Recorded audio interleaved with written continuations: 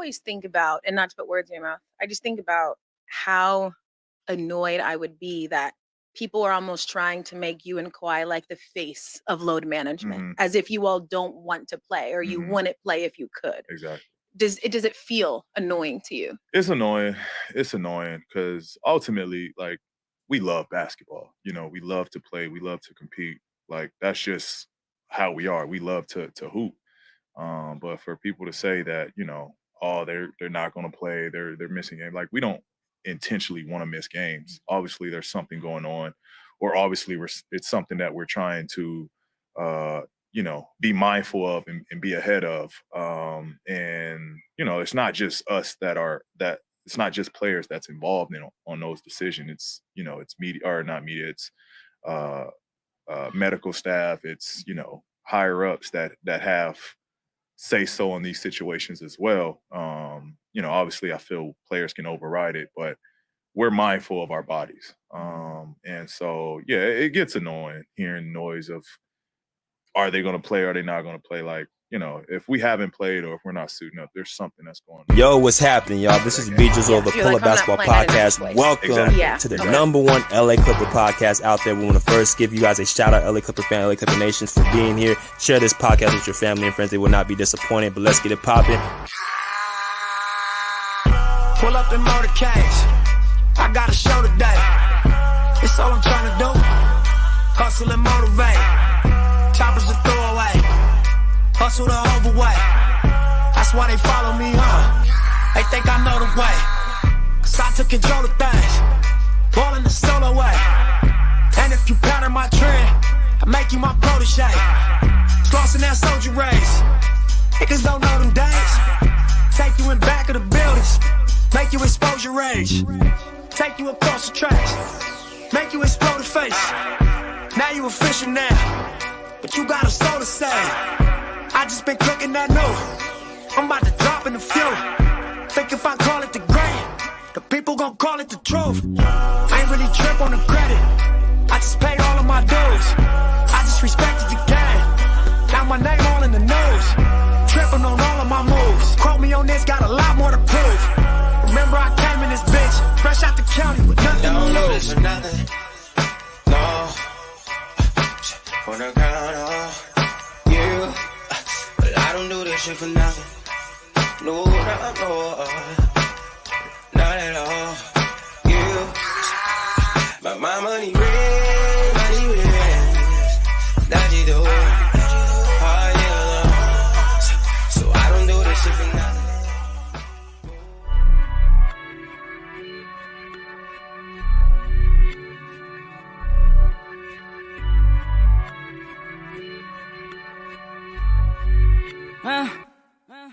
Rolling up some good, going up till we get faded. You know how we do it. Everybody take a flex on me. I got the keys to the city. I don't need no limousine. I turn up when I pull up. And tell my booking agent book a show. Running around with the paper bag. Running around with the paper bag. Going crazy spending all this cash. Going crazy spending all this cash. If I spend it, I'ma get it back. Even when I ride around dirty. A nigga don't need a seatbelt. A nigga don't need a seatbelt. Nah, it don't cost to keep it real. Run up, get down up. Shit can get real. Fuck around and get your ass right. Nigga, fuck around and take your shit. Got you asking God why. Drag your ass into an alley. Pull out aim for the target. Should've never been around the killers. In my town, we the fucking realest. No cheddar bars round here. I get the spray and they gon' get down. Ski mask over my face. Catch a body in broad day. Catch a body in broad day. I got the key to the city. I got a hold of Shadiddy. Talk to that bitch in Swahili. Tattoo my name in graffiti. Whack out your hood in graffiti. Come through your hood on the weekly. None of y'all niggas can't see me. None of y'all niggas can't see me. Y'all ain't got nothing like this over there. Bunch of frontline millionaires. Bunch of self-made at the Trump bag. Guess the odds really took it there. Any problem, I'ma reappear. With a squad you already fear.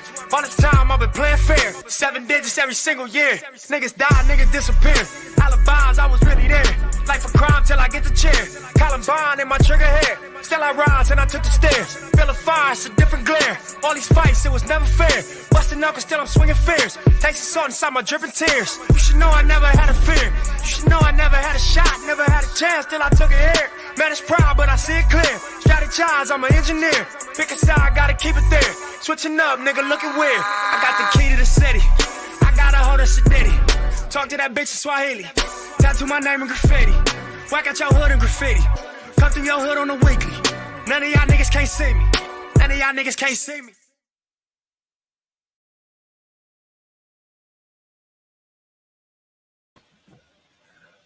Oh, what's good, everybody? Welcome to the Pull-Up Show. I'm your host, BJ Matthews, a.k.a. B Jizzle. Before we get started, follow us on the YouTube page, the Pull-Up Basketball Podcast. Like, share, subscribe. All of our YouTube videos, hit that like button. Y'all come in here.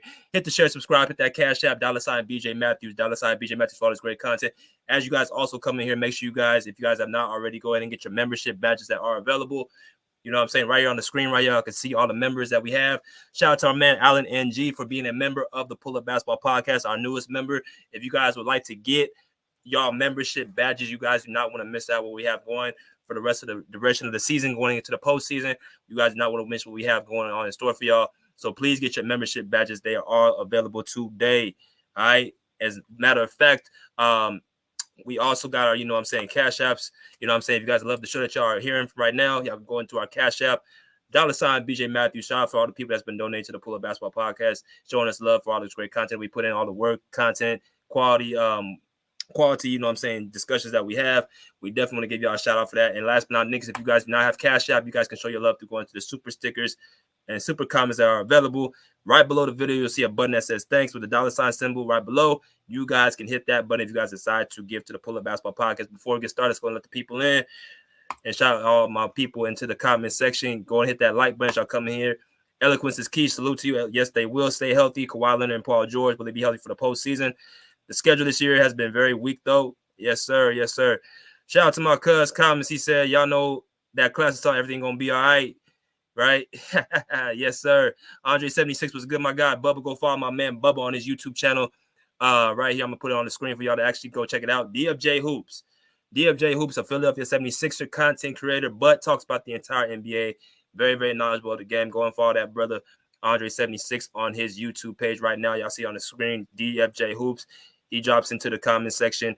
Shout out to my girl, Mercedes Mayo. Go and follow her YouTube content as well. She's in the comments. Let's see who else. Jonelle was good, brother. He said salute BJ in the chat. BJ, we should have sat down our stars versus the Bulls, not the Bucks. I kind of agree with that point. I kind of agree with that notion. But we're going to talk about it, man. We got 21 people. We should have over 21 likes. Get these likes up. Let's get these likes up in here. Danny Berry Sports Highlights was good, my guy. He said, yo, what's good with you? What's good with you? So I know it's been a few days since we've been doing a live, but we are back in action. I wanted to wait until the doubleheader was over, back-to-back, before I did this live video. So we're back at it, talking about the two games this past weekend on Saturday and Sunday, which we actually split, beating the Chicago Bulls and the Milwaukee Bucks. I'm going to go into a quick soliloquy about this, and then I'm going to go into what Jonelle just mentioned about Kawhi and PG sitting down. The question of today's show is, Kawhi Leonard and Paul George, will they be ready for the 2024 NBA playoffs? I will later on put that as a poll question at the commercial break for you guys to answer that question. But as before that, let's go ahead and make sure we get the people in here. So this is my man Taz. Was good, brother. Payton 180 was good with you, my guy. All right, so let's get it going, man. So look, I'm gonna go and put the screen up so y'all can see for yourself what's going on. All right, so let's talk about it. Let's go. This past weekend, the Los Angeles Clippers went from 41 to 22. They're 22-8 at home. They had a doubleheader between the Chicago Bulls and the Chicago Bulls and the Milwaukee Bucks, two Midwest teams. Now, here's the crazy part. The Clippers had a 2-game turnaround within 24 hours on Saturday and Sunday. As y'all know, the time went back this past Saturday night going into Sunday. So the time, actually moved forward for us to gain less, an hour less of sleep, an hour less of, of our day. The Clippers ended up playing 2 games within 24 hours. So when you hear that and you look at kind of our history with our, medical staff and, choosing to deal with our injuries and with our star players, it doesn't surprise me that we had, them sit out for this specific game on Sunday against the Bucks. Now, I'm going to talk a little bit about both games separately and talk about what I felt I saw from both games, watching it in attendance at the game live. If you guys did not see my live video, go and check my live video out where I, recorded the third quarter of the Bucks and the second quarter between the Bucks and the Clippers yesterday.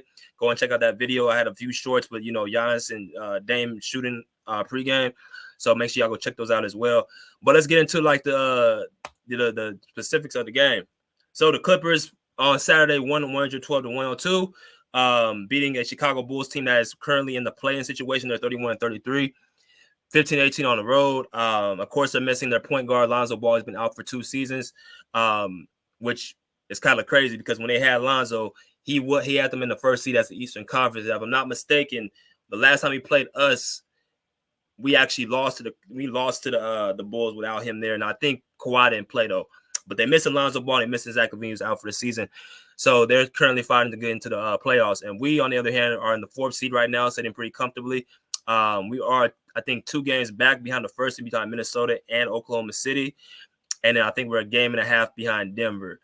So we are 22-8. 19 games left. Got a nice win over the Bulls. Now, key points I want to kind of bring up.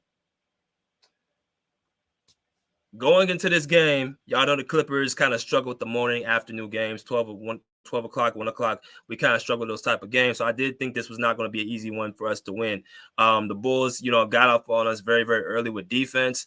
Guys like Alex Caruso, Ayo Dasomu. I don't know if I pronounced his name correctly. Another guard for the Bulls.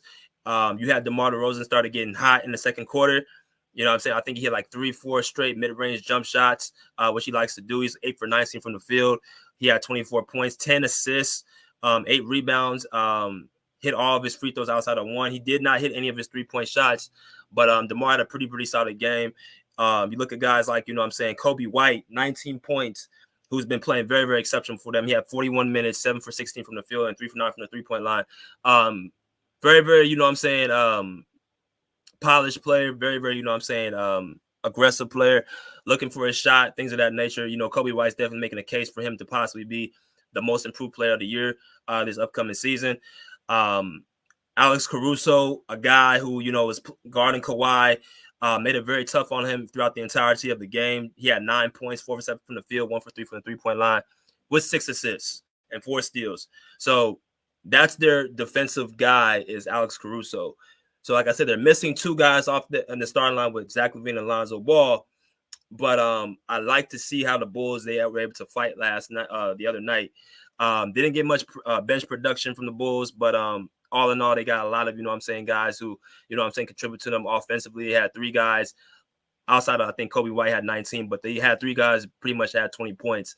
So that's great offensive production. And then their defensive guys, Alex Caruso and Ayo Dasomu, played great defense as well on Kawhi and PG.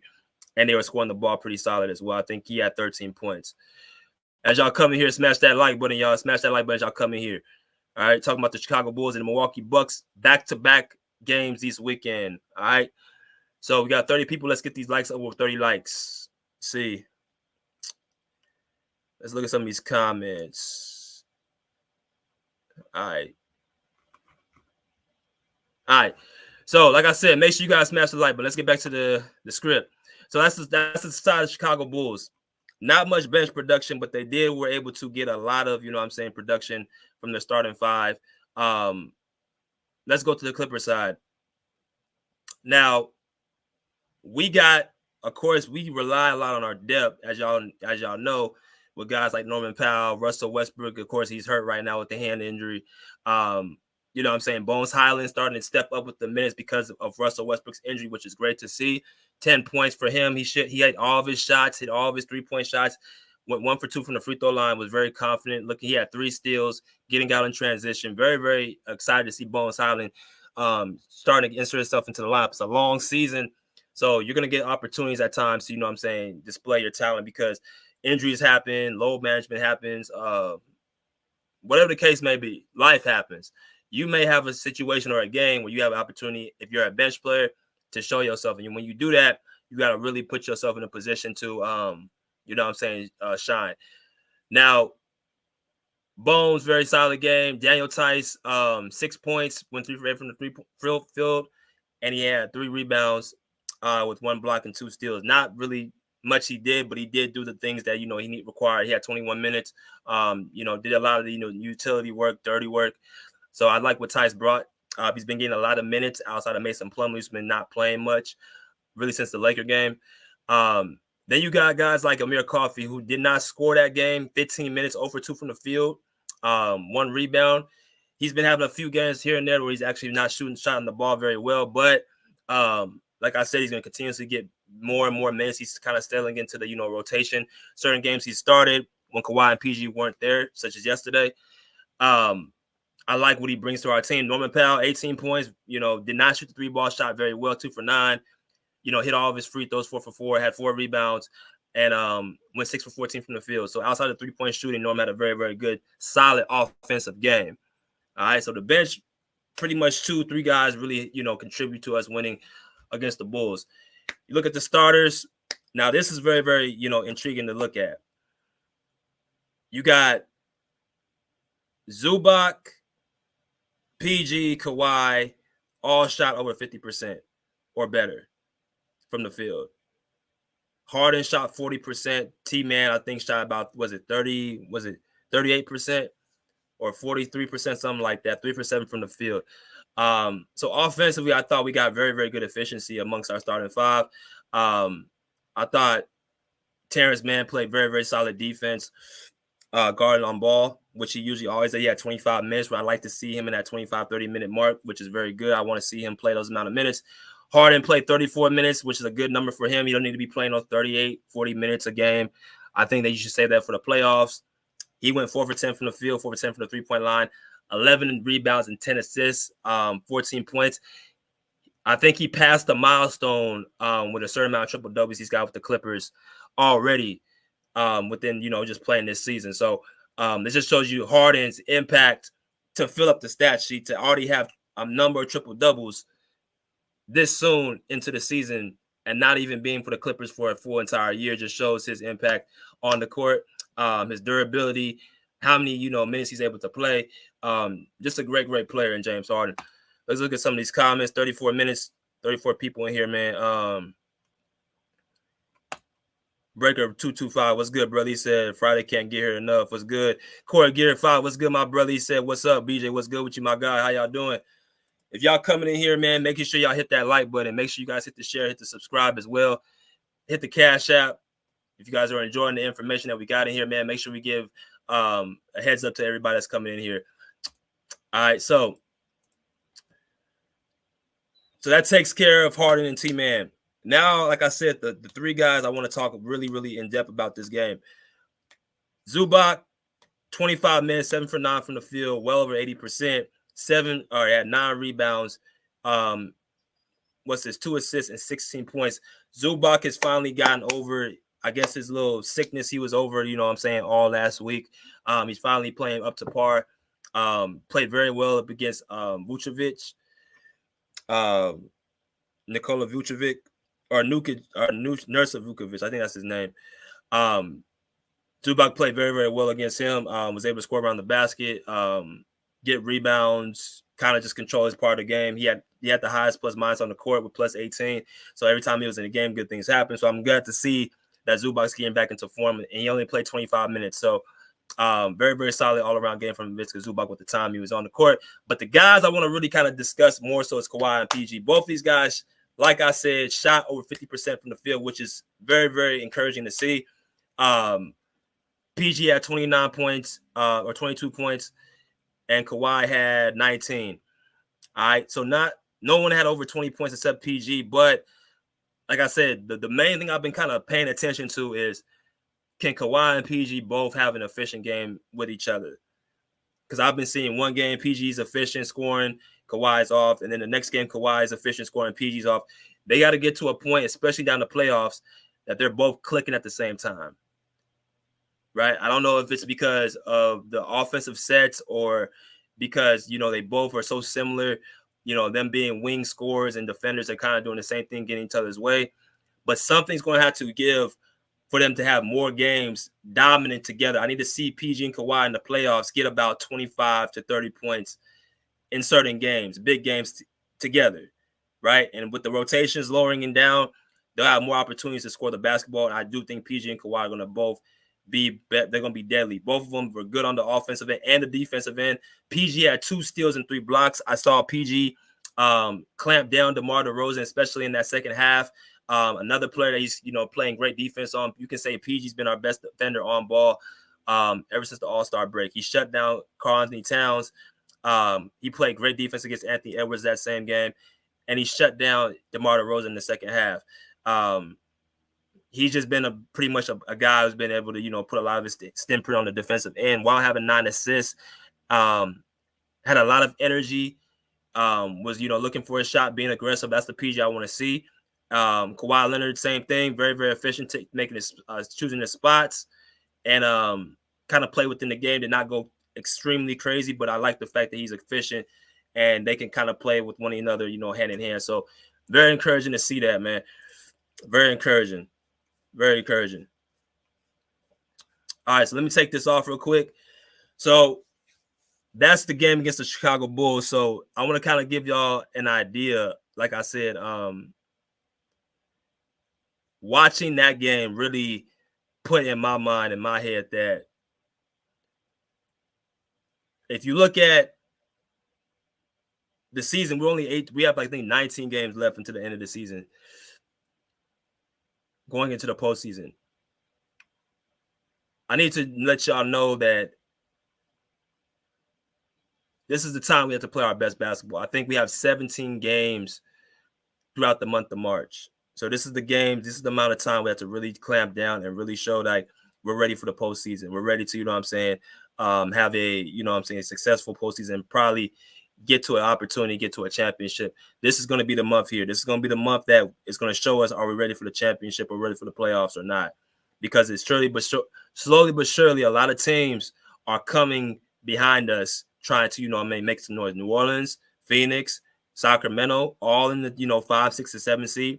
You got the Mavericks in the 8th, who's been dropping games, but they'll be there in the postseason. You got the Lakers, who won last night against the Timberwolves, who we have tomorrow. They're the 9th seed. The Warriors just dropped the game against the Spurs without Steph. Well, I'm not really too worried about them, but they're still a team that, has championship DNA, so you never know. Like I'm saying, the West is going to be stacked going from top to bottom.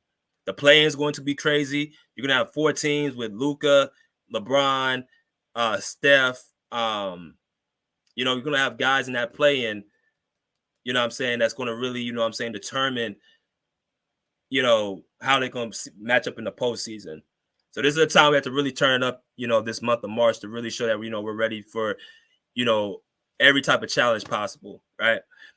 Probably closer to the playoffs, I'm going to kind of have a video discussing about how should we beat each team, how should we attack each team from top to bottom in the Western Conference. How should we come to each matchup? Because there's a way to beat each team in the Western Conference, but it needs to be done strategically. It needs to be done, in the right way. All right, so we got 36 people. We should have over 36 likes. Let's let me play a clip for y'all. I want to play a clip for y'all real quick about probably 2 minutes. It's surrounding one of our stars, and that guy's Kawhi Leonard. All right, so now the title of this video, will Kawhi Leonard and Paul George be healthy this season? Right, that's the title of this video. So I'm gonna let this one roll for about 2 minutes because I wanted y'all to hear what Kawhi Leonard said about the load management. If you guys were not here at the last show I played this same clip. It's discussing how we should look at, Kawhi Leonard and Paul George, if they're serious about playing, and will they be prepared for the postseason. I want y'all to hear what Kawhi Leonard had to say about the participation policy rule they implemented this season, and what's it like, hearing like, he's low managing, don't want to play. So it's about a 2-minute clip. Here we go. Okay, just would love to know how you're feeling, if you did anything differently in the off season that maybe you hadn't tried in previous off seasons. No. You try different stuff every year. Every year is a new journey. So every day, you do new things, but you gotta, just keep going. there's nothing new that happens. You're either going to get hurt or you're just going to be lucky enough to, play games throughout the playoffs or the whole regular season. So, with that being said, if you're not injured, people play basketball. So nobody isn't just trying to get to a certain amount of games or, well, at least me, I'm not trying to get to a certain amount of games. I'm trying to play the games that I can play. But if I'm hurt, I can't play basketball. So the last 2 years been unfortunately for me. I got hurt, tore my ACL. Then at the end of the year, tore my meniscus. And, I mean, that's just basketball. I'm a two-way player. Play hard, so injuries are going to come up. I'm not out there just walking around. I play both ends of the floor. I see the best players on both ends every night. Either I'm guarding the best player or the best player is guarding me. So whatever happens with that happens. If injury comes, that's what happens. I'm in NBA. Thank you. Beth? Kawhi, in regards to the league policy, I think the gist of it is that they want their top 50 stars out on the floor every night if possible. And given that, I'm just wondering if you feel an obligation to play every game. No, I mean, I'm not a guy that's sitting down because I'm doing a load management. When I was with the Raptors, it was different. Like I was coming from an injury, and you have to know the details of a doctor. But if the league is seeing or trying to mock what I did with the Raptors, then they should stop because I was injured during that whole year. But other than that, if I'm able to play, I'll play basketball. I'll work out every day in the summertime to play the game, not to sit and watch people play. So no league policy is helping me to play more games.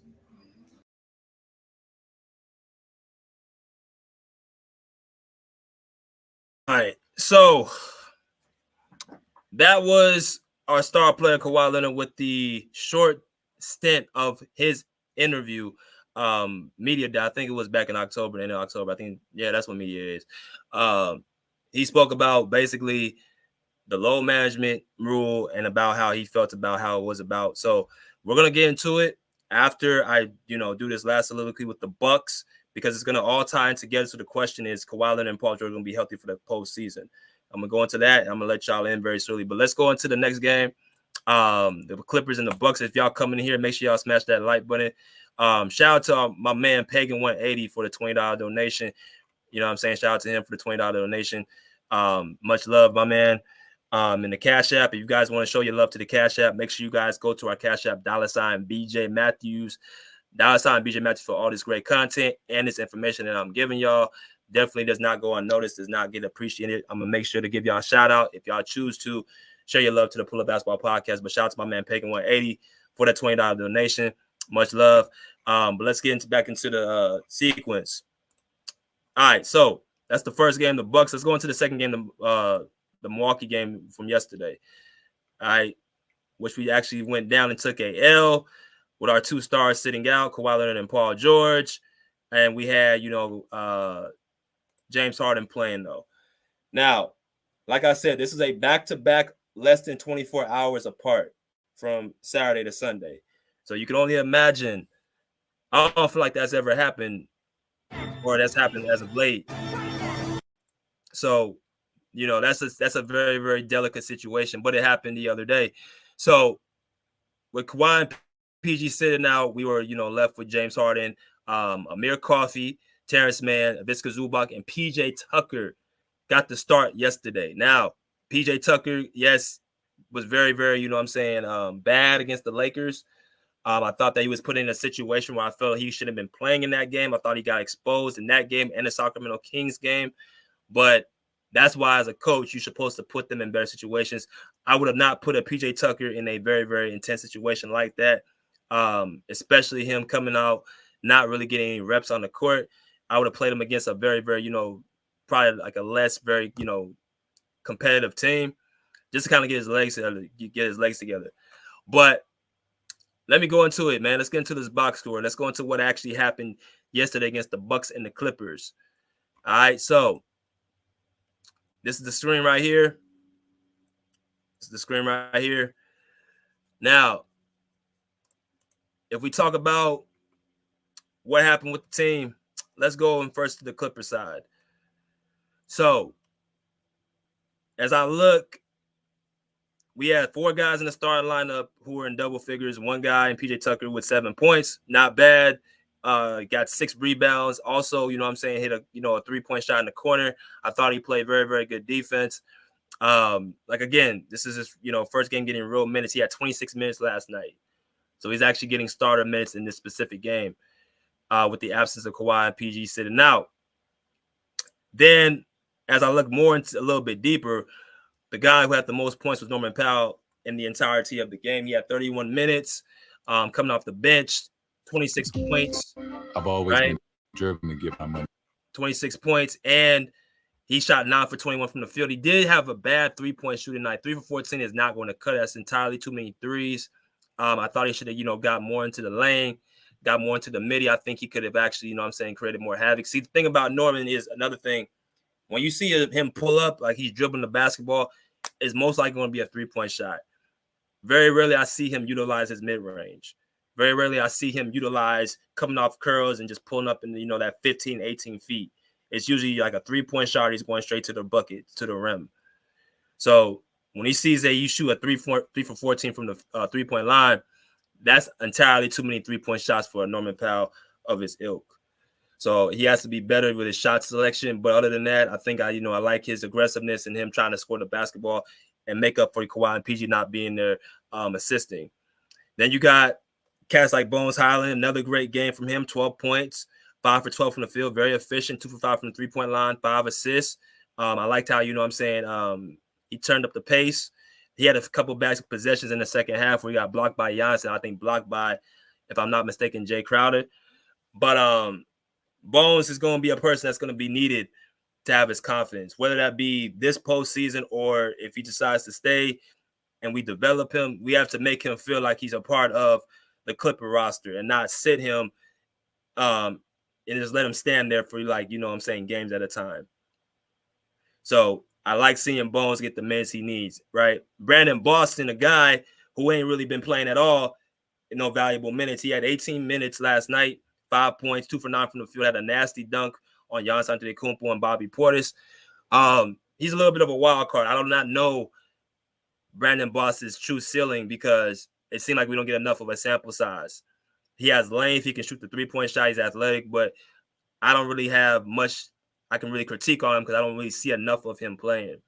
He plays more spot games, spot minutes, or, not getting much time against very, very valuable teams, right? Let's go to some of these comments. Pagan 180 said, PJ actually looked to be offensively aggressive. Truly, I don't mind that. Thank you, Agent State Farm. Turn that off. Let me see. Go back to the comments. He said, them corner threes at least. Yeah, I could take them corner threes. That's what he does. Salute to my man. Corey Geary said the Suns, so we can crap on their chances just because. That was a question from Thomas. Who you want to face? Shout out to Zay. He said, "Hey Thomas, we got Kirk. How you feeling?" Okay. Let me look a little bit deeper. Corey Gear said, I ain't gonna lie, I want to see the Clips play the Pels, the Suns, the Nuggets on their playoff run. Yeah. So my playoff, what I want to see is the Lakers, the Suns, and the Nuggets. That's my 3 teams I want to see in the playoffs. We might see the Pels. That might be an opportunity. We might see their ass. But, I mean, I want to get my revenge on the Lakers. I want to put LeBron and Lakers out just so I can see, because it's more of a personal thing. It's an LA thing. It's more of a rivalry thing. I want to put the Lakers out with this roster because they've been talking, a lot of that trash throughout the last few years. Oh, you ain't got a championship. You ain't got no ring. You got to win it. Yeah, so, okay. Let's go through our title run against them, put them out, put the Suns out, right? Because they've been beating us when we're not healthy. The Nuggets, who got that fluke bubble championship against us, we got to get our revenge back on them too. So there's a lot of different storylines we need to actually rewrite and make correct. So those are the 3 teams I want to face. But shout out to Corey Gear for that. Karen Cassell said Ty Lue needs to play Boston, Bones, and PJ a little more so they won't get cold in the playoffs. So, and this is why it's so crazy with playoff rotations, right? You only really can go about 8 to 9 deep in the postseason. Right now, you can get away with it. Kawhi and PG didn't play. You can go probably 10, 11 deep. You know what I mean? So 10, 11 deep, we can probably, go in the postseason. So I would like to actually see that more, but I don't think it's going to happen with all those guys. I think Boston is not ready for that. Bones, I think he can, make some noise in certain games, but he's still learning. And PJ, I mean, again, we have to see, right? We have to see how his mind is. If he's focused and if he can, in the right series, yeah, he can make a difference. But that's pretty much what I want to say about that. See, he said Boston contesting on defense was I saw Boston play some good defense on Dame too, right? I saw some Boston play some good defense on Dame, but back to the slip. So the Bucks game, I saw entirely too many wide open 3-point shots. I thought our defensive scheming, our effort was there, but our scheming could have been better. I thought we gave too many open threes off in the corner. I thought that, we allowed Damian get too hot too early. That was the big mistake we had, letting him come in, hit his first 3-point shots within the first, I think, 3 minutes of the game. Was, that's something that, Dame's going to automatically try to do. Went 3 for 3 from the 3-point line right away like that. So we need to do better with our defensive, scheming. Milwaukee did a great job of answering every time we went on a run, whether it be a 3-point shot, whether it be a transition play, whether it be a stop on deep. They made sure to answer every time we went on a little bit of a run. So, of course, Dame had 35, 11 for 19 from the field, 7 for 13 from the 3-point line, 6 for 7 from the free throw line. Hit 3 free throws at the end that really iced the game. And then he had 11 assists. So he controlled the tempo. He, hit timely shots, hit big shots. And, shot over 50% from the field and over 50% from the 3 and over 90% from the line. So, Dame just took over the game offensively like he was supposed to. So 38 minutes, he did his job. Giannis, 39 minutes, 50% from the field, 12 for 24 from the field, 10 for 15 from the line. 10 assists and 34 points. Free throw shooting is getting better by Giannis, as well as I thought that, took over the matches when he needed to. So their big guns showed up. Patrick Beverley tried to make, his little step on the game, guarding James Harden full court, guarding Bones Highland. That's what Patrick Beverley does, former Clipper. So 5 points, 16 minutes, a few, trash talk moments from him. So that's what they're gonna do. And that's what Milwaukee was missing for the majority of the season. They were missing a guy in that backcourt to play defense. With the absence of Chris Middleton right now, you have Patrick Beverley with Damian Lillard in that backcourt. Now you can't really just say, oh, they have a bad defense, because you have a guy in Pat and Bobby Portis who are going to muck it up on the defensive end, even though they do not start. Right. So I think Milwaukee's treading in the right direction. They're 42-23 right now, 17-16 on the road. But that takes care of the Milwaukee side. Now I'll go to the Clipper side. Amir Coffey had a better shooting game, 16 points, 6 for 11 from the field, 10 rebounds, 4 assists. Like I said, he's implemented into the system. So he's very, very solid. T-Man, a great shooting name as well. 16 points, 2 for 6 from the field. They both had 30 minutes. They both had 16 points. T-Man, I think got a little bit, with the screens, they kept getting screened for Damian Lillard for him to hit 3-point shots. So other than that, really, T-Man pretty much did what he's supposed to do on the offensive end, and he was, fighting hard on defense. Harden, 13 points, 11 assists, did not shoot the ball very, very well. Absent of PG and Kawhi, you can't really, have that 5 for 16 from the field, 1 for 6 from the 3-point line, 36 minutes. Like I said, I want to keep that James Harden 32 to 36 minute restriction. I don't really want to see him over 40 into the postseason. But the guy I want to kind of, really touch on is Zubac, right? He had, went 9 for 11 from the field, and he had 18 points. we may have to start implementing more. Well, I wouldn't even say more, but that's now becoming more of a threat the more I watch Zubac play. Him hitting the floaters, hitting the hook shots with his size, scoring around the basket, the pick and roll with James. That's going to be very useful in the postseason with Zubac. It's going to be very useful to see that. So I'm actually very, very excited to see what we have in store for him down the stretch of this run. Look at some more of these comments. Deron Rice was good. He said LA Clippers win the chip. Yes, sir. Salute to my man. Andrew Gutierrez was a good brother. Clickbait TV said report asked Ty why he took Bones and Boston Jr. out. Only thing I could think of is they wanted to put more defense on the court. But Boston was playing defense. So I don't know why he took him out, to be honest with you. But split 2 games this weekend. You know what I'm saying? Not bad. I would like to see us win that Milwaukee game. I thought we fought very hard with what we had. I thought, at least one of our stars would have played, but they did not. So, which we're going to talk about right now. Now, I'm going to put this into the chat right now so y'all can actually see it for yourself. Put this as a question. Do y'all feel that Kawhi and PG will be healthy for the postseason 2020? Now, I want to get to a very, very, very simple matter before I even start this real quick. Let me go ahead and put this in. Be healthy for the playoffs.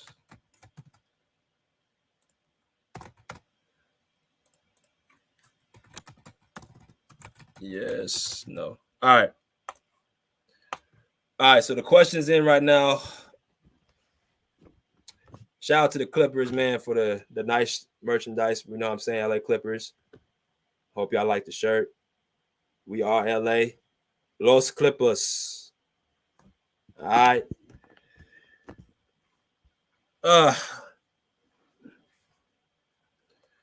So we got to talk about it. We got Kawhi and PG, our big dogs, right? Now,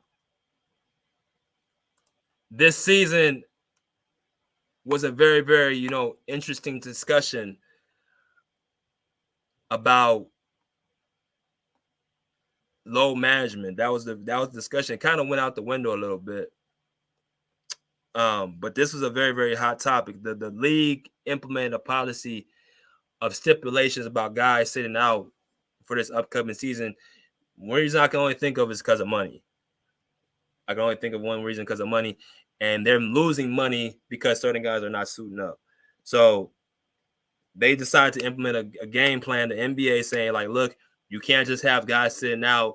These are the stipulations of when you can sit them out if you choose to. And if you do sit them out and you violate these stipulations, these are the penalties, the fines, and the consequences here, there, and on, right? So they're trying to basically give the product to the people to not just allow them to miss games. Why do I bring Kawhi and PG into that? Because last year, many people labeled load management with those two guys, with Kawhi and PG. I played 2 separate clips where Kawhi and PG spoke about load management policy and how they've been portrayed as the 2 poster boys of load management. Kawhi Leonard, of course, missing a full season because of a torn ACL, and he also missed the postseason with a torn meniscus. And then, PG missing the playoffs last year with a hyperextended knee. And their whole thing is, like, basically, are these guys going to be healthy in the postseason? Now, I've done many videos about this, about, how they've been playing throughout their entire careers and games that they, like they missed, and, why they missed certain seasons and stuff like that. It's time for us to kind of have a discussion, because I feel the only thing that's been holding this team back is being healthy. If Kawhi and PG are healthy in one of these postseasons, we already have a championship. That's my honest feeling. That's what I truly feel in my heart. I feel like we've already had a championship, maybe even 2. The only thing that a lot of these other teams and haters can really say is Kawhi and PG ain't been healthy. But they won't tell you why we've been losing and not been winning a championship. This is something that we haven't really seen before. 2 guys of this caliber, for whatever reason, the last 3 postseasons have not been able to participate, one or the other. So when you look around the league, all these other teams are starting to experience what we experience. Not really what we experienced, but at least they're getting a taste of it. And I don't wish the injuries on no teams. I want everybody healthy. I want everybody able to play. But as you're looking around the league, you're seeing a lot of these guys being out with injuries, and it's threatening will they be able to participate in the playoffs. You look at Joel Embiid, leg injury last month, torn meniscus. He's possibly not going to come to the playoffs. The Sixers are now out of the playoff picture and they're in the play-in picture off of one guy, and Joel Embiid. He may not return this season because it's like, okay, we're in the play-in already anyway. We've got like 18 games left. What if they get into the 9th or 10th seed? Is it really worth Joel Embiid coming back to try to ramp up to try to get them maybe in the postseason when they're at the 9th, 10th seed? Probably not. Karl Anthony Towns, another guy who just got hurt last week with the torn meniscus. The number 1 seed Minnesota Timberwolves now are in jeopardy of falling down in the standings within less than a month left off of a freak accident with a torn meniscus. Right? Steph Curry is dealing with injuries in and out the lineup. The Warriors are not even competitive against the Spurs without Steph Curry, without Victor Wembanyama. So my point is a lot of these teams are feeling what we've been feeling the last 2 seasons, 2 or 3 years. Right? But when we say, hey, we ain't been healthy, no one cared about when we're not healthy. Nobody really looked at it like, okay, well, damn, they gotta get their stars back. They didn't give it well, that's your problem. You guys ain't gonna be in the playoffs anyway. Y'all gonna be having to deal with, low management. Kawhi don't want to play, and PG's always hurt. That's the jokes. They made jokes about this. So now the shoe is starting to be on the other foot, and the rabbit got the gun now where it's not so fun for them no more. But the difference is I don't feel like more Clipper fans would not really be trying to clown that because we've already been through that. So now we're starting to see us be healthy. We're starting to see Kawhi and PG both play 57 games this season. I'm about to pull that up right now. Pull this up real quick.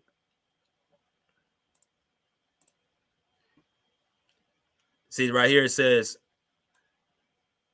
Leonard sat out the entire 2021-22 season while recovering from right knee surgery, while George has endured numerous injury absences. The 57 games already played by Leonard and George this season are both the most they played in their 5 years with the Clippers. So this is the most they played, and the season ain't even over yet. Kawhi and PG have both played 57 games this season out of, I think, 62, 63 games. So they've only missed about 6 games, 5-6 games this season.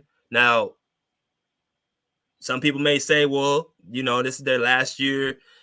Kawhi got his contract, and that's why he started playing. Well, if that was the case, Kawhi would have probably started sending out games, and he has a deal now. That's not the case. He's still playing. He's still playing at a high level. He's playing both ways at the ball, right? PG's working on the contract right now, but that was the excuse saying they were going to come out and play games this season. They played more games than LeBron. They played games against Anthony Davis, more games than Steph Curry, more games than Joel Embiid, Devin Booker. They played the same amount of games as Kevin Durant. So a lot of these teams that Kawhi and PG are they're playing more games than these guys. So when you look at the history of these two, their injury history with the Clippers, it's been 2 things I realized. One, they've been major injuries they've sit out for. Right? Let's get something very, very clear. It's a difference between sitting out for a minor injury and just because you're nicked up here and there, and sitting out for a real major injury where you're actually really hurt, where you can't step on the court, something that you've been playing through, and you're not your full self. There's a difference between the two, right? Kawhi, 3 out of the last 4 years has experienced some bad luck.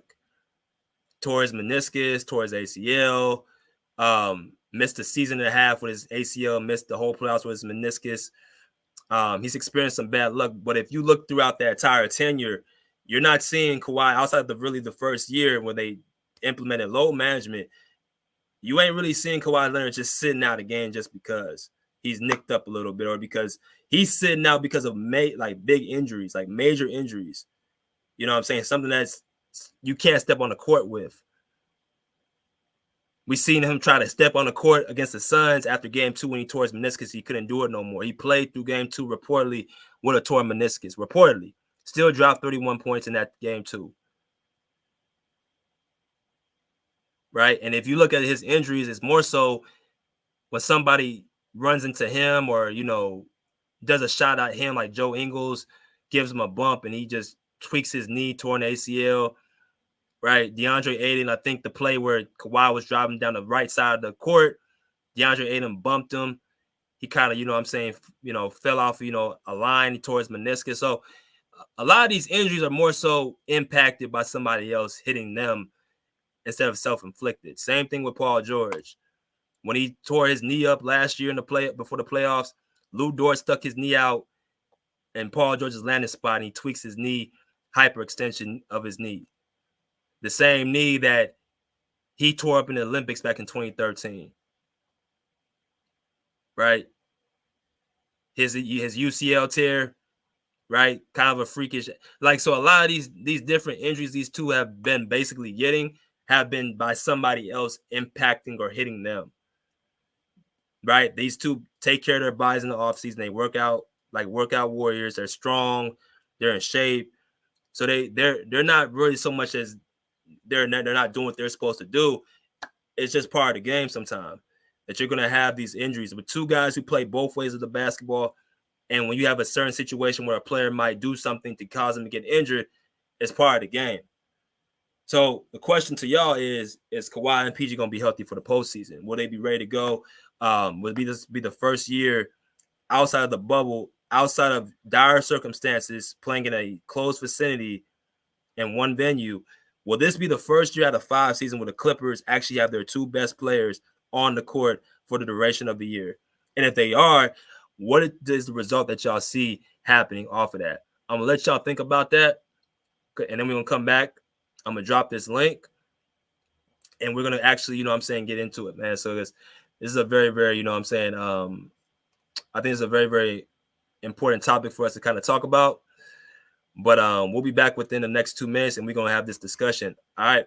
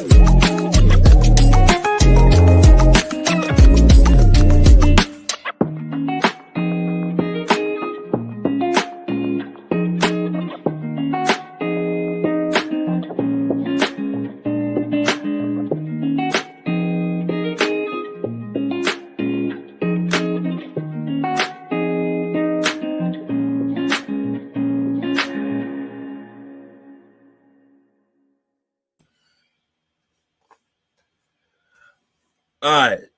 So we back at it. I just dropped the link for y'all to come in if y'all want to come in right now. We're talking about, if Kawhi and Paul George be healthy. Now, of course, we want the Clippers to be healthy, but there are some Clipper fans out there who are paranoid that Kawhi and PG are waiting to get hurt. Whatever it may be, bad luck, or it could be, I don't know, just whatever, because they're thinking about 2020 or 2021, whatever the case may be. People are still paranoid, even Clipper fans to this day. So I want to put that question out so we can have this discussion about how y'all feel about Kawhi and PG playing 57 games this year. Did you feel like Kawhi and PG were both load managers? Did you feel they were actually hurt during last year? So let's get into it, man. Let me get to some of these comments. Trini Man, what's good? Salute BJ in chat. How you doing?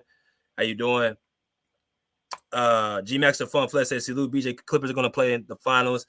I can see it too.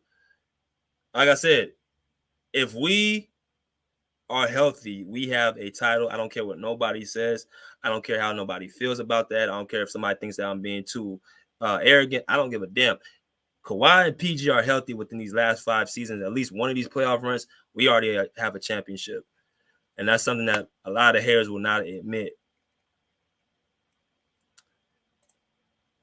Sharita Rich said, they must be healthy or Steve Ballmer must make up his mind to trade them both. Tyler Lue looked so upset, but trust in the younger generation with veteran Harden and Zoo, Tyson Plumbing. See, Kawhi's not going nowhere. He's already signed. PG, I doubt he leaves unless we don't make it to the postseason. If we make it to the postseason, they're both staying.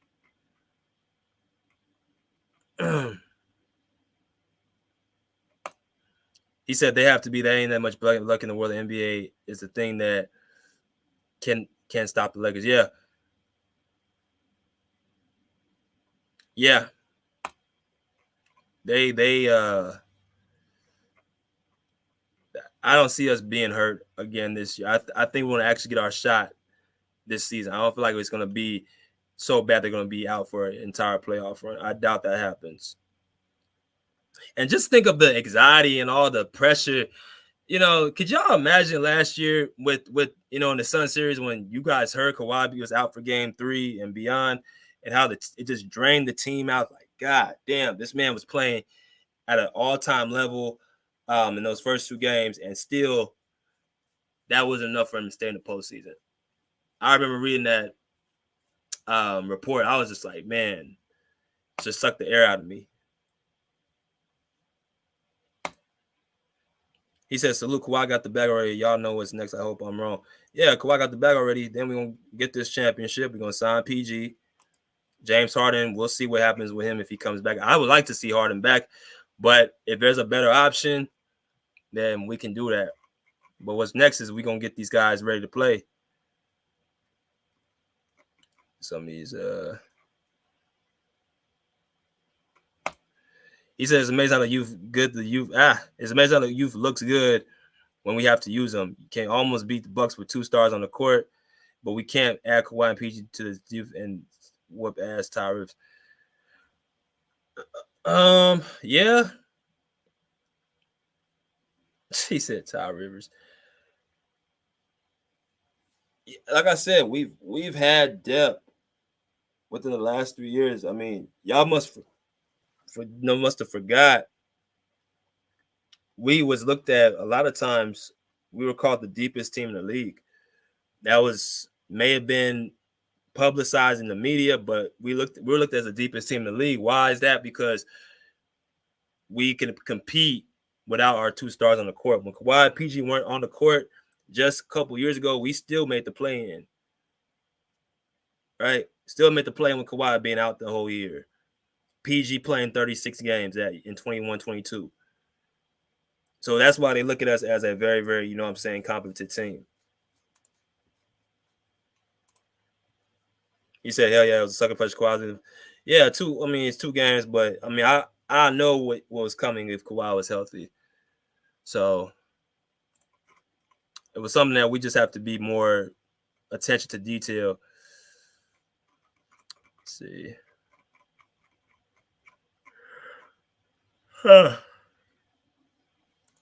Jonelle said, facts, BJ, we definitely know the Nuggets got the notoriety for beating us back in the bubble. So yeah, we can't. Damn, stretch it. For whatever reason, we can't get off that bubble. We can't get out the bubble. Like everyone else could leave. Like everyone else who blew a 3-1 lead, like the Jazz, they could. The next following season, no one really worried about that. This, the Heat, the Rockets with James Harden and Russ, they got a chance to leave. Like everyone could leave the bubble, but us. That still haunts us to this day. I don't know if it's because the expectations by us was to get a championship in our first year, which is another thing. What team formed together wins championships out of their first season? It's very rare. They'll get usually to the finals or whatever, but what team really wins a championship their first year? I don't think that team was ready to win a title. I think we were not. I don't think we put in. I think there was a lot of reports going on saying that Kawhi and PG were getting the star treatment. They're not together on the same page. Montrezl Harrell and Lou Williams. There was a lot of stuff going on for us not to get that title.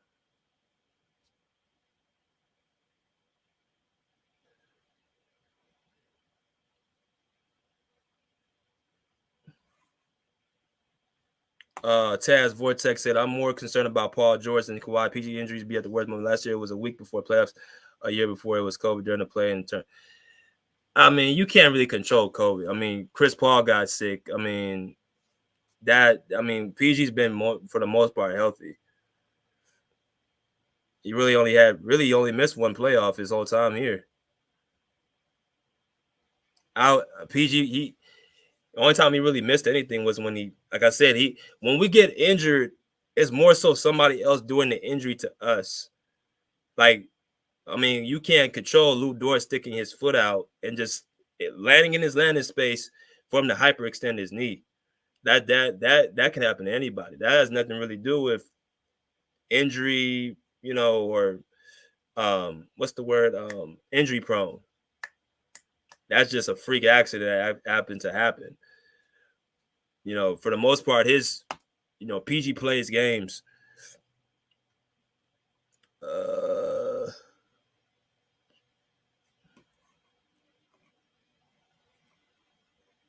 See something else. There's a comment I wanted to see.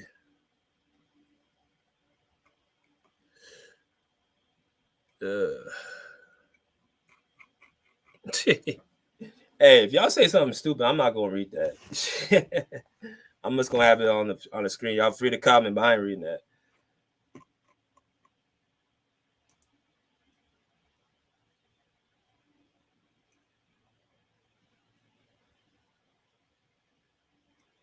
Let's see. Let me see. I just saw a comment I really liked. I'm trying to look for it. Yeah. He said, what kind of question is that for Clippers fan? Of course he thinks so. I don't know. I don't think people are convinced. I think a lot of people are still skeptical about them being hurt. I really do. I think a lot of people are skeptical still because we ain't seen it in so long.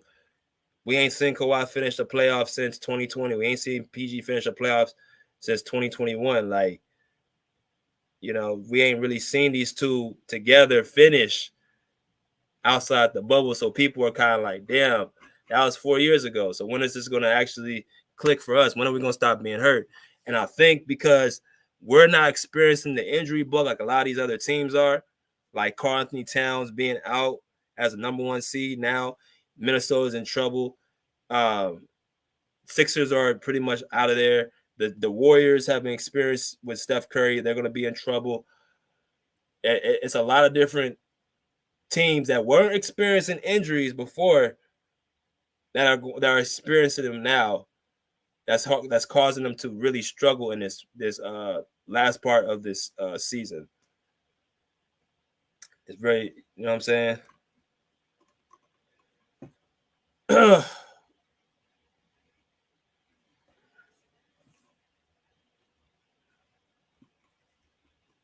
Let's see.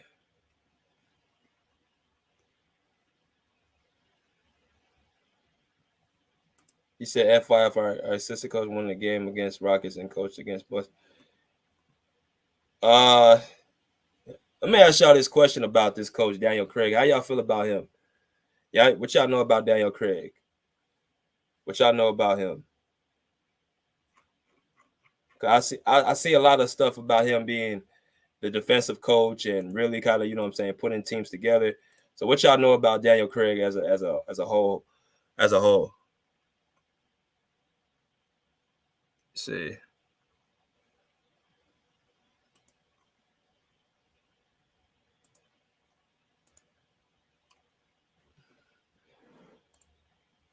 Q Rich, what's good, brother? Salute to BJ and the Pull Up Family, Clipper Nation. Yes, sir. Yes, sir.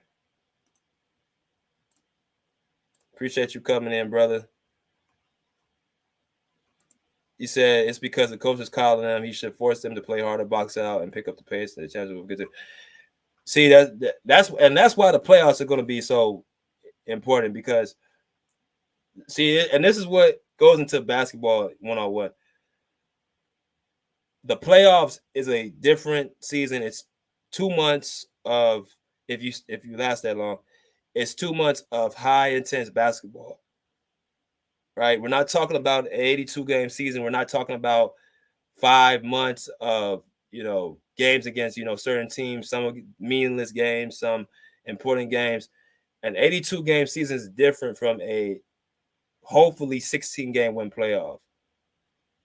You see what I'm saying? Because a lot of these guys are already getting worn out before the All-Star break. That's why you have the All-Star break to recharge. Like at this point, I could already tell a team like us, like with Kawhi, PG, James, these guys are ready for the postseason. They're ready for the same team they're playing up against. They're ready for the exciting part of the season, where you're going to see a different side of them. I can already see that. I saw PG against the Bulls. I could already see that he's turning it on a different level defensively. I think I'm already seeing him getting ready in playoff mode. I don't think Kawhi is there yet. I think he's still, you ain't going to see that full version to the playoff start. Right? But I'm already seeing PG getting into that mode right now. He's diving on the floor. He's blocking shots. He's getting steals, efficient from the field. I can already see PG doing what he's supposed to do. So I'm not worried about him. I'm not worried about Kawhi. Harden, I'm not even really worried about that. The only thing I'm really concerned about is how we're going to be able to match up to these other teams, the offensive scheming, the defensive scheming, making the right adjustments, right rotations. That's why I'm looking more so into the postseason. I'm not looking so much into the playoffs. Right? I mean, to the players. He said Dan Grill was great, and he made an awesome James Bond. He said he made an awesome James Bond. Oh, shoot. Sheesh, man.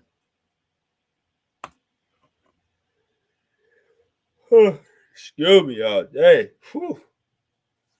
Man. Back to backs, boy, be killing. See. Oh.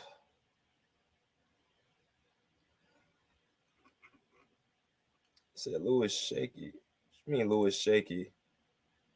Said breaker 225. What you mean Lewis shaky?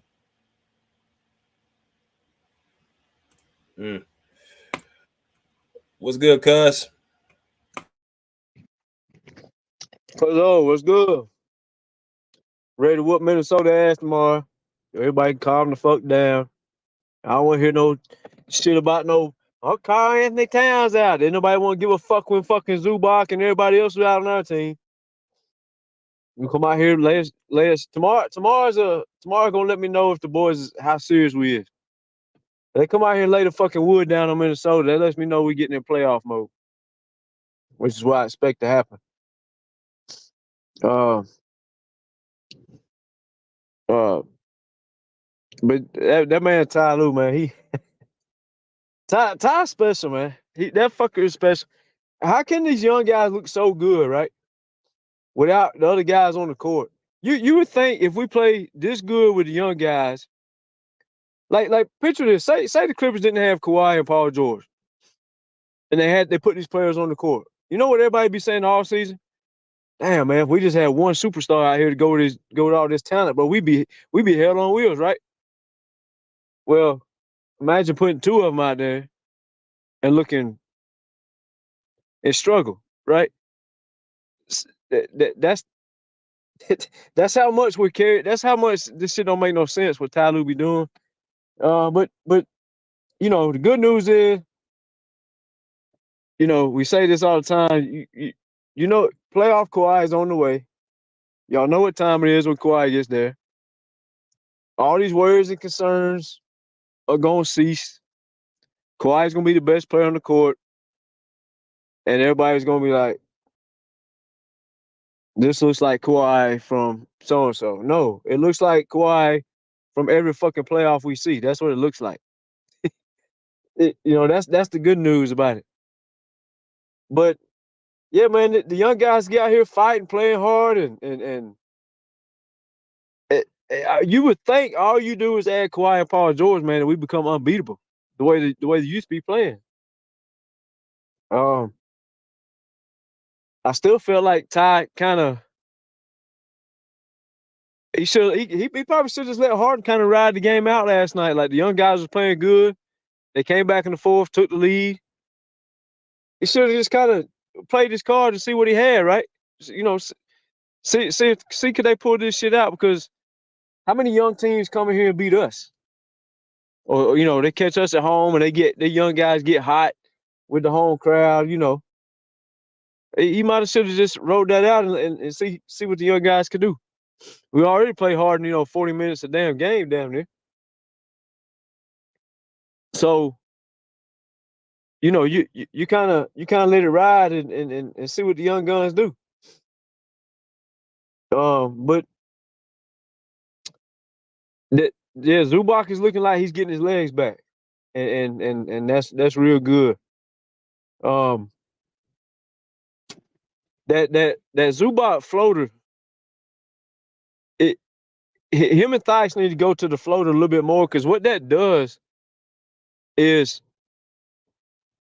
the center has to stay off of Harden on the pick and roll, right?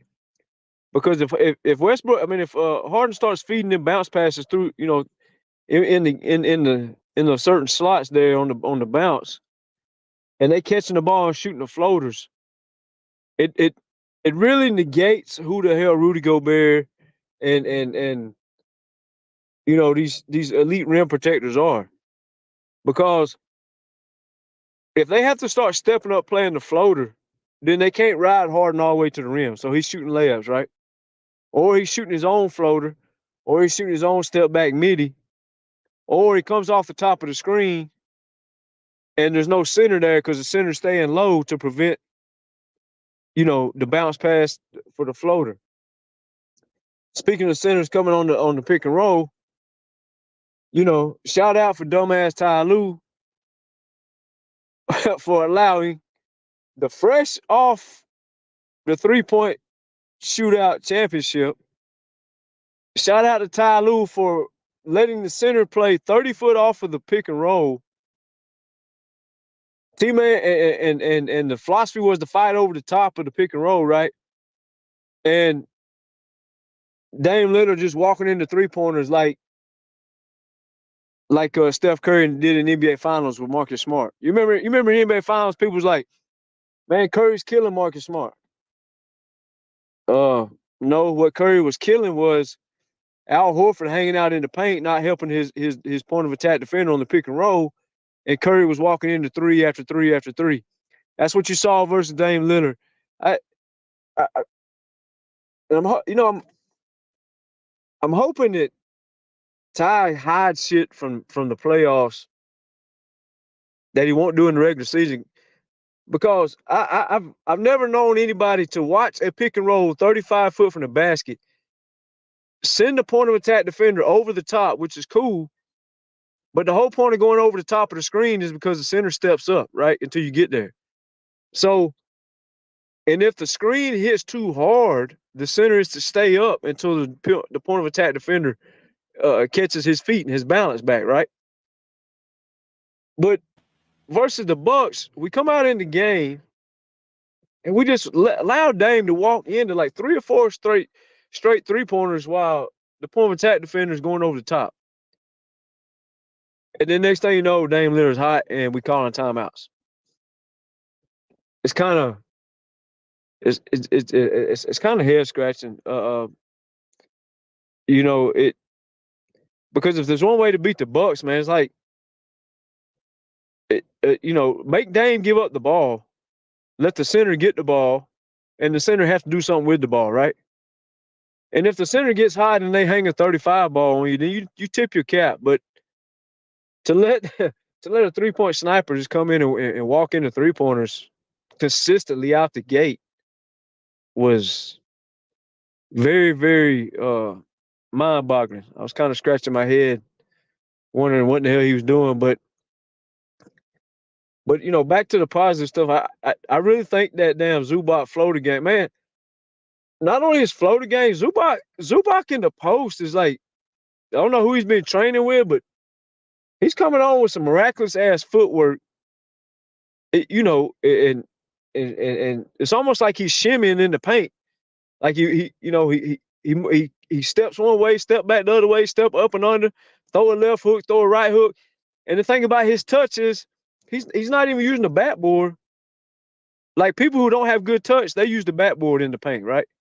Kind of as a friend, outlet, so to speak. It's not him. He just got the touch down, but he just shooting that shit and just dropping in the rim over and over. This is a refreshing sign to see this kind of Zubac coming on strong this late in the season. Because coming back off the injury kind of had me concerned. I'll listen to your thoughts now. Oh man, and kind of the same sentiments I have. I thought Dame could have. I thought we could have pressured him up on Dame as far as the 3-point shot, for sure. But on the other part, I'm thinking like, well, damn, you can only if you press up too high, then he's gonna go right by you. And so you gotta think about, could Zoo hold off Dame long enough for a team man to come around and catch him? And 2, how far does Zubac, like, is he just staying on the side of Giannis, waiting for him to come around the curl?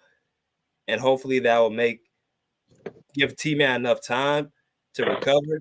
Like, I don't know how you really can, like, stay honest, because I think Dame would find a way to counter that too. I think even the first game we played Milwaukee, he was driving to the basket a lot of times off of those screens. He wasn't just pulling up shooting 3-point shots. He was find his way to the basket. So I still felt if Zubac would have done that he would have got around Zubac to score, get shit off to a teammate. But we got to work on that sequence. And I think with the biggest thing tomorrow we got to do is attack the basket.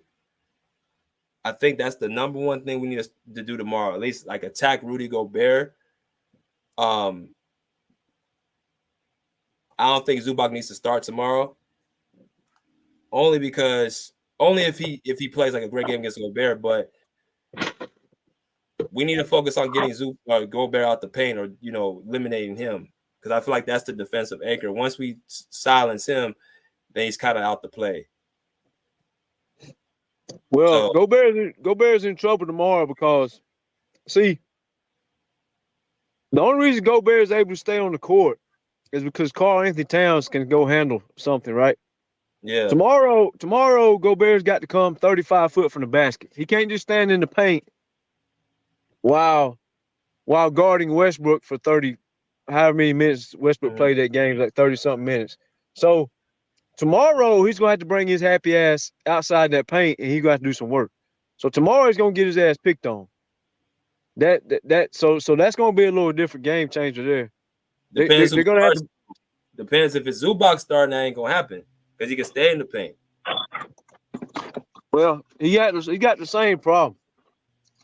Like I tell you, if Zubac has the floater game going, which I'm hoping that's looking like it's going to become one of his little go-to moves, Gobert can't stay in the paint, because if he stays in the paint, Harden just pushes downhill and hits the drop-off pass in the gap. Now Gobert is too deep to bother the floater. So, and then also Harden has to he needs to be pulling Gobert out of the paint as far as shooting the three off the pick and roll tomorrow. See, the only way Gobert is going to be able to stay in the game, be effective tomorrow, is if Harden's just extremely cold off the pick and roll. But at the same time, that's also where Ty Lue needs to make an adjustment, because if Harden is cold, then instead of running Paul George to the corner, run Paul George to the top and run the pick and roll through Paul George. Like, keeping Gobert out of the paint on the pick and roll is how you beat Gobert, is how you get him off the court. He becomes a lot less ineffective. He's a lot more effective. For instance, what does everybody always say, right? Well, Gobert has more help in Minnesota. Mm-hmm. Right. That's the whole point. So if they lose Cat, Gobert loses his power forward help, right? So now he's back to being like the center in Utah. So that's what he's gonna have to do. He's got to come out the paint now. Because see, normally you could just put Karl Anthony Towns on Zubac and play Gobert on somebody else and kind of hang out at the rim, and then they rely on their youth and their quickness to rotate around the perimeter. But if Harden plays it right tomorrow, Gobert should have his ass in trouble. And as far as the Dame thing goes, what you do with Dame is you already get above the screen with both of the guys, and you force Dame to have to hit the bounce pass to Giannis or Lopez before he even comes off the screen, waiting to turn the corner, right? You get high and basically trap him off the pick and roll, which is the same shit that people like to do to Kawhi when he gets late in the games. They like to just go ahead and trap him off the pick and roll, get the ball out of his hands, then they take their chances with everybody else, opposed to coming up a little bit and then exposing yourself for the blow by. You just go ahead and trap him and get the ball out of his hands. And because even if Giannis goes for 45 or 50 off, getting the pick and roll, that's a lot less damage than Dame hitting 4 threes in a row. Because you got to remember, the threes don't just hurt the scoreboard. The threes boost the whole team of Minnesota, right? Those threes and dunks are like momentum changers for your team. They give your teammates the extra boost, right? The extra the extra energy. It gets the crowd involved. Especially for your home, that is. That's what I would do. I wouldn't even allow Dame to turn a corner, and I damn sure wouldn't allow him to walk into no threes, because here's the thing about his threes too, BJ. If his three ball gets going, then he starts crossing half court, letting it fly from 35 foot away, which is a whole nother level of concerns for a defense, right? Because if you ever notice, Dame's not letting a lot of them are. They're not letting these balls fly from 35, 40 feet unless they're hot, right? That's why when Paul George was accurate by what he said, that was a stupid shot by Dame, because he took a low percentage shot and he made it. But the point is, if that shot was so high percentage, Dame would have 5 championships already. It was a stupid decision by Dame to take the shot. It was a great defense by Paul George. Dame just made the shot, and it just so happened to be Game 7. If it had been another game, that shit wouldn't be hyped up the way it was, right? But that's the problem. I'm saying, when you let Dame walk into the three, now he's starting to feel himself. He's going to start shooting the logos. And now you got to worry about the dude scoring at all, like what we call a 3-level score. Now you got to worry about it being a 4-level score, right? When you start letting the 3 ball get hot, man, you open up a whole nother can. That's my biggest concern. I'm not necessarily worried about him if he blowing by, because like I say, you just trapping. But letting the man that can shoot from that deep get hot that early, man, that's a recipe for disaster. What in my opinion. What do you think about Mad Max saying losing Kaz not losing help on defense? I don't know how he can't see that. I guess I see what he's saying. Like he's not a great defender, but what I'm gonna say is now that Cat's out, like take the Lakers last night. You lose that line of defense for when LeBron comes into the basket looking, because everything LeBron wants to do primarily is try to attack the rim. Yeah, still step out and shoot a 3-point shot. You know, of course he did that to us, but he wants to get to the lane. So now you got 2 7-footers, vice versa 1. So when you take Cat out and it's Gobert by himself, it's an easier path for LeBron, AD, and some of these other guys to attack that basket. So losing Cat, you lose that from your defense if you're Minnesota. Well, not only that, but you lose. Here's another thing. Neither Cat nor Gobert are the type of center is going to lock up Shaquille O'Neal or Keem Olajuwon, right? But here's the advantage Gobert has if Cat's on the court. Gobert can literally go jump at any and every shot that's within 10 feet of the basket. Even if it's a floater or if it's a midi, he still can go contest and try to catch it out the middle of the air because he has another 7-footer behind him that's going to get the rebound. See, and I don't think Gobert played last night, BJ. If he did, that's my fault. I thought I saw. I didn't think I seen him in the box score, but I could be wrong. But the advantage, and you can't say it's not an advantage having Gobert and Cat because that's fucking idiotic to say because they wouldn't be the number 1 seed if both of them guys weren't on the court. So, because if that's the case, they'd been the number 1 seed just for Karl Anthony Towns alone, right? So they had a year to play together and get their feet wet, and now they learn each other, you know. But when Gobert goes to alter every shot now he doesn't have nobody behind him clean up the glass. Who's he got? Jaden McDaniels? I guess you could put in Naz Reid, but I don't think Naz Reid started. I think he still stayed on the bench, unless I'm wrong. But I actually think that's a better fit because Naz Reid's a better shooter. You know, he'll space the floor even more for Gobert. But if Gobert has to block all the shots, BJ, and he doesn't have nobody behind him to tip the rebound or keep the rebound live until he gets back, then instead of him getting like 20, 25 rebounds, he probably only going to get like 10 to 15 rebounds, which is a big difference. And also, if Gobert gets in foul trouble, you don't have Naz and Towns behind him now. Now you only got Naz behind him. So losing that height, losing Cat, and Cat stretches the floor for Gobert to work. Let's not forget that. Cat and Naz are in the corner shooting threes. So that's making Gobert's life a lot easier. So yeah, it's a big loss, and they're going to be less potent because they lost their number 2 scorer on the team.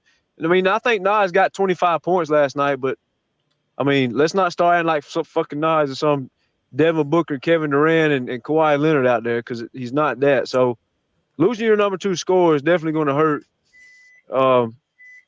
But we'll see tomorrow when Kawhi don't have to deal with Karl Anthony Towns, and our defense is a lot better because Kawhi is freed up. We'll see how that goes.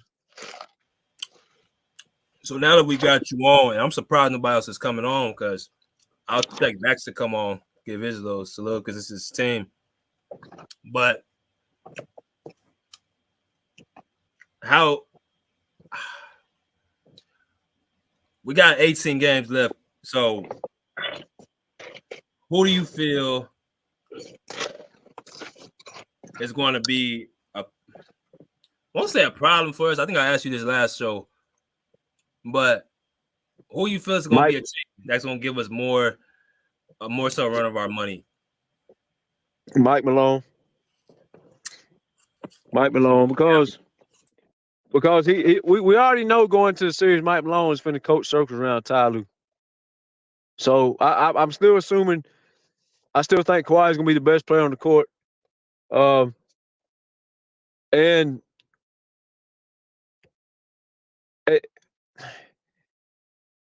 I'm not so sure Minnesota, especially if Karl-Anthony Towns can come back. I don't even think Minnesota's going to get out the first round to beat the Lakers. And that's funny how they said losing Karl-Anthony Towns don't hurt when that's the same people that's in the chat saying the Clippers ain't big enough. Minnesota's way too big for the Clippers. So 1 minute they're too big, the next minute they're it don't matter. Yeah, that's kind of retarded. But I mean, my biggest fear, and I've told you this since the day I met you. Everybody here can vouch for that. I've always said this: the NBA's only hope is Ty Lue. So if Ty Lue is the biggest hope, then I have to be consistent with what I'm saying by saying Mike Malone out coaching Ty Lue is a concern.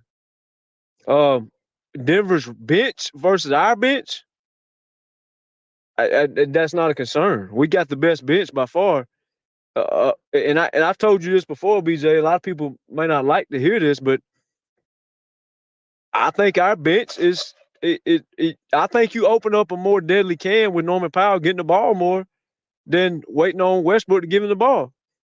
Because the one thing about Powell, if he starts feeling himself, he will take 10, 11 shots in a row before he gets the ball up because he's feeling himself, right? But if he is feeling himself, but he don't have the ball in the first place, the point guard has the ball, then he just has to sit around. Like, he could be 3 for 3 or 4 for 4, but the problem with Westbrook is Westbrook is not the smartest dude. He's not going to say, okay, Powell's going to hit 3 or 4 shots. I'm just going to give him the ball for the next 10 minutes. He's not going to do that. He's going to take the ball, go down there and shoot his fucking shots. If it's going to be fuck Powell, and fuck the play calls, and fuck everybody else, right? So, but even with that said, Denver don't have the bench to go to guard us. And as much as Westbrook's, keeping the ball from Powell, I don't like. That's still another player that Denver has to deal with on the bench. So I still think we beat Denver. But if you want to force my hand and say who's your biggest, well, it's got to be Mike Malone. I'm not concerned about Minnesota or OKC. I'm not concerned about their coaches out coaching. Even though I think OKC's coach should be coach of the year, I don't fear their coach as much as I fear Mike Malone. And Dallas and Phoenix and all them, I don't fear them because not only do we have the defenders to guard them, they don't have the defenders to guard us. That's like a double negative.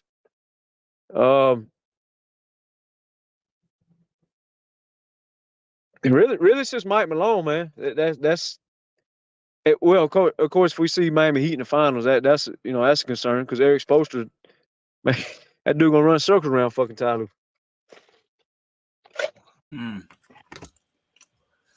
Yeah. Well, we will definitely see tomorrow. I'm looking at the poll right now, and I don't think I asked you this question.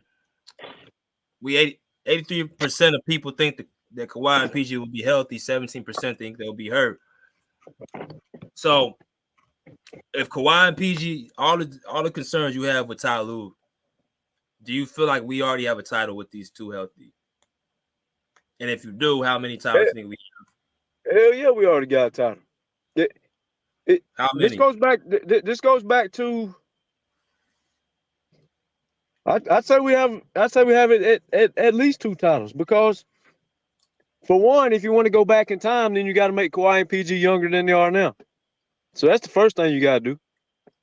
Oh. The second thing, you can't tell me we 2 games from the fucking NBA Finals without Zubac, without Serge Ibaka, without Kawhi Leonard, with 2 games from the NBA Finals, and we add all 3 of those back on the roster, and that doesn't make us the favorites to beat the Bucks.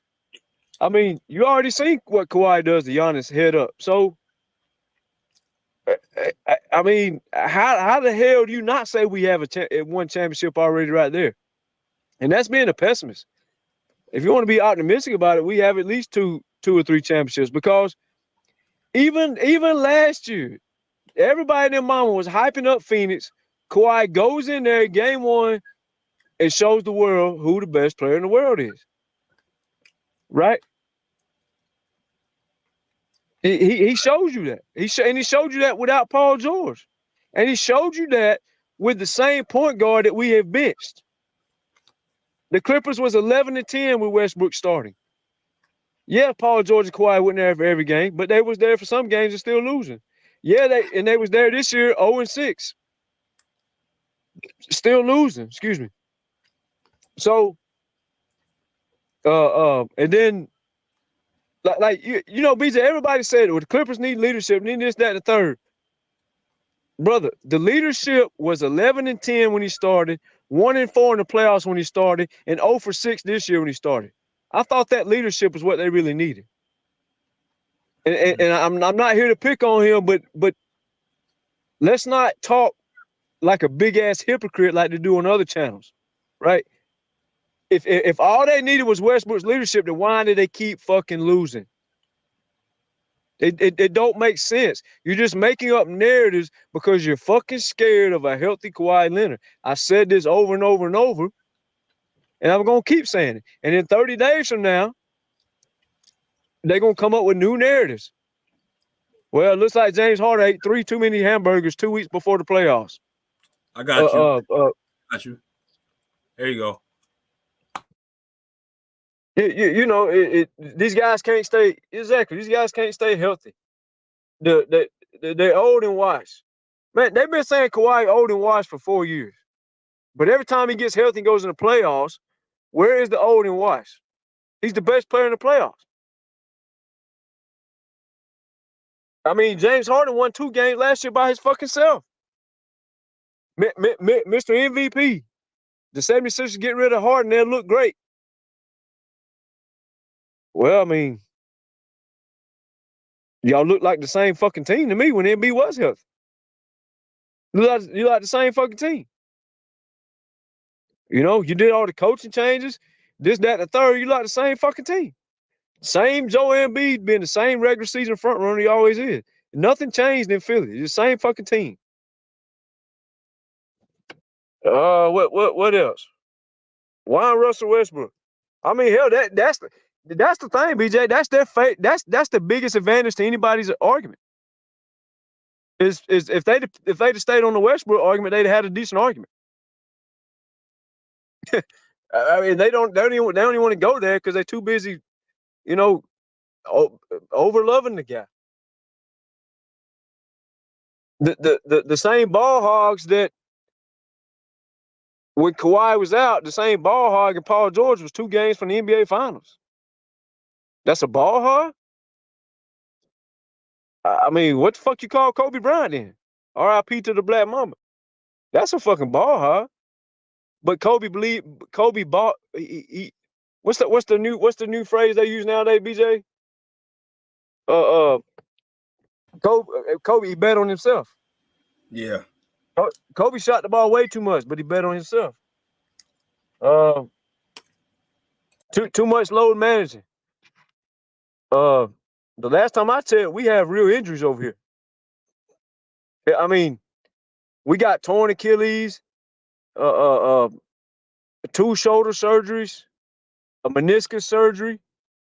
We have all these surgeries.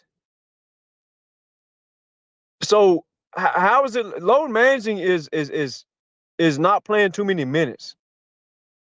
Injury management is, you know, we're kind of being easy with this big injury we had. That's 2 different conversations. You know, LeBron sits out for no reason versus the Clippers the other night. Giannis sit out because he had a big Achilles scare, but the very next game he played. The Achilles was never tore. Kawhi and PG were coming off real fucking surgeries. Kawhi had 3 surgeries in a row. Every offseason he had a surgery, not a strain, Not an Achilles scare. I got a little Achilles soreness. None of that. Real surgeries. But like I said, y'all about to see the playoff guys that they are in 30 days, and we'll see who's here to put money up on the table about it too. That's what we're gonna see. Yeah, we are a month away. Let's go to my man Bruce and Taz. Bruce, what's good, brother? What's up, BJ? What's up, Preacher Thomas and What's going on, bro? Tasmania Davo. I hope you guys are good. I didn't get the chance to watch any of those games. The games that weekend I was busy, so I saw that Clippers won against the Bulls, and yesterday they lost to what team they play? Oh, Bucks, yeah. So in regards to the will Paul George and Kawhi be healthy? Well, I'm hoping. I mean, nothing is guaranteed in life. I'm hoping that they are healthy, because it's time to quiet the naysayers, the people that want Clippers to fail. And a lot of those media people are Lakers fans. I mean, they have a win, they have a couple of wins. All of a sudden, I see first topic, undisputed, the Lakers are back. They have what necessary to win. First topic on first take. Go James. That's what we're gonna talk about. So, but if they beat the Clippers, all of a sudden those teams are, like Thomas was saying, those teams are legitimate, right? But when the Clippers beat them, oh, it's nothing.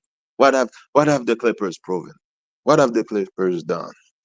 So I'm hoping Kawhi and Paul George are healthy this season, so that when they make the conference finals, because that's when the playoff starts for me, they have a good chance to go to the finals and win, and we can go to the stadium next year and raise that banner. And I'll go to the parade. I'll go to the parade. Yep, I'll fly to LA to go to the parade. That's all. That's a good point. You know, when the Clippers beat these teams, they ain't beat nobody, or you know, we got to see it later. This, that, and the third, and the Lakers beat it. Did you verify Gobert didn't even play last night, right? Did you verify that? Yeah, he didn't play. Yeah. So who did they beat? Good point. Who did they beat? Oh, you mean Minnesota against the Lakers? Yeah, Gobert didn't play, right? Towns was out. Gobert was out. The playoff is gonna be weird, man. I'm telling you, the playoff is gonna be weird. I mean, I could see Golden State go and beat the Lakers the first game. So we'll see. Yeah, I'd like to see that. Let me go to Taz, man. What's good, Taz? What's good, BJ? What's up to the panel? What's good, Thomas? What's good, Bruce? Man, I watched those games. Sheesh, I gotta say, that Bulls game, man, it was good to see Kawhi and Paul George on the same page. And I honestly like that Paul George is a little bit more aggressive, because I don't know what's been going on with Kawhi lately. He ain't been that aggressive on the offensive end, but I'm not going to be mad at it because we only still got about 20 games left. So I ain't too upset about that at all, because we already know who he going to become as soon as the playoffs hit. But I'm going to bring up a point that you made earlier. I don't understand why we giving Kawhi and Paul George a rest when James Harden been the one playing all season. That's just something I don't get. He's been the one taking the brunt of the minutes. I mean, I think he got the most minutes on the team on average. I mean, that just says a lot about his impact, but it also needs to tell Tyloo to slow the hell down a little bit. Pump the brakes just a little bit, man. You're at the end of the season. Just pump them. But that game, it was still a little bit too close for comfort, knowing that they don't have Alonzo Ball or Zach LaVine.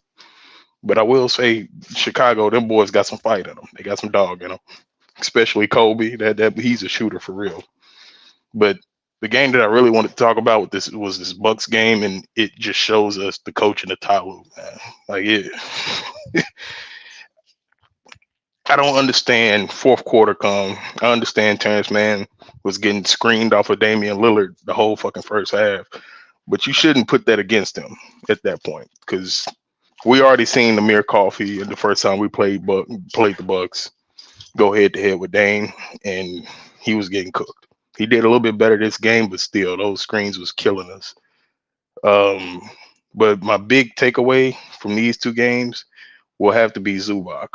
We need to get Zubac at least 10 touches at the rim, bro. Like 10 at least, because he can go for more, but he's showing his consistency. Yes, 10 touches.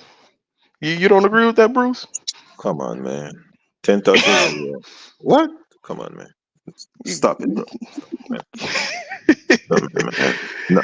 Bruce, I want you to realize too, that is a big man that got 18 points on a Giannis Antetokounmpo and a Brook Lopez. Them are two notarized defenders in the league. Or second chance. Is it by himself or second chance? I didn't watch it. How did he was by himself. He was hitting hooks. No. Did give him the ball and he went to work, or was it? He went to work last night. Like honestly, that's why I like Zubac so much, because he got a ton of upside to him, man. He has a ton of upside. I mean, I wish, like I will always say, that he will incorporate a mid-range game somehow with that crazy jump shot he got. But I know that ain't gonna happen. Yeah. I mean, like if we play in a series against OKC, he gonna be played off the court. He only gonna be playing like 15 minutes. I mean, in those 15 minutes, we need to see fucking 8-9 boards coming off of him. Man, if they're setting play for Zubac, Clippers not gonna win. That's a lie. I don't agree with that. I see, if you setting the play for your fourth best man on the team, what the downside is that? On what team? The Clippers? Yeah.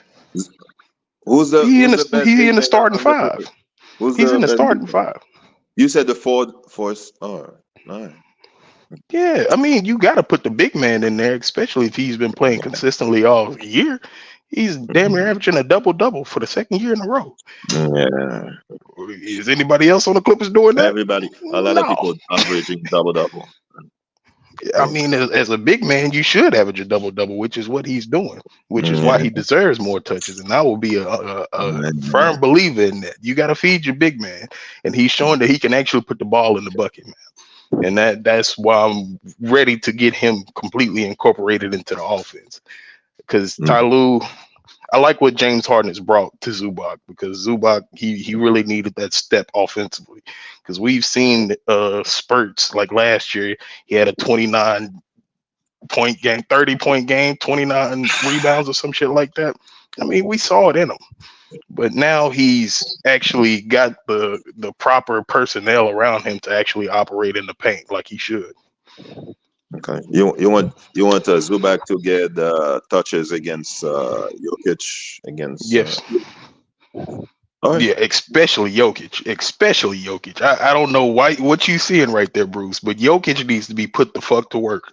All right, and Zubac will actually. Just asking. I'm not saying no or not. Oh yes. I'm just okay. Yeah. I'm not saying. That. I'm not trying to be funny. Whatever. I'm just asking. Okay. Yeah. But yeah, like especially against somebody like Jokic, like Gobert. I'm gonna need him to go to work on Gobert, but I know he's not gonna do as well against Gobert than he would a Jokic.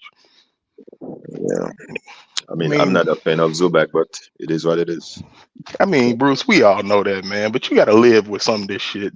You gotta live with some of it, man. But he gets destroyed in the pick and roll, man. He gets destroyed. And that's one thing that I was gonna bring up too, like against the Bucks, man, that pick and roll defense, him playing in drop, it's getting played out, man. Like it is really getting played out. Zubac gonna have to start stepping up because Ty Lue likes to put him in drop coverage against known 3-point shooters. That don't make no sense. That don't make no sense to me. You need to switch to a zone or something with Zubac out there, because Zubac he does the best thing that he can do, which is not very effective against 3-point shooters. Now, once they come into the mid range, he can do a little bit better. But out there on the three, we need to at least put him in a zone or something, man. Because once he gets pulled out there, it's like giving a kid a piece of cake, man. It ain't pretty. It really ain't pretty. And we seen it literally team after team. Luka, Dame, Steph, Shea. It don't matter. Like whoever it is, they cooking Zubac on that drop coverage. So that Ty Lue needs to do some better defensive scheming, like you said, BJ. Because Jamal Murray will kill him, bro. I'm telling you. I'm not a fan of Jamal Murray. Jamal Murray will kill him. I'm a fan of Jamal Murray, and I will absolutely agree with you on that one. Like, hey, that boy, it's a simple fix, man. It's not as hard. All he has to do is put Kawhi on the pick and roll, put Zubac on the least favorable shooter on the court. They're right, always looking for that. Luka does it all the time. Yeah, but I'm saying they're gonna hunt Zubac out, right? So what you do is you put Zubac on the worst shooter on the court, right? And the worst shooter on the court is gonna set up the pick. Well, that's fine. But because here's the difference, though. See, the worst shooter on the court, not named the center, that is not going to be able to set elite screens. So T-Man is going to duck those better, right? Just because you're setting a screen don't mean you're good at it. Draymond Green is probably the best screen setter we've seen in this era. When Draymond used to set screens, maybe he still does, I don't know. But when that man set screens, bro, he knocked out people. I mean, he took them completely out the fucking play.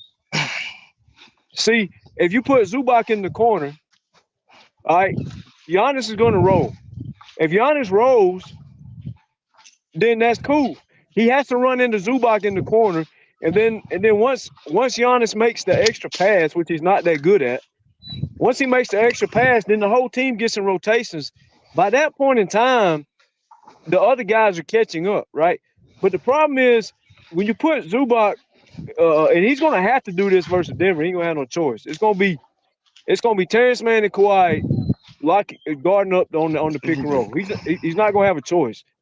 But I don't, like I said, sometimes I hope Ty Lue is hiding some of this shit because Taz is right. It makes no sense what he's doing, but there's an answer to it. You put Zubac in the corner. When Joker or Giannis and them motherfuckers roll and they want to go to the rim, then they run into Zubac, right? And then the pick and roll also becomes we defend it better because you have Kawhi and T-Man on the pick and roll instead of Zubac out there. And like I said, and remember the Bucks, Draymond, not every team has elite screen setters like some of those guys have. Those guys setting screens was knocking the fuck out of T-Man last night. Yeah. So what? All he had to do was pull Zubac, put Zubac in the corner and say Jay Crowder. Well, we didn't have Kawhi, so we can't say Kawhi, right? But Kawhi comes up and guards the pick and roll with T-Man. We eliminate that. They start slipping the screen, getting the ball out of the guard's hands, and then the guy's first thing he's going to do is say, okay, I got a wide open paint. Well, nah, because here comes Zubac meeting you at the rim. And then the rest of the team gets in rotations. And that's part of the regular season flaw too, y'all, because in the regular season, the guys ain't going to rotate and sprint and be on their A game like they are in the postseason. In the postseason, the Paul George and the Kawhi, these guys are going to be rotating a lot harder, a lot faster, a lot quicker than they do 82 games of a boring season. That's another thing that we have in our advantage. I mean, yeah, I can agree with that. The one thing that do worry me, though, even though it ain't much of this in the playoffs, but this team's transition defense, coming out of transition, bro, it's hard to watch. And that's why I say I agree with you, because once playoff come, you're gonna have to pick up the pace. You're gonna have to run at full speed. You're gonna have to dive for those 50-50 balls. You know, and this team, when it comes to transition, dog, it worries me sometimes. It really worries me because the team can rattle off a quick 10 points in a quarter just off a transition offense alone. You know, and Yeah, that they can, but that comes with rebounding as well. Like, yeah, that's what I was about to say next. Yep. like if you get on the glass a little bit more, they can't run so easy. But it's as frustrating as it is, the fans can't have it both ways. Like you remember all the years, man. Going back to like when LeBron was playing, man, LeBron's teams wasn't the number one seed all the fucking time. Like they was having stretches where they were talking about the Cavaliers were done, they were washed. And what you seen come playoff time was really what they was doing was they was in cruise control, right? Right. And I think that's part of our frustration now is we look like we in cruise control a lot. We look like we got two guys that had a bunch of surgeries and they just like, man, damn, can I please be healthy one damn time going to the playoffs? That's kind of what they look like when they're out there playing sometimes. Yeah, I can agree with that. But you know, it's still, like you said, it's still hard to watch because the championship getting there is really building habits. And like you said earlier, one thing I would like to see Ty Lue do is bring them youngsters in there that can actually run up and down the court with them. You know, because we've been playing a lot of young teams and being taken advantage of just because of that alone. You know, yeah, Taz, the NBA is hard to watch these days. The product is terrible. Terrible. That's not basketball. I'm sorry. I've seen basketball, and this is not basketball. The product is terrible. Terrible. Pathetic. I ain't never denied that the NBA rule book is the worst thing we've ever seen. Referees are terrible. Referees favor a team. Everybody can see it. Yeah. They always get calls for no reason, right? And I don't see. They keep saying those players are more athletic, more skills, whatever. Well, their basketball skills is terrible. This is not basketball. I'm sorry. This is not basketball. Hey man, I think you a wrong teams fan. I'm gonna have to recruit you over to the Spurs way, my boy. That way we can introduce good basketball to you again. You know, we might be young and dumb right now, but we'll get better. I rarely use this word, but I'm gonna say it. And the basketball in the NBA right now is trash. Trash, man. I'm sorry. I mean, I do agree with that. I do agree with that, but it's only to a certain extent, you know. But one thing the NBA needs to start doing is finding these refs. That'll make things a whole lot better, you know. But other than that, I mean, the NBA is just evolved. I wouldn't say it's trash. Most of the trash shit is involving trash. I mean, but it's basically just players trying to be superstars outside of basketball. That's what's making the NBA kind of trash. Kind of like the Jordan Poole situation. Whenever he's around the baddie dog, he trying to do every fucking thing on the court. Or, you know, somebody like a Kyle Kuzma is a fashionista brat. You know, stuff like that. It irks me. But like when you need to see some real basketball being played, this is probably one of the best times for basketball, man. Right. I didn't grow up in the time you did, though, so I ain't got the same perspective. I mean, if I have to watch PJ Tucker in the court any more time, hey, you would have been happy with him last night. PJ actually did his thing, you know, and I got to give respects to PJ because PJ, he really, you could tell that he was ready to get out. PJ Tucker is doing well. Yeah, it's trash. I mean, it's hard to hate on PJ Tucker, bro. Dang. Hard. It's not hard. It's easy for me. No. Man, that man quit on the damn team. I don't know why it ain't hard to hate on him. That motherfucker a coward. I mean, shit. He in the last stretch of his career, literally like the last year or That ain't two. our fucking fault, man. We out here to win. We ain't out here to babysit dudes. If you washed up, you just washed up. Take your ass on retirement like everybody else does. Yeah, So I we all agree. got to retire one day. What we gonna do? We all just gonna start fucking crying? I mean, but at the same time, we've seen over these last few years, the Clippers organization promises somebody something and they don't get it. The same thing with Bones. Like, we can't really be mad at Bones when he got an attitude. The Clippers promised him a certified spot off the bench. You know, that's a big deal for a youngster like him. And then I ain't happy how they handle Bones. Bones was playing well when they benched. Yeah, he was. And they publicly benched it. It ain't like they had a closed door meeting and we just all of a sudden said, "Damn, man, when's the last time Bones played?" We all look at each other like, I don't know when did the last time Bones played? No, it wasn't like that. Them motherfuckers came out and said, they said, "Cuz you are benched," publicly. Like they said the shit out loud. That shit was damn near embarrassing, man. Yeah, but they didn't have to play PJ last night, man. They could have started Kobe Brown. They could have started Diabate. Yeah. But I can't stand conspiracies. A day of my life, I hate them. I think they're stupid because if we use them for one thing, we got to use them for everything. But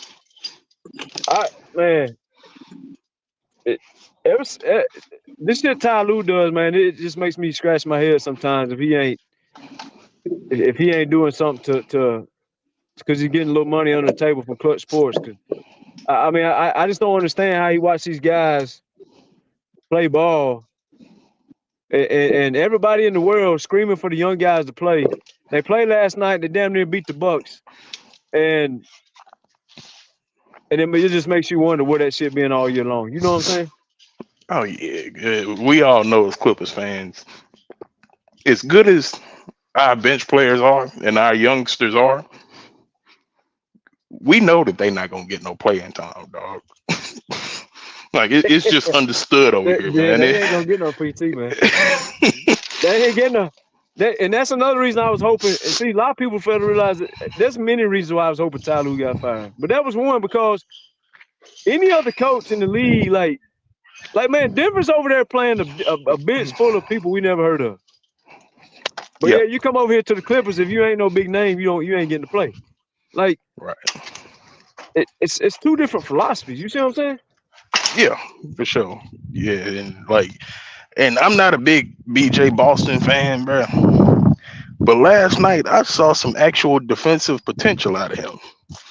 You know, and that's a rare sight. Like, honestly, at the times that I watch BJ and even in the G League, he don't play solid defense. He's dumb on the defensive end. But last night actually him showed. and Bones trying to chuck up jumpers all night. Yeah. Yeah. That's one of the reasons. Playing defense a day in their life, but they're gonna chuck up some damn jumpers. But you're right, they was giving effort last night. Yeah, and that's exactly what we've been waiting to see for a long time, coming from our youngsters, man.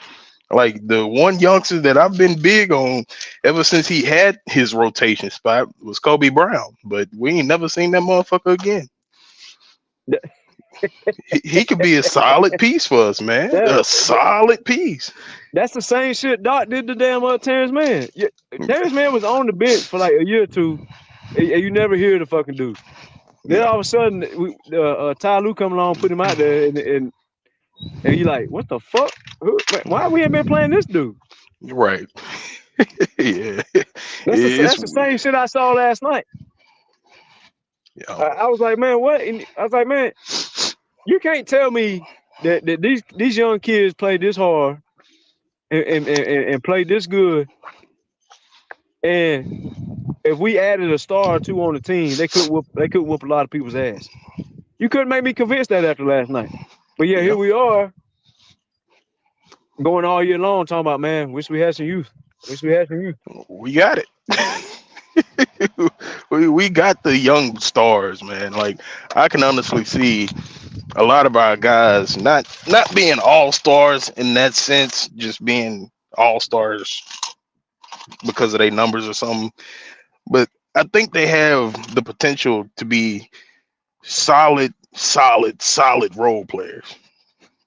Like it's hard in the league to find a guy like Amir Coffey nowadays. One of the guys that's on our team that is going to come in, he's going to do his job, he's going to hit open threes, he's going to play the best defense he can, he's going to fight for the 50-50, and he's just going to get in there and try to get a win. Yeah.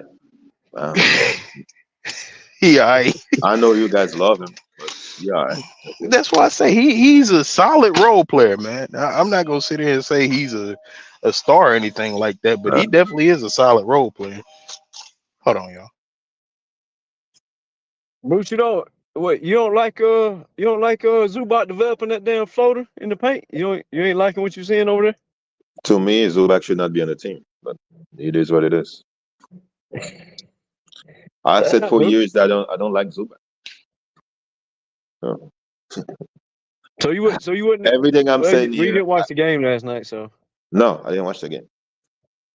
Yeah, he's developing this floater where like he comes off the pick, catches the ball, just shoots the floater from like the free throw dotted line area, and it's really hard to guard. The thing I disagree with Taz is I don't know if giving the Zubac the ball 10 times is wise. It's a good idea. So I don't know. I think Zubac's got some offensive potential over there. This untapped. Like every time he gets the ball, he damn near scores. I mean, if he was in the 90s, Zubac would that's the best era for him. He would get those skills. Yeah, he could kill him with that with them hook shots and shit in the 90s. That's for damn sure. Yeah, he definitely would do that. The reason why I don't like him is he doesn't move his feet. His feet are always like in the mud or like stuck in the cement. Yeah, he's a big, heavy center. He's not agile. But he shows efforts. That's what the best thing I like about him. He shows efforts, like he wants it. But yeah, he's gonna fight. He's gonna fight. That's for sure. You gonna be able to watch the game tomorrow? Who they playing tomorrow? Minnesota. Oh no, we'll see. We'll see. I'm gonna be on cruise control too as a fan. They're gonna be on cruise control. I'm gonna be on cruise control too. One day I watch, one other day I'm not gonna watch. Yeah, I want to see tomorrow. I'm interested in. I mean, that's not gonna be the real woes. Well, I mean, shit. When they beat us, we didn't have our team either. So, if you talk about both the teams being healthy, we 1-1. So, I mean, I'll watch. I guess their other win, we didn't have some of our players. So, I mean, I ain't got no sympathy for them not having damn Karl Anthony Towns. Didn't nobody have no damn sympathy for us when they was posting up 7-footers on our 5-guard lineup. I mean, when the Clippers beat the Wolves, will they say, "Oh, Clippers are back"? I doubt it. Well, I don't. The thing is, Bruce, it don't matter what they say. It just matters like you said. We want to see the effort, man. We want to see. Are we turning up playoff mode a little bit? You know what I'm saying? That's all I want to see. If we come out here tomorrow with high intensity and the guys locked in, because Minnesota just lost one game. Is it gonna be in LA or Minnesota? Where the game at, BJ? LA.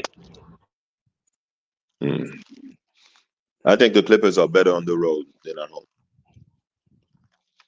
So.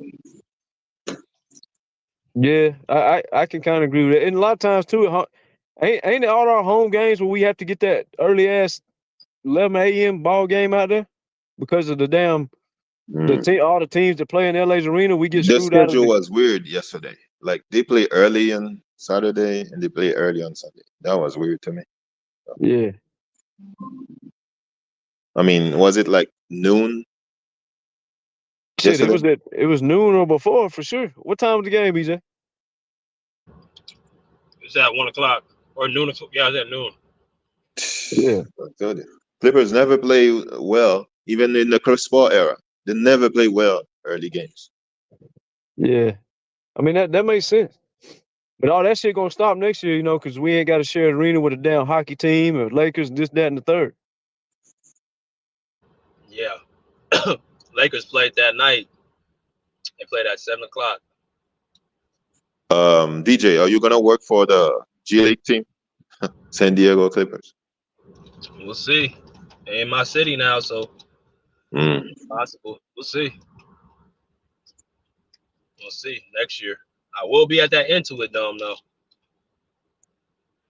We'll be at the Intuit, or the new one. That bitch gonna be rocking, man. That's another thing too, Bruce. We ain't BJ. We never get to have the real home court advantage that everybody else got. Like, I understand it sounds like excuses, but at the end of the day, you can't say this shit don't benefit the home team, man. When the whole crowd's wearing all your colors, they screaming for Bones, they screaming for Boston, they screaming for Brown, they screaming for the young guys.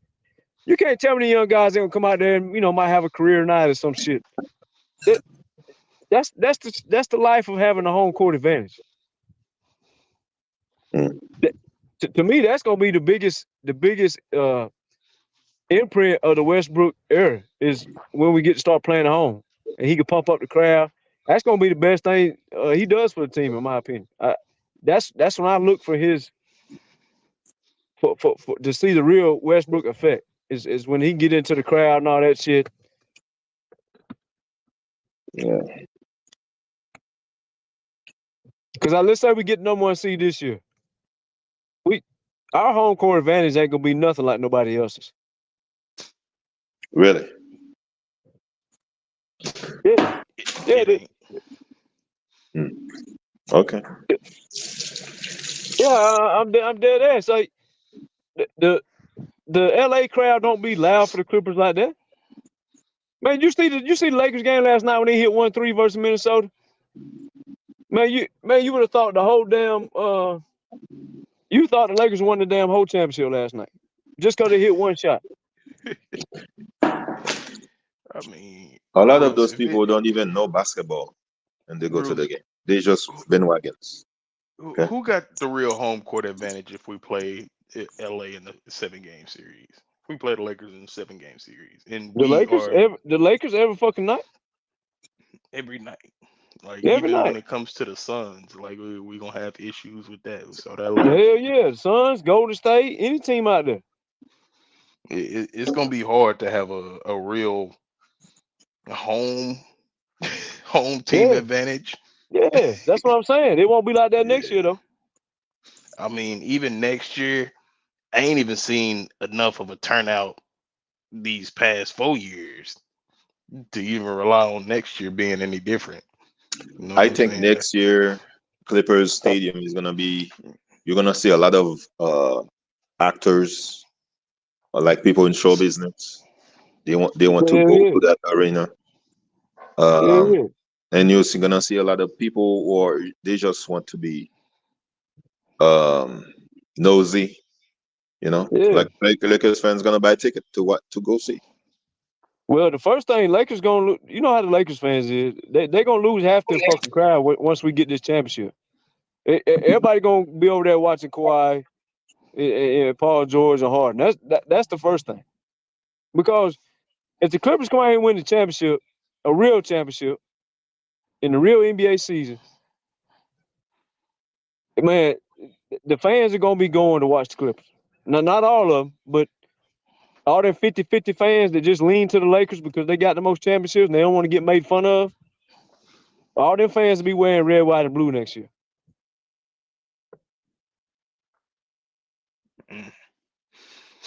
Cool. Hey, honestly, I don't know too much about the LA area, so I really can't give a big opinion on this. But all I can say from what I do know in NBA games I've been to, all of them have been Memphis Grizzlies games, bro.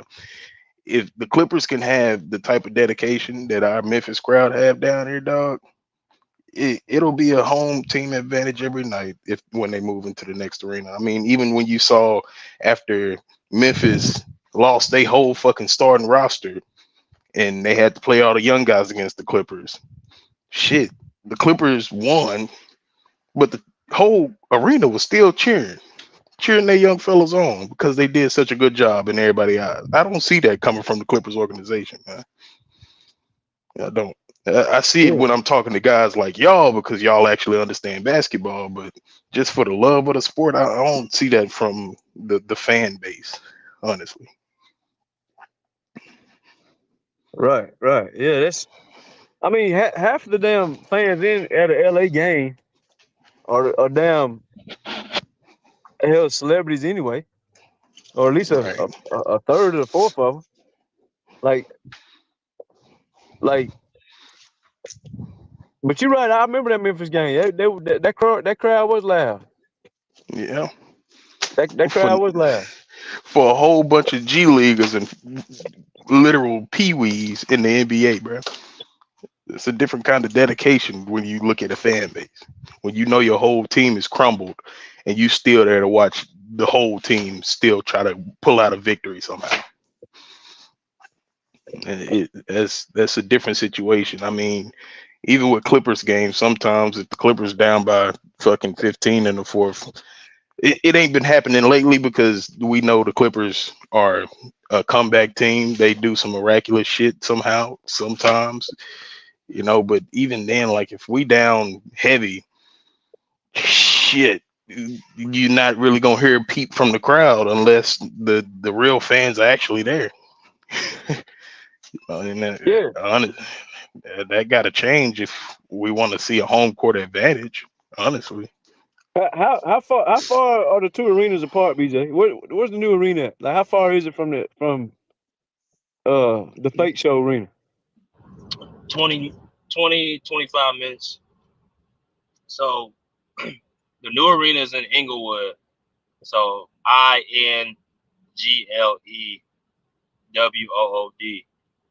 And Crypto, where they playing at now, is in downtown. So what do you think about the fans? Are they gonna have fans on that side of town? Oh yeah. This is about to be a LA thing. Cause even if you go to the Clipper game, the Laker game, like people would tell you it's a different feel. Like the Clipper games be more live than the Laker games. The Laker games be more. Yeah. The Clipper, like the Laker. Bring out my Cat Williams voice for this. What? Yeah, Laker games be more like standoffish. Paparazzi. And I think because people think it's more celebrities, they think it's like more live. It's like, nah, the Clipper, if you want to like take your family to a game and have a good time, like you're going to go to a Clipper game over the Laker game.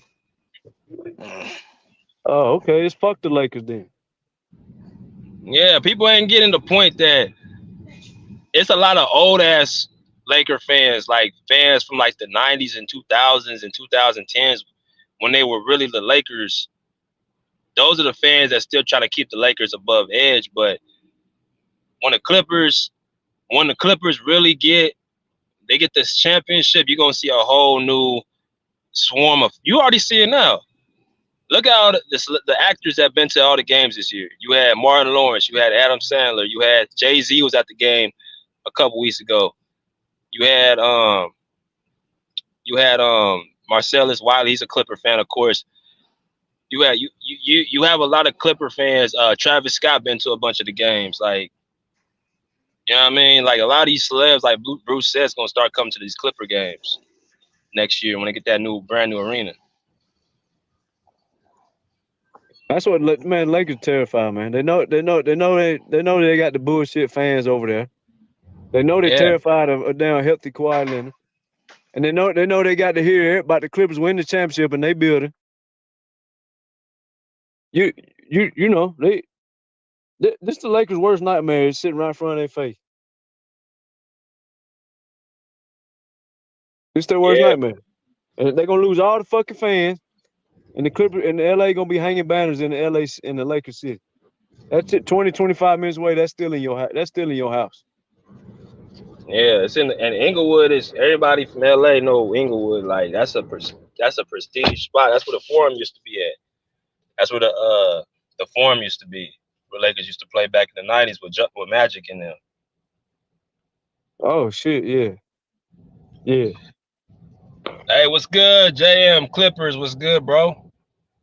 Hey, what's good, bro? I hope you okay, man. You doing a good job, my bro. Man, hell nah. JM, you pissed me off, man. You been gone for 2 years, man. I'm mad at you. Yeah. I'm facing a lot of motherfucking fraud shit, and I hacked my account, all that. So I'm trying to rebuild from all that. You know what I'm saying? When you up here like that, people try to fraud you, and somebody got me real good. That's all I can say. It You know what I'm saying? probably one of them bronze sexuals you pissed off on the show one day or something. Hey, that's a good point. On some real shit, you never know, but I got to regroup my whole shit. I usually be on another channel. This one slipped on here. I'm really Clip Gang TV, right? But this one somehow got popped up on here, so I don't know if they're still watching me or not. But for real, I still be on your channel, but I be under Clip Gang TV. That's you under Clip Gang? That was you? I thought you was trolling. I thought you was trolling. Nah, it's me because I don't even know how this one got back on here because I had to clean up my whole shit. So I was trying to tell you, BJ, that I had to pull the subscription and all that because this one got hacked, right? But I'm the same person, fam. I'm the same dude. Yeah, I had to switch account, but they still got me on here. So I gotta watch out what I say, cause either way, man, you're doing a great job, and what the fuck your name, Thomas? Thomas, you should be a politician. Word is bond. I vote for you. You got a strong way of talking. Work. You have a gift. I don't know if you even realize your gift, but you got a way of making shit sound sweet. You know what I'm saying? But it's good. It's good. But back to our team, fam. I like to see. I like to see Boston. I like to see our young kids playing, man. Because like I'm saying, like, man, to Ty. I hope I'm not yelling. Like my shit's still fucked up, but I'm trying to work through it. Ty, you sound better on this than you did the old account, actually. All right, well, cool. I'm working on it. Like I said, they took my whole shit. But anyway, I guess they don't know who the hell I am. Either way, or maybe they do. Who the fuck knows? Either way, though. Either way, I'm gonna make it real quick because I know you. Like I said, you're a politician. I'm gonna hurry up and get out your way. As far as our team, nah, man. I've been waiting on you to get up here, man. You're doing it right now. You're doing it right now. Give me 5 minutes. Give me 5 minutes, and I'm gonna get out your way. Nah. I've been wanting you to get up here. Okay. Let me just say it real quick. As far as our team, right? As far as our team, I could tell you that there is an eternal beef in our team. You got Kawhi actually going at Ty Lue. There is really, and if you watch our games, our assistant coach, I put it in the chat, but like some people don't really read the chat. Fam, our assistant coach has been coaching us for the past 2 games. On some real shit. If you watch our games, if you seen our last loss, our win against the Rockets, it was assistant coach who did the post press, whatever they call it. When they talk to the media, it was assistant coach. I forget his name. There is a real problem going on. There is battles between Harden and Ty, Kawhi and Ty, like the office and Ty. Like it's really, and if you watch our games, if you listen to the reporters even ask Ty questions, like they are questioning him, like, why the hell are you playing small ball? Why Terrence Mann doesn't get minutes? Like, you know what I'm saying? Like it's becoming too clear for people to not notice that there is something wrong, right? And so Kawhi and PG sat out. because Kawhi, I don't know about PG. Kawhi reached a 65 minimum game managed. Like there's a 65 game minimum for the league right now, right? Kawhi reached that. He resting. You ain't gonna kill him. We need him to play in the playoffs, right? Ty is clearly playing our players totally wrong. So Kawhi, once again, like not Terrence, Thomas, like you always said, you wanted him to rebel against the coach. Okay, it's happening. He didn't play. Let the players play. Like it's a real war with our team.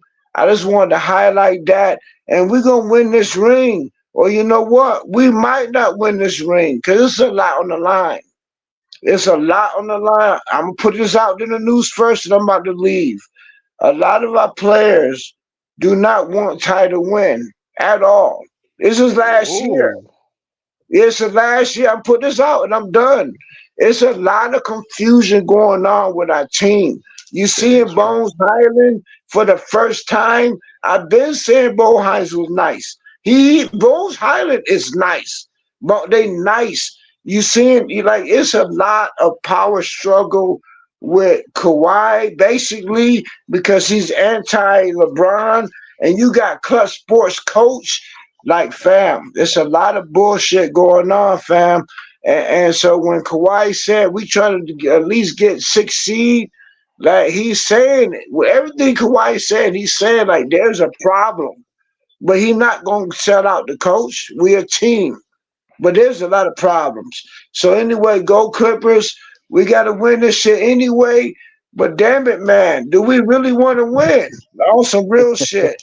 Yeah, And I'm going to leave it at that. And God bless all of y'all. You know what I'm saying? Thanks, BG, put me on.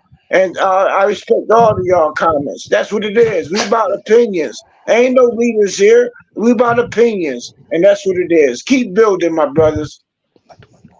JM, I thought that's why I thought you was a troll. That's why I had to put you in timeout. My fault. Yeah. I thought you should have told me you was JM. Yeah, but that's why I had to come on and switch because I got hacked. Like people be recording on here, man. It's a lot of foul shit. You gotta watch YouTube, fam.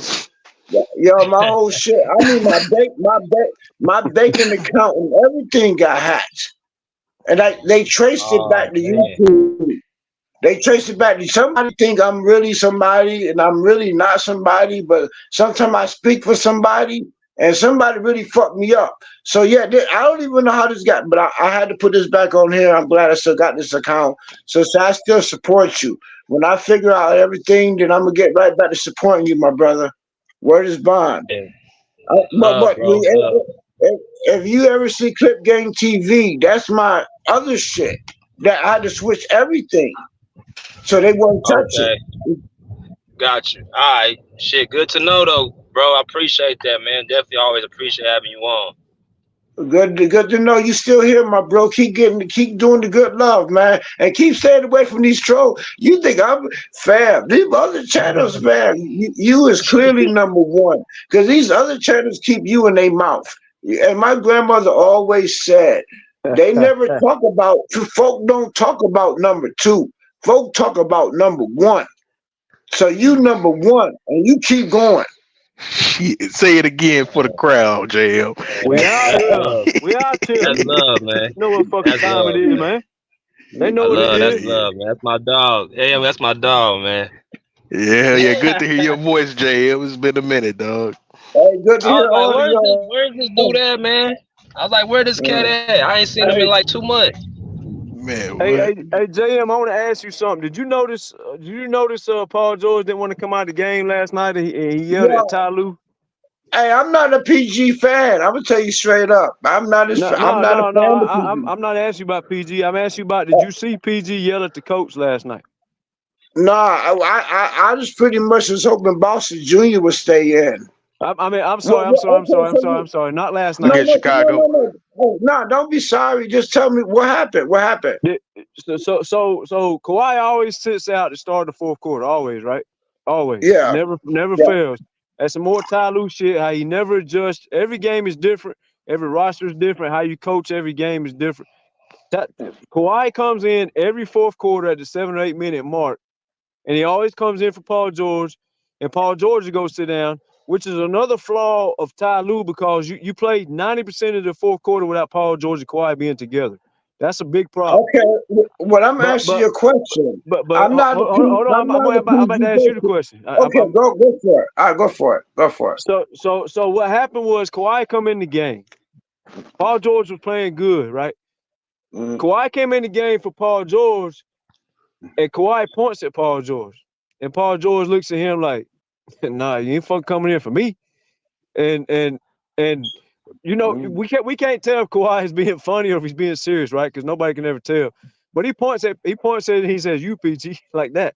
I thought it was funny at first because I thought, but I noticed Paul George. The camera stayed on Paul George. He walked off the court. And he fucking mean mugged the fuck out of Ty Lue, and he pointed at him and he said something to him, and then he walked over and sat down on the thing. The reason I was asking you that because I agree with what you're saying. I think I always said for the past month the Ty lost the locker room. Nobody wants to hear it, but I keep preaching and it keeps coming true. They always got to say I'm right at the end. But I just want to see, did you notice that? Yeah, well, actually, I've been saying it, but nobody knew that I was Clip Gang TV. There is a serious problem between Ty Lue got his own issue going because like he going for his own contract and he's not being re-signed. The reporters is called fam. When you got the reporters, if you ever watch that post-game interviews, when the reporters start calling you out, there's a problem, right? So he got his own thing going on. I agree 100%. All right, now as far as PG-13 got his own issue going on. He's trying to be re-signed, right? So it's a common. And then you got Kawhi. Kawhi not backing up nobody. He not backing up PG-13. If think about it. Think about on some real shit, right? No capital, no nothing. When the star of the team is not saying nothing about you about to get re-signed, there's a problem, right? So there's a multiple problem. You got PG-13 want to be the diva. You got Ty don't know what the hell he doing, or maybe he does know what the hell he doing, but he's a Clutch Sports client. So that puts a lot of the fact that he's Clutch Sports puts a lot of target on Ty back. Like, why the hell you can't figure this shit out? Like you know what I'm saying? If you're a great coach, why do you play small ball? Why do you take Terrence Mann out? And the reporters are coming at him. You watch what I'm saying is not cap. Watch the interviews, watch the body language. Kawhi and PG don't sit next together. They're like there's a mini war going on in our camp. And but no matter what, we gotta win, right? We gotta win, but at the same time, winning, Mike, you know what I'm saying? Like it's just bad. It's really bad, and we winning. And Kawhi been saying the whole shit by himself. You ain't gotta even trust me. Kawhi been saying it. We win. We don't know what the hell we doing out of timeouts, right? He said, like he's literally you don't even. Like you said, Thomas, you've been saying that. You've been exactly right. There is literally problems going on, internal problems, and we just gotta win. But bottom line, like BG always said, but we gotta win though. We gotta win. There's some serious problems going on, but I support as far as PG-13. I don't care about him. I really want Boston Jr. to play. I really do. Boston Jr. to me is better than PG-13, and he proved it. Boston Jr. I've never seen PG-13 go after Giannis. Never. Boston Jr. went at Giannis and dunked on his ass like, bow. That's our future. All right, JM, I got a question. Okay, I'm done. Okay. I didn't mean to talk so much. I'm done. My fault. Go ahead. No, you good, man. You good. Yeah, you Gucci, man. Hell, I was just gonna ask you though, what about Brandon Boston Jr. game that you honestly can say captivated you about him? I've been liking Boston Jr. since he came from. I forgot the college he came from. Boston Jr. been on that team for like 3 years. Boston Right. Jr. carried us. He did good in the summer league. He did good when Kawhi and PG was out a couple of years ago. He's been playing. Him and Bones has been playing. They've been playing. Titan had no choice because Paul George and Kawhi was out. I've been following Boston Jr. I like Boston Jr. because he has no fear. He has no fear. Okay. Now you tell me. Okay, now tell me what you don't like about him. Then we could build. Shit. For me, he got many flaws. But I can't concede to you seeing his mentality of having no fear, because that's one thing he sure don't got. Because he sure don't care about missing a shot. I can tell you that shit for shit show. Well, he is, yo. He does get shot. You right about that. He has no fear of missing shot. You are right. Yeah, I mean, but I like the fact that you pointed that out in his mentality. So I got it. Once I see him on the floor, I'm gonna peep that a little bit more, because when I'm watching this game, I can just tell he's a little bit unpolished. He could definitely be a regular season player, but when it comes to the playoffs, I would be iffy to have him as my number one. Well, he has to get some time. He has to get some time. Hey, right? Yep. Yeah, he has to be able to at least play. Like I ain't saying he's there yet, but if you compare him to these other young kids in the league, like the Greens and the Chats and the Ants, and with all these young kids, Boston Jr. is up there, but he doesn't get any playing time. You know what I mean? Like Bones. Bones is and fam, watch till you see Diabate. See, I've seen these kids play. Wait till you see Kobe Brown. Like, we have players that for some reason, like, we should use against young running teams. Like, we got the oldest team in the league. A lot of people don't know that. We got the oldest team in the league. Like Kawhi and them, they're old in NBA years, right? They old. So if you keep running them, what's going to happen? What's the odds to happen if you keep running them? They're going to break down, right? That's the odds. They're going to break down. And they're going to break down at the wrong time. Am I wrong? I'm not capping. That's the how many stars right now? You said a lot. Bruce back? You said a lot. I was preparing dinner. That's why I went off. And I respect Bruce. I almost dropped. Hold on, Bruce. What's the address, brother? I like Bruce. I almost dropped the oil on my. When you said Brendan Boston is better than Paul George. He is. You said you just said he's not there yet. So yeah, he's not there yet. So, but he's still better than Paul George. Yeah, his mentality. He proved that. Did you see the dunk over Giannis? I'm gonna have to say no on that one, Jay. I'm sorry. I'm not gonna call you. That was the latest line in history, man. I like BG. PG-13 never. Okay, wait. PG-13 never went after Giannis. Never. Boston Jr. Yo, did you see the dunk on Boston? Did you see the dunk Boston Jr. did? Yeah, right one dunk, and Boston Jr. won a championship against Giannis. Hey, no, but I'm talking about his mentality. His mentality is better than Paul George. He's still young. My mentality is better than Paul George, but I'm on the couch. Boston Jr. not on the couch. Boston Jr. not on the couch. Mentality is not everything all the time. No, Boston Jr. just turned Giannis into a poster. Everybody dunks on everybody. Jordan was dunked on. Kobe was dunked on. That's nothing. Hey, well, to me, that's my opinion. I ain't know, like you say, I agree with you. It's just my opinion. To me, when Boston Jr. attacked, Paul George does not attack. Boston Jr. attacks. I will take a I player agree with who's that. I not agree with that. scared. I agree Oh, with that. that's what I'm saying. That's what I'm All right. saying. But it doesn't mean he's better. So right there, he got the mentality. He better already. All right. Give me the dude with the mentality. I'll take him all day. Man, you're not watching the game. You're watching the bench. You're watching Kawhi not sitting with. Man, I that's knew high school, Kawhi. man. I knew Kawhi was gonna sit. Kawhi was waiting for 65 game minimum. I knew that. Why you going?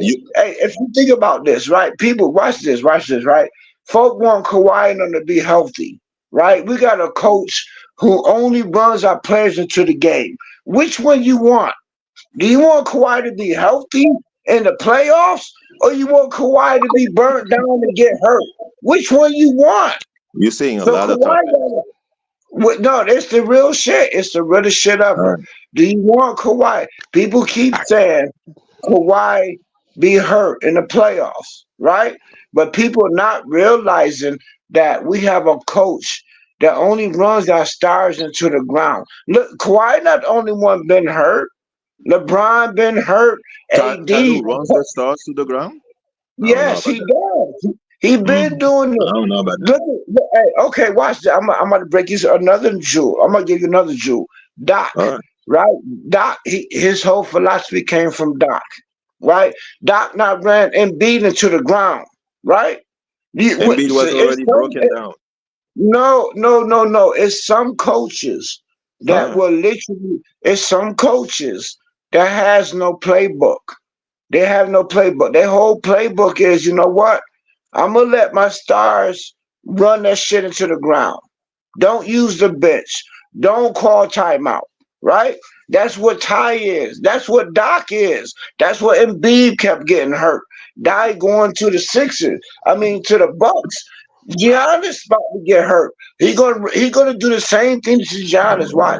There's some coaches that really don't know how to coach. They rely strictly on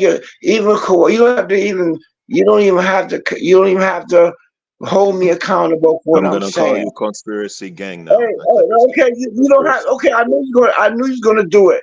Kawhi said it himself. We've been winning on skill. That's it. He said it himself. He did. He said that. He said that. But you know what that means? Yo, when a player says we've been winning on skill, that means we ain't got no help from the coach. We ain't got a That's coach. what that means. We ain't got. I don't think you're saying anything new because I've asked more time to be quiet. I know what he said. I know exactly what he said. Trust me. When any player, Kawhi just the first one to say it. We come out of timeouts, don't know what the fuck we doing. What do you think that means? What do you think that means? Man, I never thought that somebody was. No capping. Comments, man. No capping. Simple basketball talk. Yeah. When somebody says that to you, what do you think it means? Yeah, man. Man, Thomas, you deserve an apology, man. You deserve an apology. No, it ain't no apology. It ain't no apology. So right now, like I'm asking your question right now. Watch this. You didn't even realize this. The NBA got a 65 game minimum. Kawhi reached 65 games. Fuck Ty Lue. I want to be healthy for the playoff. Yeah. And he sat out the game. So is he gonna set out the next game? He ain't. Hey, but watch this. He ain't the only one. You watch Gobert do it. Is he gonna play against the Wolves? Probably. No. Oh. Because I'm gonna say you don't know only because Wolves is wounded. Wolves is a wounded team. They wounded. They ain't got their two centers. They're a wounded team. We shouldn't need Kawhi to beat the Wolves on some real shit. Wolves is wounded. They ain't strong no more. Cat hurt. You think I don't be watching NBA? Cat hurt. Gobert might not play. Right? They don't need Kawhi to win. Then we got all these other stuff. See, the problem is this the real problem. Everybody still hold Kawhi accountable for our whole team. right? Why the hell you think we went out and got Harden and Paul George? All the people you keep saying that he went to go get. Why the hell you think he got them? You think he got all these stars, so he still got to be the man? Why? It doesn't make sense. Well, you say Paul George is not good, so No, he's not good. I do not like Paul George. I don't like that. I was about to I say don't like him. I just don't agree I with don't that like take Paul George. because the moment that I see Kawhi, when I know Kawhi is healthy, because Kawhi is healthy this year, I understand him sitting out. I don't understand him the sitting hate out. for Paul George. Right. I don't understand Look, that. I don't get it. like no, but that's what I'm trying to go into. Like I understand him sitting out, but I understand if you just sitting out on the Eastern Conference games. That's probably how Kawhi looking at this. He know from this point on it's seeding. You know, like we trying to really attack this Western Conference because the Eastern Conference, you know, we not really as worried about them as we are these people over here. Like we know the seeding is actually going to end either with the Clippers in the 4th spot or in the 2nd spot. It's anywhere in between 4 and 2.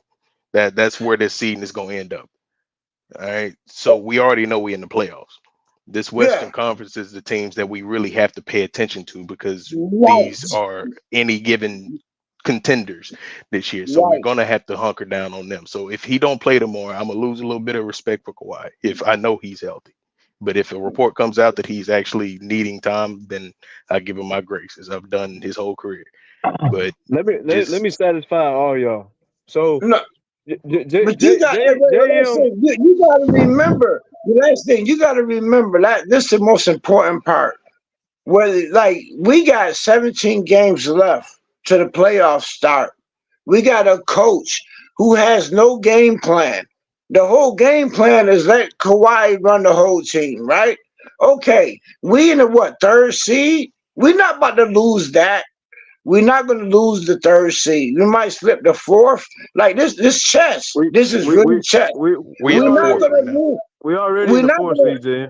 Okay, so we ain't going to go too further with 17 games left. We could beat anybody. We're not going to drop no further, like Kawhi said himself. As long as we're in the 6th seed, he been saying the strategy is long as he stays healthy, right? And when you got to play 65 games. He's not done that, but he knows, right? Our whole team winning depends on Kawhi. Folk tripping. If Kawhi get hurt, we done. We done, right? Kawhi That's what I've been saying all season. Let me put all this in perspective. No, hold on. Wait. Well, I'm gonna end this with this, Thomas. Hold up, one more thing. You think Kawhi don't hear people saying he been hurt? You think Kawhi don't want to be in the fucking playoffs, right? So Kawhi this year is making sure he make the playoffs. That's it. That's true. That's true. That's it. I guess you're a politician too. So I just happen to know Kawhi. Let me break it down, I just happen to know Kawhi. That's all. I happen to know him. I just I got the same birthday. This is the same. It's not a coincidence. That's all I'm gonna say. But either way, go ahead. The same birthday. Here's the thing. All y'all right. And when I get done breaking it down, y'all gonna see what I'm saying. All right. So JM, you're right. Kawhi only wants to be a 6th seed. That is true. But he didn't say that. He said at least 6th seed. Yeah, that's what I'm saying. At least the top 6. But here's the thing, JM. Here's the thing. Here's why he has to play though, because we are only 2 or 3 losses from being all the way out into the play-in. So he's not going to sit out. That's A. But you're right. He did sit out yesterday to save himself because we was playing 2 games in 47 hours. Right? And we still got 2 more. And we still got 2 more back-to-backs. You forget that. We got 2 more back-to-backs. No, yeah, but yes, this is why yesterday was worse, JM. This is what Bruce is trying to tell you. Because you're right about a lot of stuff you say, but Bruce is right about stuff he's saying too. Here's why. I like Bruce. But because yesterday we played 2 games in 47 no, it was even shorter span than that, because by the time the first game ended, we played another game within like 44 hours, 45 hours, right? But here's the thing. Here's the thing, though, JM. Most of the back-to-backs are only going to be at nighttime, and then we come back again on the nighttime. But the way the clock fell yesterday, the Clippers was playing 2 games in like close to 40 hours or so, or even less than that, maybe, depending on the time. So that's why he set out yesterday. But you're right, JM. He is cruising to get at least a top 6 seed. But Bruce is also right saying, see, we can't afford to lose too many more games, JM, because we're going all the way to the play-in. If you look at the seeding, we're not that far ahead of these guys. So Kawhi will play tomorrow. We will win tomorrow. We will put a statement game down on Minnesota's head tomorrow. And everybody will be like, okay, this is the Clippers that we've been waiting to see. We will see that tomorrow. But you're also right. Hold on, Jam. I'm gonna let you go again. But you're also right. Go for it. You're also right. I believe everything you're saying could be said in a lot less words. I believe Ty Lue has lost the locker room, but I also agree with you again, JM. Kawhi still wants the championship, whether he likes Ty Lue or not. He's not folding this season in, because he wants to win more than he wants to lose. But I agree with you. I've said the same thing. Ty Lue has lost the locker room. There's beef on that sideline, but like I said, Bruce is right. Kawhi is going to play these games because we cannot afford to lose them as easy as you think we can. You might want to check the win and loss column, JM. So I agree with a lot you're saying, but Bruce is right too, and Taz is right. All y'all are right. You just have to kind of pinch it down a little bit. Yeah, okay. I'm just going to add this in.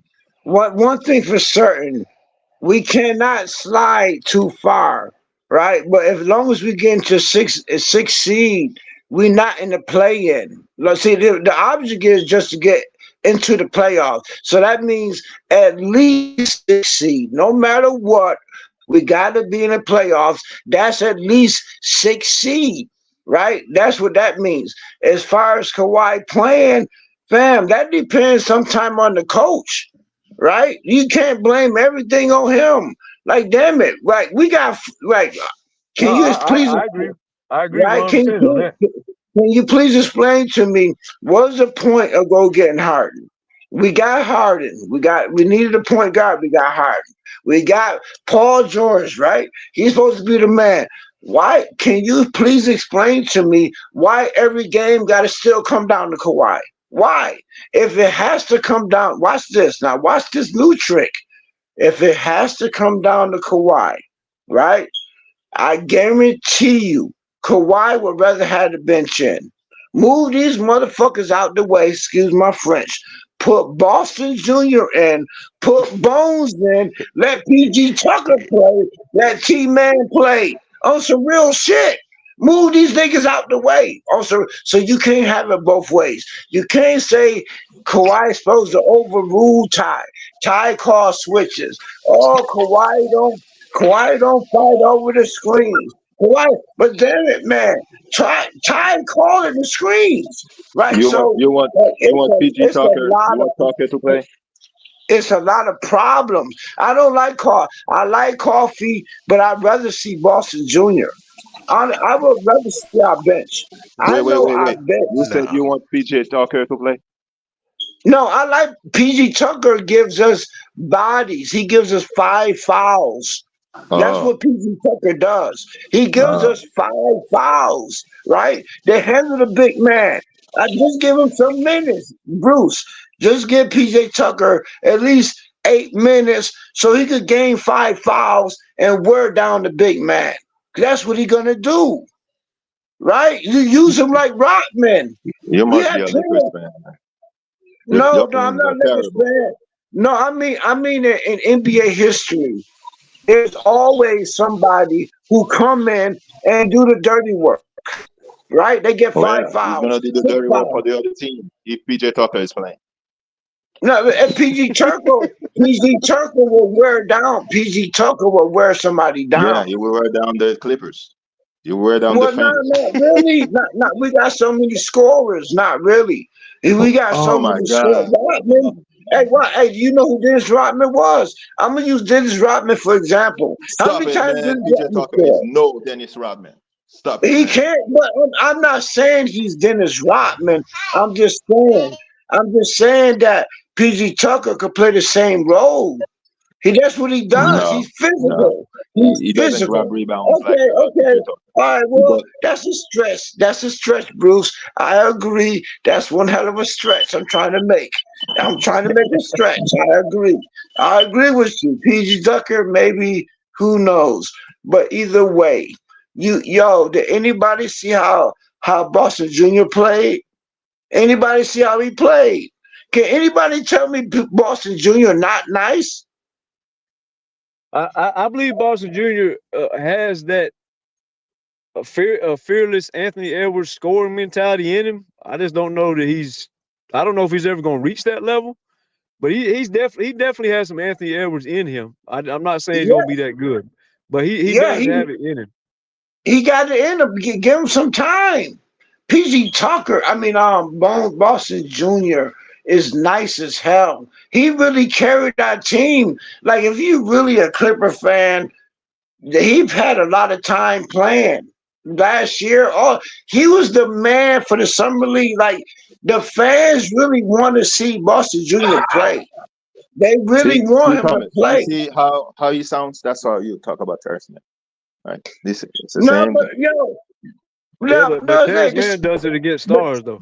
I like Terrence Mann. I like Terrence Mann too. I ain't no fanboy, whatever y'all call Boston it. Jr., But I can man. see Come on, man. talent. Stop it. I can see the talent. I can see the potential. Right? The potential. We got another dog. We got another dog on the even Thomas is Yeah, right he's about a Chihuahua dog. But Boston Jr. is the future. And wait till you see Diamante and wait We till in you the see present. Kobe Jr. Wait till you see Kobe Brown. We got stars, fam. You not seeing them. You don't know our team. I know our Okay. team. All right. You know the team, and you say you prefer Boston Jr. over Paul George. Yeah. Yes. All day. All right. I say it again. Yes. Put Boston. I will say it 1,000 times. Put Boston Jr. Tell me one thing Boston Jr. can't do that Paul George can do. One thing. What is that? What can Boston Jr. is Defense. taller. He tall. He young. He only 20 years old.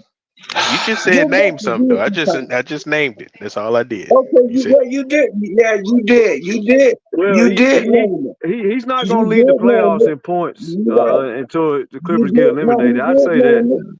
He But won. but He but did. but He did name I it. Yeah. I know what you're trying to say, JM. You're trying to say the fucking coach don't develop the youth, and I agree 100%. But he's not better than Paul George yet, but maybe he turns out to be. He will be. He will be. Let He him will get the never time. be better than Paul George. Yes, he will. PG-13 is not that good. I don't understand why you think he's all that right. good. All right. I don't think. I'm gonna give you. I'm gonna give you let me give you some history on Paul George. I'm not a PG-13 hater. I just know our team. Really? PG-13 has not been the same since he lost his damn leg. He ain't been He the did not same. lose his leg. He still has his leg. You said he He lost his leg. did no in his head. And watch this. And I hope I'm not yelling because I'm still trying to work out this whole new system. So I hope I'm not yelling. PG-13 mentally has not been the same since he damn near lost his leg in Indiana. Am I lying? That's PG-13 hair problem. He damn near lost his leg. That shit has been haunting him ever since. That's why he does not drive in. That's why he does not push off hard. That's why he do this. Fam, and his head and his PG-13 is one of the nicest skilled players ever. I'm not going to take that away from him. He's nice as hell. PG-13 is like a tall ass Allen Iverson. He's Allen Iverson. He's a tall Allen Iverson. You cannot stop PG-13. He's a Penny Hardaway. PG-13 is nice, right? But his head is fucked up. He fucked up. He has not gotten over when he damn near lost his leg. That's real shit. He ain't got over it. That's his only problem. That's why. So let me ask you this: did you not watch that man play the 2021 playoffs? And he faded, right? He fades. PG comes and goes. I am not a PG hater. I'm not a PG hater. He had a bad game. He had a bad game to close the playoffs. That's for sure. That game was terrible. Because that whole playoff run, brother, he damn near was the best player in the damn near playoffs. Yeah, he damn near. That's the problem. I respect PG. Like I said, PG. Hold on. I gotta jump in. Let me jump in. I gotta jump in, Jay. I gotta jump in. I gotta jump in, man. This is good. This is good, man, that we having this talk. This is a good time to have it. I think the one thing JM said that he really says is that PG doesn't have the same attack he did in Indiana, and I agree with that. He don't have the same attack off of every time going to the basket. He had to change his game up to be more skilled and be more versatile, but he's better than what he was in Indiana. I don't think Brandon Boston's ever gonna get to that level. Like, even in his PG's third year, he was already in the conference finals. Brandon Boston, this is his third season already. He's still trying to fight to get minutes. I think we got to put some things in perspective. PG was going up against a prime LeBron his third year. That Brandon Boston ain't even really touched the surface yet. I like BB. I like his upside, his talent, but he hasn't been tested yet in those situations. Yeah. He probably is not going to be ever. He's like, these guys are getting older by the minute. He hasn't got no all-stars. He hasn't got no, most improved players or nothing like that. He's still trying to fight to get time on the court. I agree with the whole he doesn't attack the basket like he used to, but make no mistake, PG's still a top 10, top 15 player in this league, and that's with the ball play. You're right. I agree with you, BJ. Like I said, Paul George, I'm going to say Paul George. Paul George is one of the most talented, skilled players in the NBA. To me, he's like a Penny Hardaway. If y'all remember Penny Hardaway, before Penny Hardaway got hurt, didn't have those skills. No, Penny Hardaway never got blocked. What do you call it? Penny Hardaway never got blocked. I said skills. I didn't say as a player. I said Penny Hardaway wasn't dribbling like that.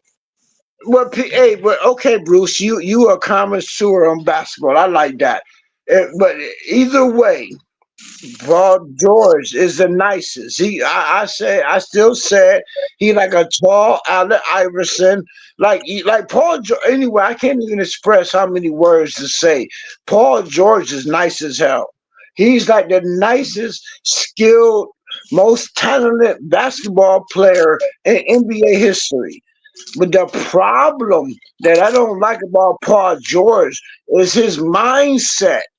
He is not the same Paul George. He is not the same.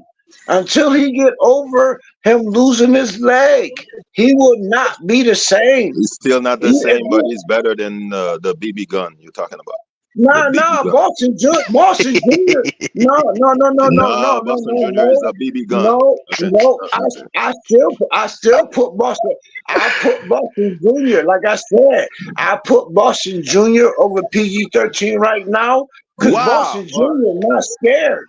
Boston Jr. not scared. Only thing Boston Jr. need is some more experience. That's it. As far as talent, Boston Jr. matched PG-13 straight up. As far as talent, why? Are you kidding me? I've seen PG still, even in this day, I've seen PG dunking on. He's had a few posters already this season. I don't know. But did you watch Boston Jr. yesterday? Did you watch him? That boy is damn near. He's good. He's good, but he ain't got the handles PG has. He don't have the defense PG has. I don't even think he has the athleticism PG has. He's only, yes, he does. Yo, that kid like 21 years old, fam. He is 21. He dunked on Gianna. He could dribble the ball. He could post up. He could do everything Paul George can. Rudy Gay used to do the same thing. What happened to Rudy No, Gay? I know it's a far stretch. It's a far stretch. I understand. I just see a far ahead in the future. That's why Kawhi like Boston Jr. That future is I not see gonna be far happy. ahead. If Boston Jr. get the time, if he get the play, I'm telling you, Boston Jr. is nice as hell. But it's He's too gonna have far. to come in Europe. Okay, it's too close to be seen. I will concede that to you. I just see something that that maybe nobody else don't see, but I see it. He showed that to me. He is ready. Ty Lue just gotta play him. Ty Lue just gotta give him some time. Let this man play. He is the future. Man, We don't ship need that man to Orlando, dog. That's where I want Nah, to see ship him. Paul George. No, ship Paul George. No, Oh my trade God. Paul George. Trade Paul George to Jimmy Butler. Straight up. Trade Paul George to Jimmy Butler. I'll make that trade, but until I Jimmy see Brandon Butler Boston misses lock a up lot of Karl things. Anthony Towns, man, you can't say he's Paul George yet. The only thing I stress this, only thing I don't like about Paul George is his mind not ready. I stress this. His mind, you I can't can't trust agree him. with you, bro. I Well, can't. I you can't don't agree have with you on to. that. Yo, he gotta have nice games. Paul George has nice games, then So he disappears. What has Right? Brandon Boston done in the playoff to say that his mind is better than Paul He George? ain't been he ain't been able to play. You ain't seen him. You That's don't why I know So let what say me he ship ask his you. doing. ass I to got a question. Orlando. I got two questions to ask. So, JM, do you think PG should be better than Kawhi? PG-13 is more skilled than Kawhi. He really is. Right? But So you once feel again, so you feel he should be better than Kawhi, but he's not yeah, quite Kawhi because of that. Do you no. feel like he should be? He's more talented, gifted than Kawhi. I think PG-13, he's more gifted than Kawhi. I would say that. He's more gifted. He is more skilled. He's taller, right? He could do a lot more than Kawhi can do. PG-13 problem what are we considering here? is his head. But Is his head. because I'll take Kawhi. Well, what's Let me his ask you that. what's nah, I'll his? take Well, hold Kawhi. on, let what we me I just considering take here? ask Kawhi the all second day. question then. So, Yeah.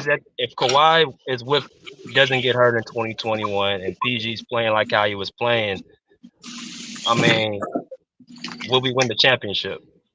I think Kawhi, if Kawhi didn't get hurt, I'm gonna answer your question. It proved it in the Suns series, right?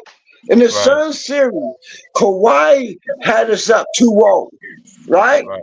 Okay, Kawhi got hurt. PG-13 had his chance. What the hell did PG-13 do? Nothing. There you go. No, No, no, no, whoa, no, no, no, no, no, no, whoa, no. whoa. Kawhi left in the Jazz series, not the Phoenix series. No, in the Phoenix series, no. What? In the He took Phoenix them folks series, to He wasn't 6 playing the Phoenix by series. himself. no, Kawhi played the first No, 2 games. No. no. He Yes, Kawhi talking he got about hurt did. last versus year. the He talking Jazz. about last year. He talking about last year. JM, Last it was year, 1-1. It No, was he can't talk 1-1. about last year either because he wasn't up 2-0 last year. Neither one is right. either way, Kawhi played the first 2 games. He played the first. Now, all I said, he played the first 2 games. And PG He was hurt. he missed the PG he was hurt. missed the third game. He missed the PG third was game. hurt. He played. PG, okay. PG came back. What the fuck did PG do He against came the back in Mavs? he came back. Okay, Whoa, against whoa, whoa, Nah, no, PG no, didn't no, come back, no. bro. PG What? didn't come back. PG didn't play uh, last year at all. I mean, okay, against the Mavs, like there's so many PG shit in my head. I don't even want to talk about it. Against the Mavs, We we can was tell. down 0-2. We was down 0-2 against the Mavs. Who the hell? Who won the game? Kawhi did. So What the fuck? hold on. Oh, We gotta put things in perspective. The Yeah, first two PG games, snapped. the two first games, Kawhi and PG both played great. They're down 0-2. They both played great. Game 3, PG I think had him and Kawhi both had a great game in game 3. Kawhi won game 6 for them for the 45-point performance. The next series in Utah, PG repaid the favor when Kawhi went down in Game 4, and he helped win the series. He had the 37-point game in Game 5 against Utah. In Game 6, that's where Terrence Mann had the 39-point performance. The next round against Phoenix with no Kawhi, they literally had a chance to win that series. It took a DeAndre Ayton dunk. They could have easily been in that series. Alley-oop, which was Ty Lue's stupid ass that kept Zubac from the basket. The Clippers could have really won that series with just PG there. If we're gonna be honest about that, they weren't getting blown out in them games. PG alone by himself was just killing Devin Booker. He was the best player in that series. No, I definitely gotta agree with that because literally, bro, you gotta see the fact that PG was out there with the rest of the Clippers role players. It was just him and Kawhi. He was murdering the whole fucking Suns. He was killing these. I have my criticism of Paul George. I'm not hating on PG. I'm not hating on PG. Anybody who's talking about Paul George that way, you are a hater, man. I'm sorry. No, I'm not hating. No. I respect once again. PG. Nah, you are certified hater. PG is the nicest. No, I'm not hating on PG. I'm not hating on PG. Yes, PG is one of the nicest players. Of Paul George. No, that's I don't. People who come in the channel, no, and they hate on the man. You want the Clippers to win. I said PG. No, I never hated on PG. I never hated on PG. I said PG the nicest player, and fucking PG is one of the nicest skilled players. A lot of people kill people, and they say nice things. No. PG problem is his mind. You're not understanding me. His mind. PG is one of the nicest skilled big men ever. PG is nice as hell. PG like Carmelo Anthony. Come on, are you kidding me? PG is nice as hell. PG problem is his mind. It's his mind. It's him. That's what I don't like about PG. So what has he done? What has he done? So JM, what has he done besides the bubble you can really point to say he's had like a meltdown in the postseason? He's been having meltdowns for the past 5 years. He's having meltdowns right now. Hey, BG on some real shit. BG, no cap, no cursing. On some real stuff. You hate Paul George so much. BG, no, I do not hate BG. I do not hate him. Yeah, Listen, let me explain you this. PG-13 will have a 39-point game and then have a 2-point game. He will have a 25-point game and have a 3-point game. You don't know which PG you're going to get. You cannot win. He's never had. Well, I know what you mean, the inconsistent shots. I mean, that's just anybody. You look throughout the whole league. You look out the whole league. All these dudes, you gonna have games like Anthony Edwards, Donovan Mitchell, De'Aaron Fox, Devin Booker. All these dudes, man, you're gonna see in their stat sheet, they're gonna have games where they go from like a 30-point to like a 10 or a 12. Like you look throughout that's not a PG problem, JM. That's a league problem. If you a scorer and if you shoot certain shots all around Kobe used to do this.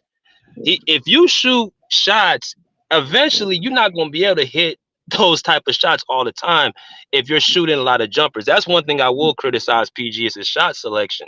Right, so it's not so much his. I mean, that's just the nature of the game. Like you gonna miss shots. You're gonna have games where you're gonna be inconsistent, inefficient. It doesn't matter who it is. Nobody's too good for that. I mean, if you want to say PG his shot selection, that's perfectly fine. I understand that because I feel like the same way. You know, sometimes I wish he plays a little bit more in the post, but PG's been playing the same way since he came to the league.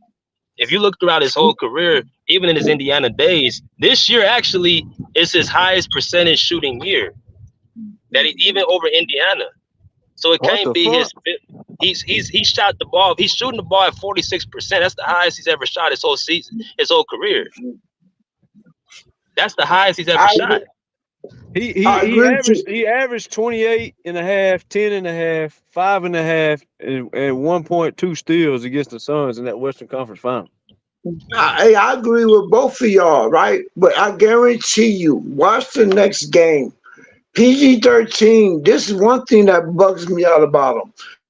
He be have PG-13 actually does not. First of all, they don't even double team him. First of all, he's never double teamed.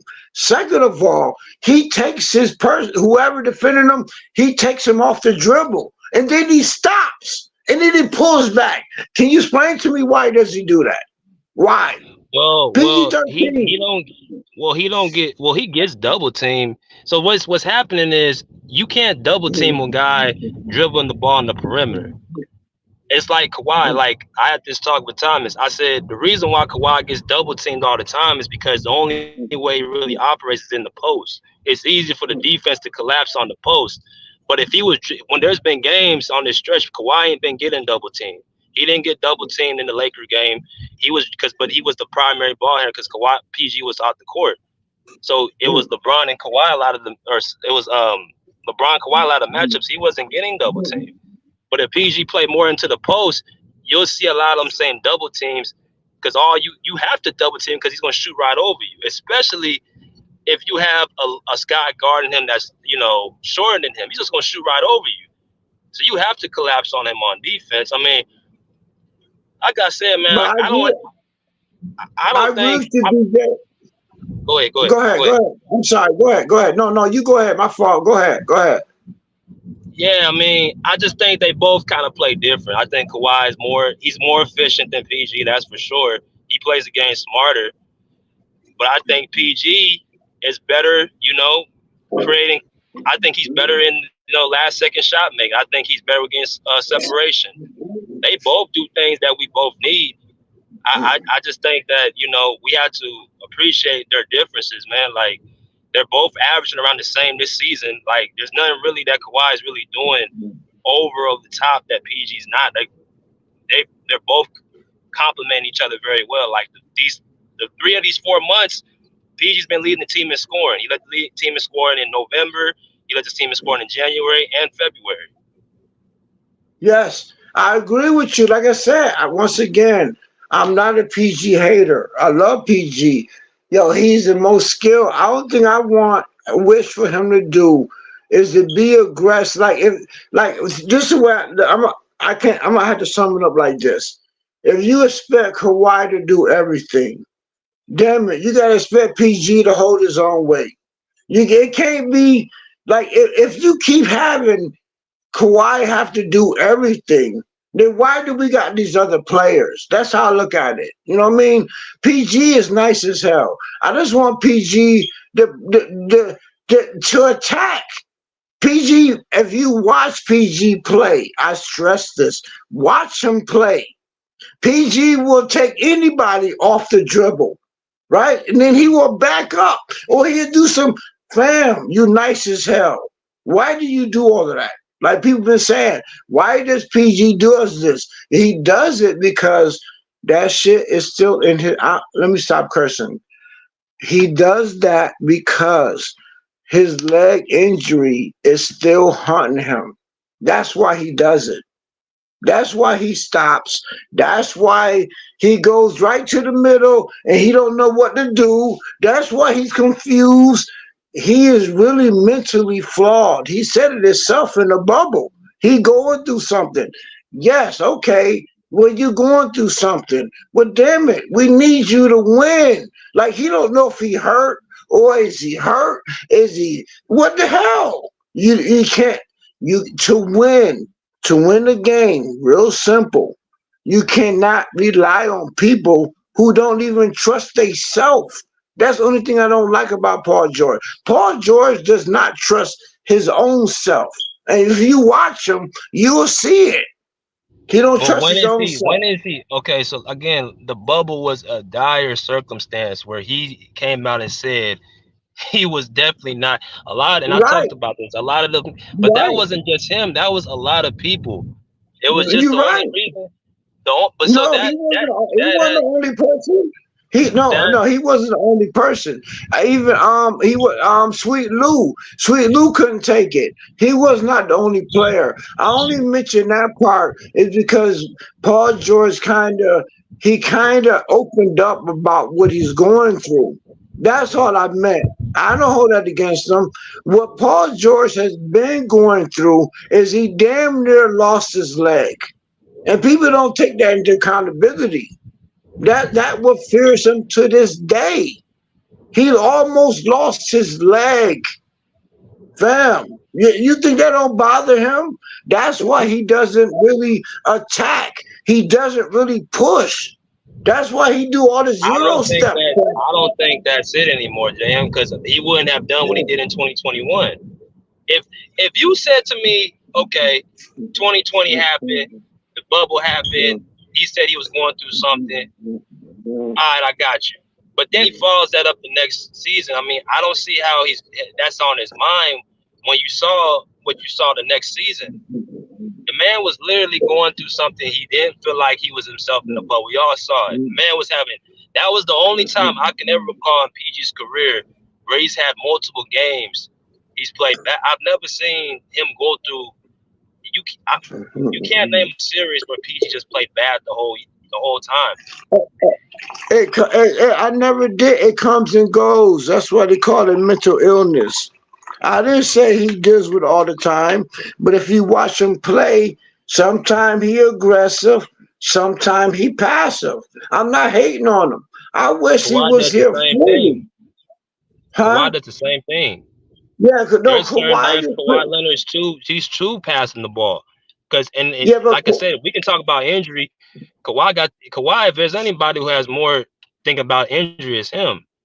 You're right. So it's like, right. I don't think it's a mental. There's none we can hang saying we're worried about his mental. I don't understand that. It's like his game has always been his game. T-Mac used to play same way. You're right, and Kawhi is the same way. You're right, PG. Like you said yourself, you've been a basketball player. You had injuries, right? When you have injuries like that, you're more concerned about trying to hold on. Kawhi aspect is he trying to hold on. He know he can fucking get injured. He got bad knees. You think he doesn't know that? So yes, he's trying to coast. Paul George is the same way. Paul George's mentality is, I know I could beat anybody in the league. Paul George could beat anybody in the league. But even he is still trying to hold on. All right, so I give you that, BG. They both got the same issue. They both trying to hold on to get to the playoffs.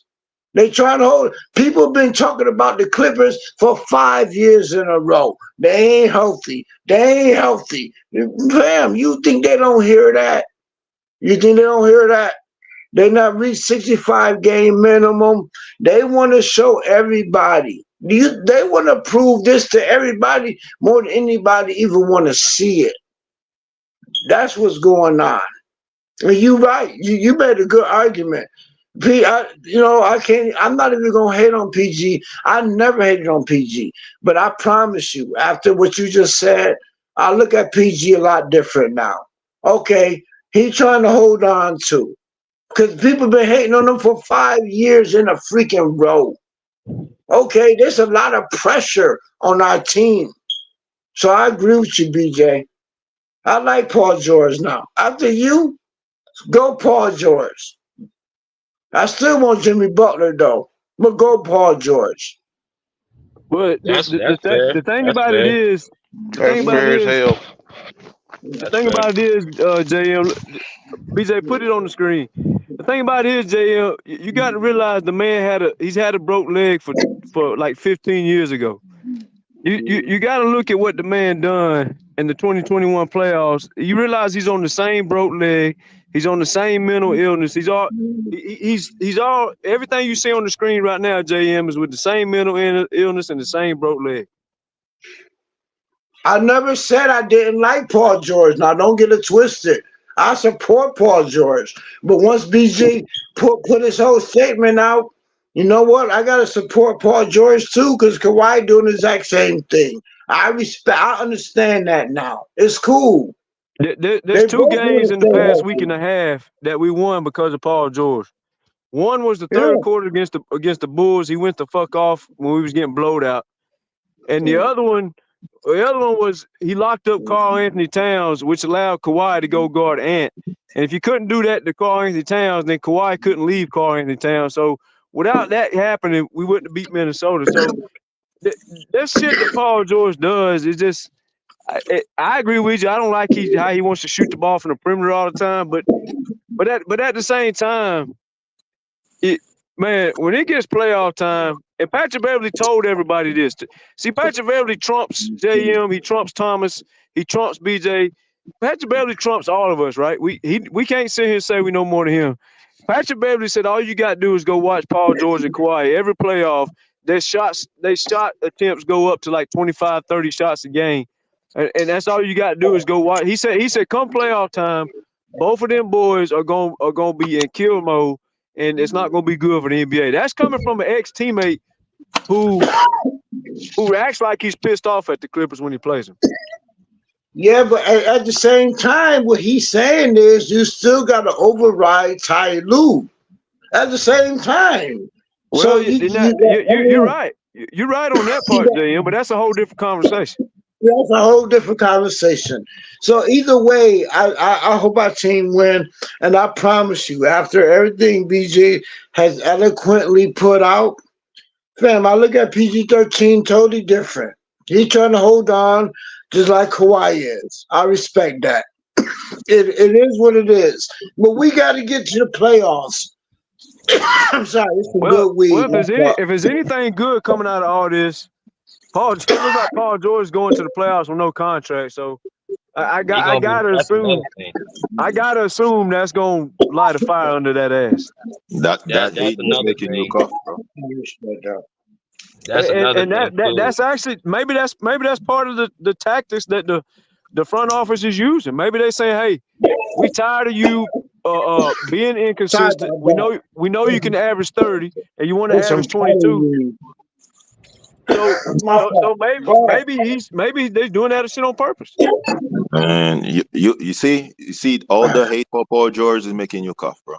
No, it's a Cali Reed. Hey, yo, I convert. Hey, Bruce, I converted.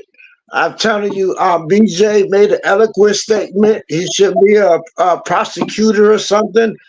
He made an eloquent statement. I never hated on Paul George. Never. You said earlier, coming out here, we got politicians and prosecutors. I got some Cali weed going on. Yeah, excuse the cough. But either way, I never hated on Paul George. Stay off of it.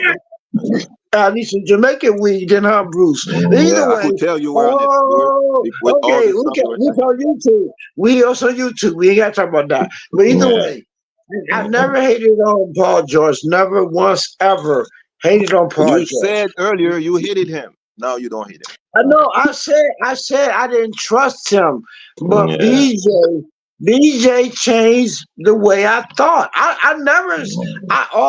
said that Paul George 13 is one of the nicest players ever in history. He reminded me of Penny Hardaway. He had told her I give people, but I understand his mentality. But BJ broke it down that how maybe he could think. How is Paul George remind you of Penny Hardaway? I haven't seen no Penny Hardaway game on Paul George. I'm sorry. Yeah, okay. Well, y'all convinced me. Okay, I admit defeat. That Jamaican Penny Hardaway has some handles now. It's not like he didn't have no damn handles. He had handles, but not Paul George. I admit defeat. I said PG-13 is the night. I'm the one said he liked Penny Hardaway. I said he like Allen Iverson. Penny Hardaway. I'm saying he's nice. I didn't trust his mentality. That's all I said. I just didn't trust his mentality. What was his mentality? Was trying to. But no, I've been converted, Bruce. PJ, Thomas, all of y'all stay on the converted. American one, not Jamaican one, because. No, I converted. I'm converted. It's cool. I hope PG-13. Do what he got to do to stay healthy. That's all. I'm converted. You only saw one PG-13. movie of Bob Marley. You're Jamaican. No, man, I could go all the way back to Bruce. I could go all the way back to Shotters. Don't get. I had a where I'm from. I had a Rasta deli. I had Pepper Seed Deli. I'm them. My people from Waterhouse. You know where Waterhouse at? Where No. Waterhouse at? Where Waterhouse at? I know where I Bruce? can get water, but I don't know Waterhouse. Okay, you in Watertown? You don't know where that at? Spanish Harlem, all that. Oh, Fam, Watertown, my people. Massachusetts. Yeah, okay. So we ain't got to go there. We ain't got to go there. I'm gonna keep it basketball. I'm a converter. BJ, Thomas, all them. Okay. I'm a believer in Paul George. I accepted I'm that. not a believer in the BB gun, man. The BB gun. I still don't. Okay, you gotta go to the Rasta Star. You gotta go to Shotters. Shotters is my favorite movie, Bruce. Shotters is my favorite movie. Shotters? So I don't know what Shotters is. I've never seen I it. know, but I know the dudes who make that damn whistle. Whoop whoop. I know them personally. Either way, we ain't gotta go there. We ain't gotta go there. We ain't gotta go there. Yeah, We you on ain't that gotta- Jamaican thing, man. No, I know I'm not. I never said I was, but I damn sure. Either way, I want to go there. It's not a culture war. As far as Clippers, I was converted. I believe in Paul George to a certain extent. I just wish Boston Jr. gets some more play time. Kawhi reaches 65 minimum game, and he get the rest because people keep saying that they not healthy. They are not healthy. Didn't Kawhi They say not that healthy. if he's not hurt, he's gonna play?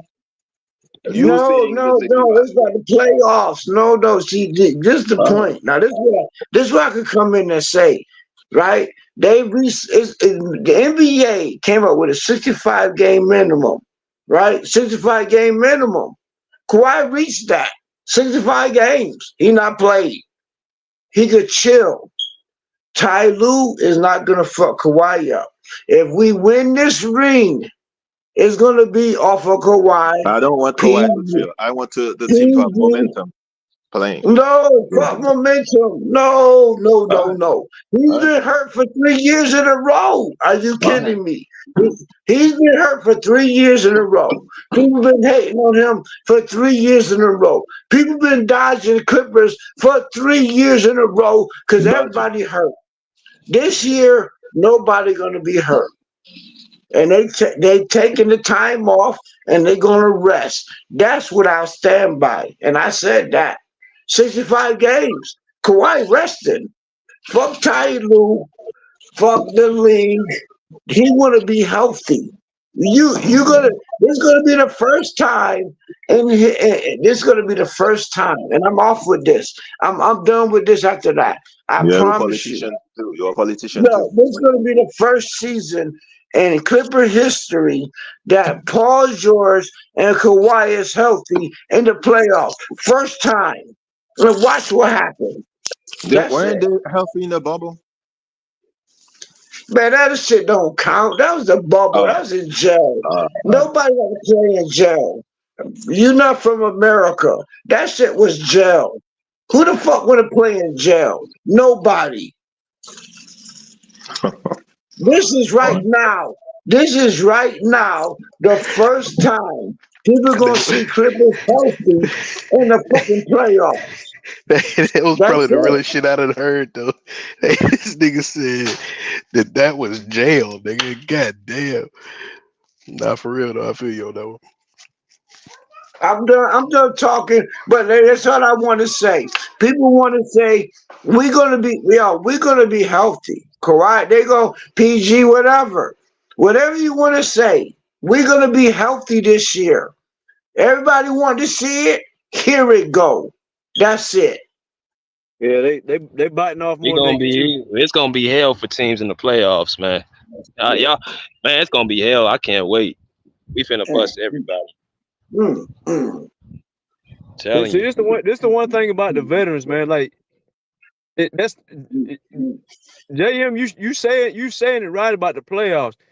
That's all we fucking worried about, man. If you really think after watching Paul George fry up fucking Phoenix Suns every fucking time he sees them, if you really watch Kawhi fry up these motherfuckers in the playoffs every time he gets to them, if you really think these dudes is worried about people in the playoffs, man, you're not watching playoff basketball. You only watching the regular season and basing your whole playoff predictions off of regular season games.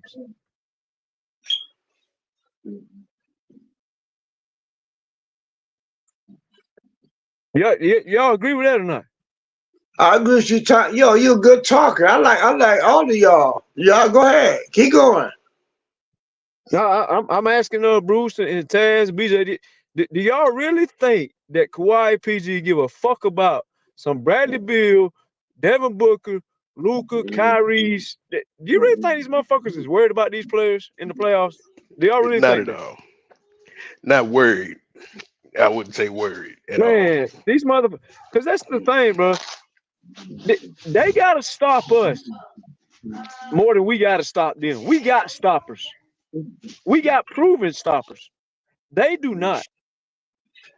They don't got proven. Even the fucking Denver Nuggets, they can't guard Paul George. You talking about Paul George? He fucking fries Caldwell Pope and Porter every time they come over there. He cooks them motherfuckers.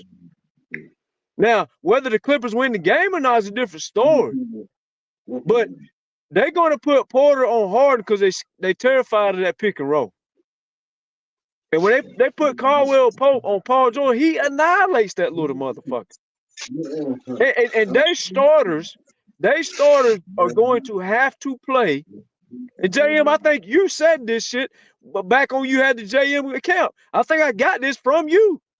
They're going to have to play 48 minutes to keep up with the Clippers. Because we're going to our bench, and they're going to have to leave their starters on the court when our bench is on the court. Is that not true? Yeah, that's true. But they caught up to us, though. They caught up to that, though, Thomas. How? They caught up to it by putting their bench in first. They put their bench in. They running our stars out. They caught up to that. And when it comes to playoff time, they're going to figure it out. First. Yeah, they figured it out. If they put the bench in first, then Kawhi and Paul George. Remember, we're talking about playoff Kawhi and playoff Paul George. We're not talking about the load, the injury management, 27 minutes a night, 28, 29 minutes a night, Kawhi and Paul George. We're not talking about those players. We are talking about proven veterans who know what time it is come playoff time. You're going to put so you're telling me Denver's going to put a bench in early in the playoff series and think they're going to stop our playoff players? Yeah, that's what they got. That's what they've been doing. If you've been watching our games, they catching up to what we're doing, right? So they putting their bench in a lot more. And it's going to wear our stars down. See, we got stars. So like a good coach will come back. What games are you referring to? The Bucks game, Houston Rockets game, them games, like they figuring out, okay, they're gonna play our stars first, right? So what they doing is they put their bench in a lot more, where our stars out. And then we're gonna rely more on our bench. Ty Lue doesn't really play our bench. It works to their advantage, right? That happened against the Bucks. We should have beat the Bucks, right? But no. Teams, we getting closer to the playoffs. Better coached teams will figure us out. So we can't use that, okay, we're going to burn our stars out. We can't use that no more. You can't use it. Harden is getting tired. You got to play Bones more. Russ gone. Zoo not in. Like they running their whole bench at. They running their whole team at us. Okay, so the only way we're gonna beat that is Ty got to use our bench. That's the only way. They figuring us out. It happens every year. It's playoffs. Our secret That's why I ask you what games you talking about. Because right now you referenced me a I bunch of just told irrelevant. you the Bucks game. I told you the Bucks, Do the you Rockets. realize we beat the shit out the Bucks when Giannis and Dame played, right? Yeah, but we didn't beat them last time, did we? We didn't. We barely beat the Rockets, did we? We barely beat them, right? The team we lost. We beat Minnesota, and we turned around and lost to who? They figuring us out. A better coach. Listen, it's all about coaching, fam. We a juggernaut, but I guarantee you, a good coach will figure us out, and that's what they doing. We can't keep relying on Kawhi, Harden, and PG. We can't keep doing that. We can't keep doing it. We got to use our bench, fam. We have to. We do use our bench. Not since yesterday. No, we ain't been using Boston Jr. It took Kawhi and PG to sit down for you to see who Boston Jr. was. No, we got to use our bench. Do you realize that one game don't mean nothing, right? It does mean everything, because every team gonna see how the fuck they beat us. Every team figuring that shit out. No, it means everything. It means everything, fam. Because one team see how they beat us. Okay, we beat them by we had to make their stars stay 48 minutes. We got the oldest team in the league. The shit we both say is not realistic. Not against a young team, right? We got the oldest team in the league, and right, they got to play 48 minutes. It's not possible. It's not possible. They're not going to play 48 minutes. And also, you got to remember, again, we're talking about playoff players. We're not talking about regular season young legs running up and down the court. In the playoffs, there's three things that happen. One, physicality is ramped up, right? The whistles get a little tight. They don't call quite as many fouls. And the other thing too is we have the defenders when we turn up the notch on defense that nobody else can do anything about it. These other teams don't have what we have. Now, I agree with you, Ty Lue's going to get out coached. But at the same time, we have a player or two players that's going to play 40 minutes in a game where they're only playing 34, 35 minutes right now. That's not reality, fam. That's some PlayStation shit. No lie, no cap. That you expecting Kawhi. So let me get this right. Kawhi's playing 40 minutes in the playoffs. He's going to play. Wait, hold on. Let me get this right. On some reality, not PlayStation. Kawhi is supposed to play 40 minutes, checking the best defender and scoring and doing all of that, and we the oldest team in the league. That's not reality. That's not how you coach. He won't That's have to bad check. coaching. He won't have to check the best players. You're putting too much. No, that's bad coaching, fam. That's not how you coach. He's not going to guard. The best players are guards. 90% of the best players are guards, not people Kawhi needs to be guarding. See, this is what Ty Lue is going to have to do come playoff time, that he's getting away with the shit right now. He's getting away with not playing Terrence Mann on players past 20 minutes. Hey, Terrence Mann, watch this. Terrence Mann, not even the nicest one on our bench. He's not even the nicest one. I stress for Boston Jr. I really do. Boston Jr. First of all, Boston Jr. is not going to play in the playoffs. We already know that. Yeah, he should. He should. Like I said, we have seen Boston Jr. play about 20 games. There's not PlayStation. Our bench is ready. Our bench been ready. No bench plays in the playoffs. They shrink the benches in the playoffs. It's bad. That's called bad fucking coaching. That's what that's called. Every team does it, JM. Every team. Hey, Thomas, watch this. Every team playing their young kids. No, they won't in the playoffs. In the playoffs. That's why I asked you, JM. That's why I asked you, what was you referencing? No, they are not playing those young kids in the playoffs. In the playoffs, rosters shrink. They don't grow. They shrink. Fam, OKC is a young team. Minnesota Wolves is a young team. Freaking Pelicans is a young team. What are you talking about? They are threats. They are threats. They are not threats, and this is why. They're not threats, and this is why. Okay. No, they're not. This is why. This is why they're not threats. Because again, the problem is Ty Lue. Terrence Mann will lock up a lot of these small guards that are giving people fits in the regular season.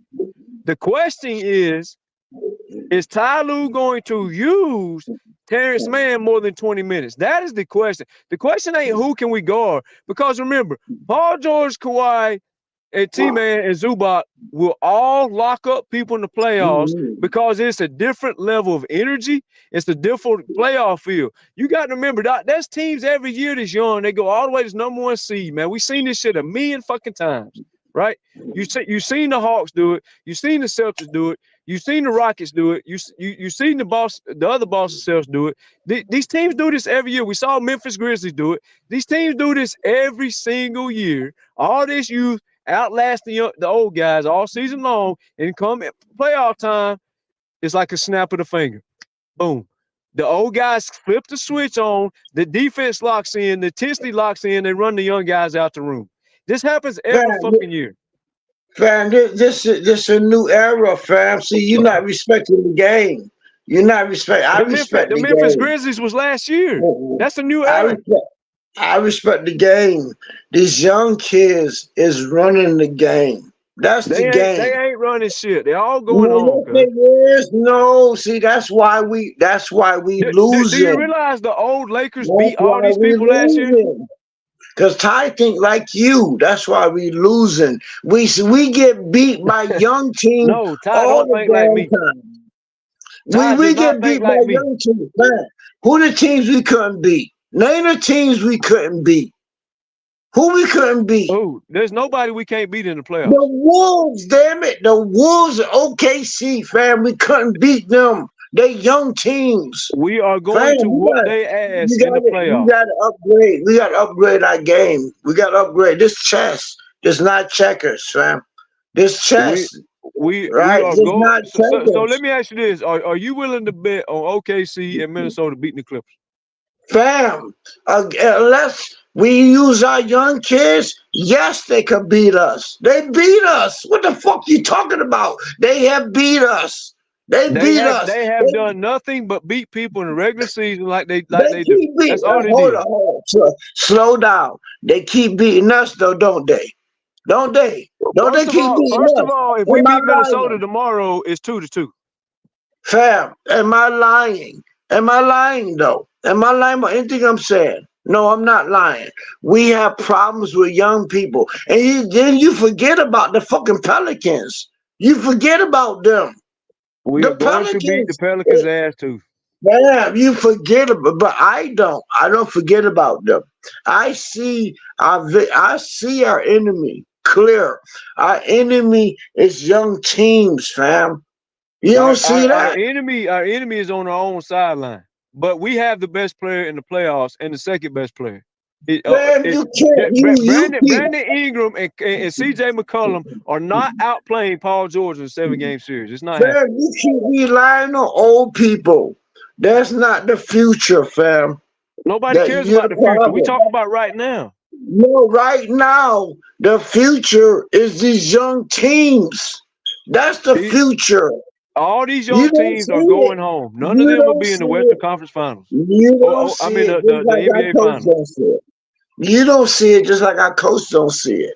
You don't see it just like our coach don't. We could be beat by young teams all day long. We can't be beat by no young teams, brother. We can't beat Minnesota, can we? We will beat Minnesota's ass in the playoffs. Yes, but we have it though. We have it though. But this don't matter. This don't matter, yes, it does matter. Fam, no, it does matter. How does it matter when the Lakers and the Heat are the fucking 8 seed? We don't want to see them in the playoffs. We do not. No, that's to you. But we do not want to see them in the Lakers playoffs. and the Miami Heat beat all these teams? We ain't the Lakers, and this ain't the Miami Heat. Only thing I know is we keep losing to the Wolves. We keep losing to the Wolves. We keep losing to OKC. Am I lying? Am I lying? That don't matter. You talk about the playoffs. The playoffs is we gonna see them. It's this reality, fam. We are not going to see them, but we're not going to see them because they're getting beat early in the round. We won't see them until late. Fam, how do you know that? What kind of dream is that? We're going to see the Wolves, and we're going to see OKC. We're going to see them. No, now, how the fuck do? Yes, no, we is. They're the top going to two be. seed. It don't matter. We're going to be a top seed too. We're not going to see them until the Western Conference Finals, and they're not going to make it. We got to see one of them, and then we still got the Nuggets. Are you kidding me? They're not going to make the Western Conference Finals. Neither one of them. You on a wish, fam. You on a wish. This ain't no wish. So do you? So do you want to bet that OKC and Minnesota beats us? Yes or no? All I'm gonna say is we better use our young players because we got a hell of a fight in front of us. That's what I'm gonna say. The only thing we have to do is leave Terrence Mann on the court versus those young guards, and Kawhi stays on the other player. We'll beat the hell out of these people. You can't keep putting Kawhi into every fucking sentence. That's your problem. Kawhi that's not a problem. Kawhi is the best player on the court, and he will be guarding these people. Kawhi not Superman. Ain't no team won with a Superman. You can't keep putting Kawhi in this shit. All teams win with Superman. Every team that wins the championship has a Superman. No team has won with a Superman. No team in history has won with a Superman. No team. It doesn't happen. That shit don't happen. You need a team. It does happen. What are you talking about? Who the fuck is Magic Johnson? He's Superman. Who is Kobe Bryant? Superman. He had Kareem. Kareem didn't even play. He got hurt, bro. Kareem got hurt. Didn't play. Magic still won the fucking championship. He had Worthy. He had Rambis. Are you kidding me? He still was the Superman. He didn't win by himself. So what? Kawhi ain't gonna win by himself. He has help. There you go. Bingo. Hello. Kawhi not gonna win by himself. Bingo. Bingo. Kawhi has more help now than he had in Toronto, man.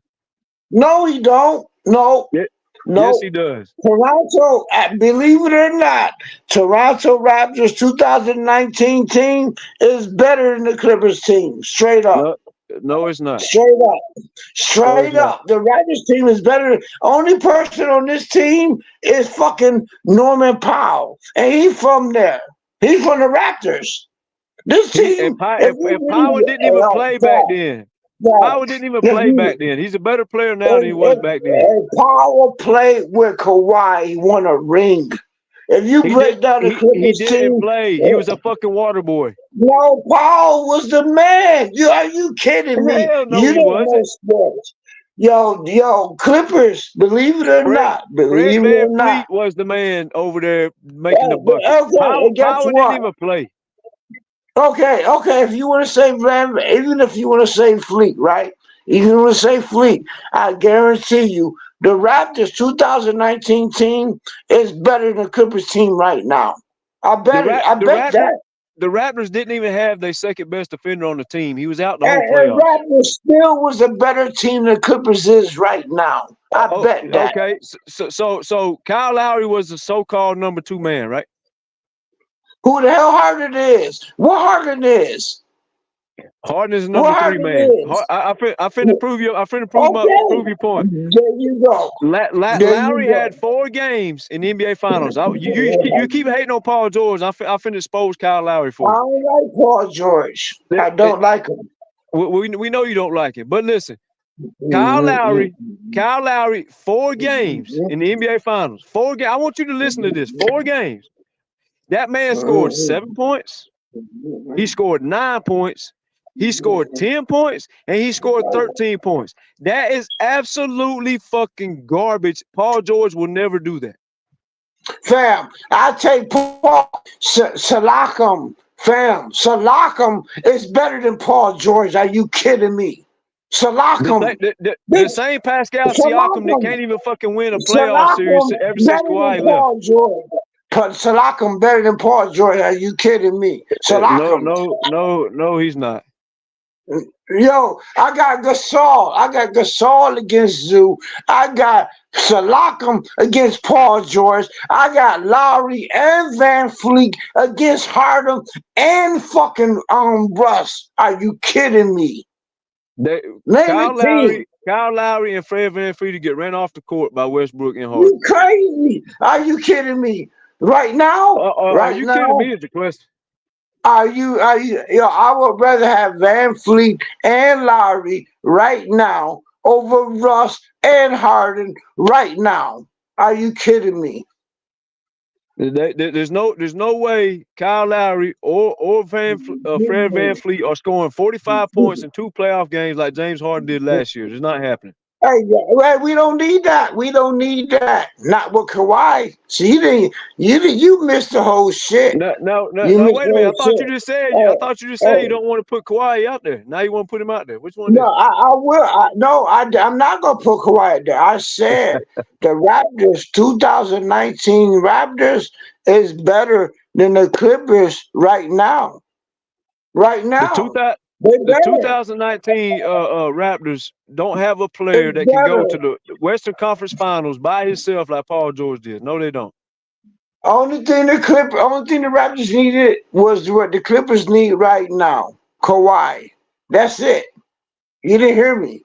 We don't need no stars. While ago, I just said Terrence Mann and Kawhi is going to be guarding the players. Now you said they don't need them. Which one is it? Put Boston Jr. in the game. Put Bones in the game. Keep Powell. We don't need nobody else. Bones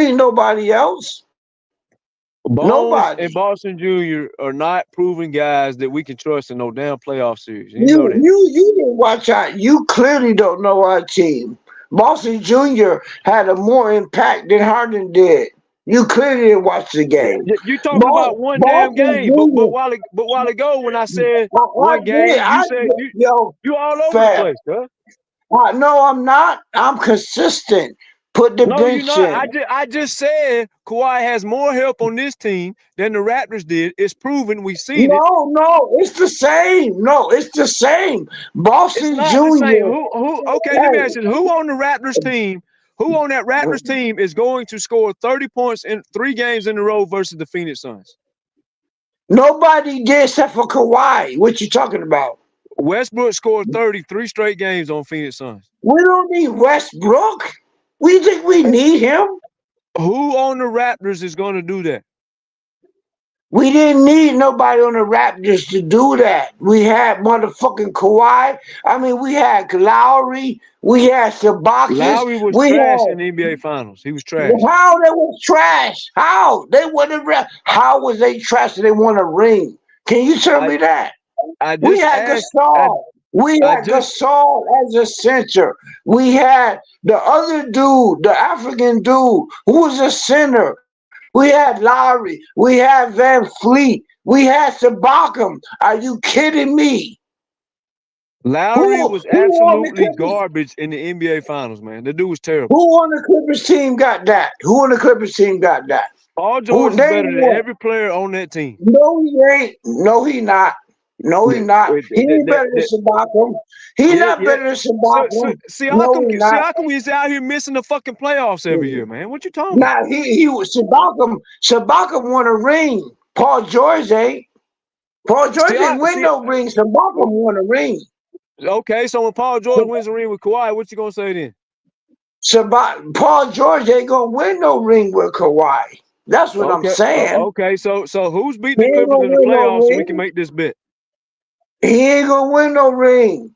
He ain't gonna. If we win this ring, who's beating the Clippers? I guarantee you. Who's beating the Clippers? I guarantee you, Kawhi gonna win it the bench. I guarantee. I already said it. I say my word right now. Man, Kawhi gonna win this Ty ring with Lue the is not bench. playing the bench, and you know that.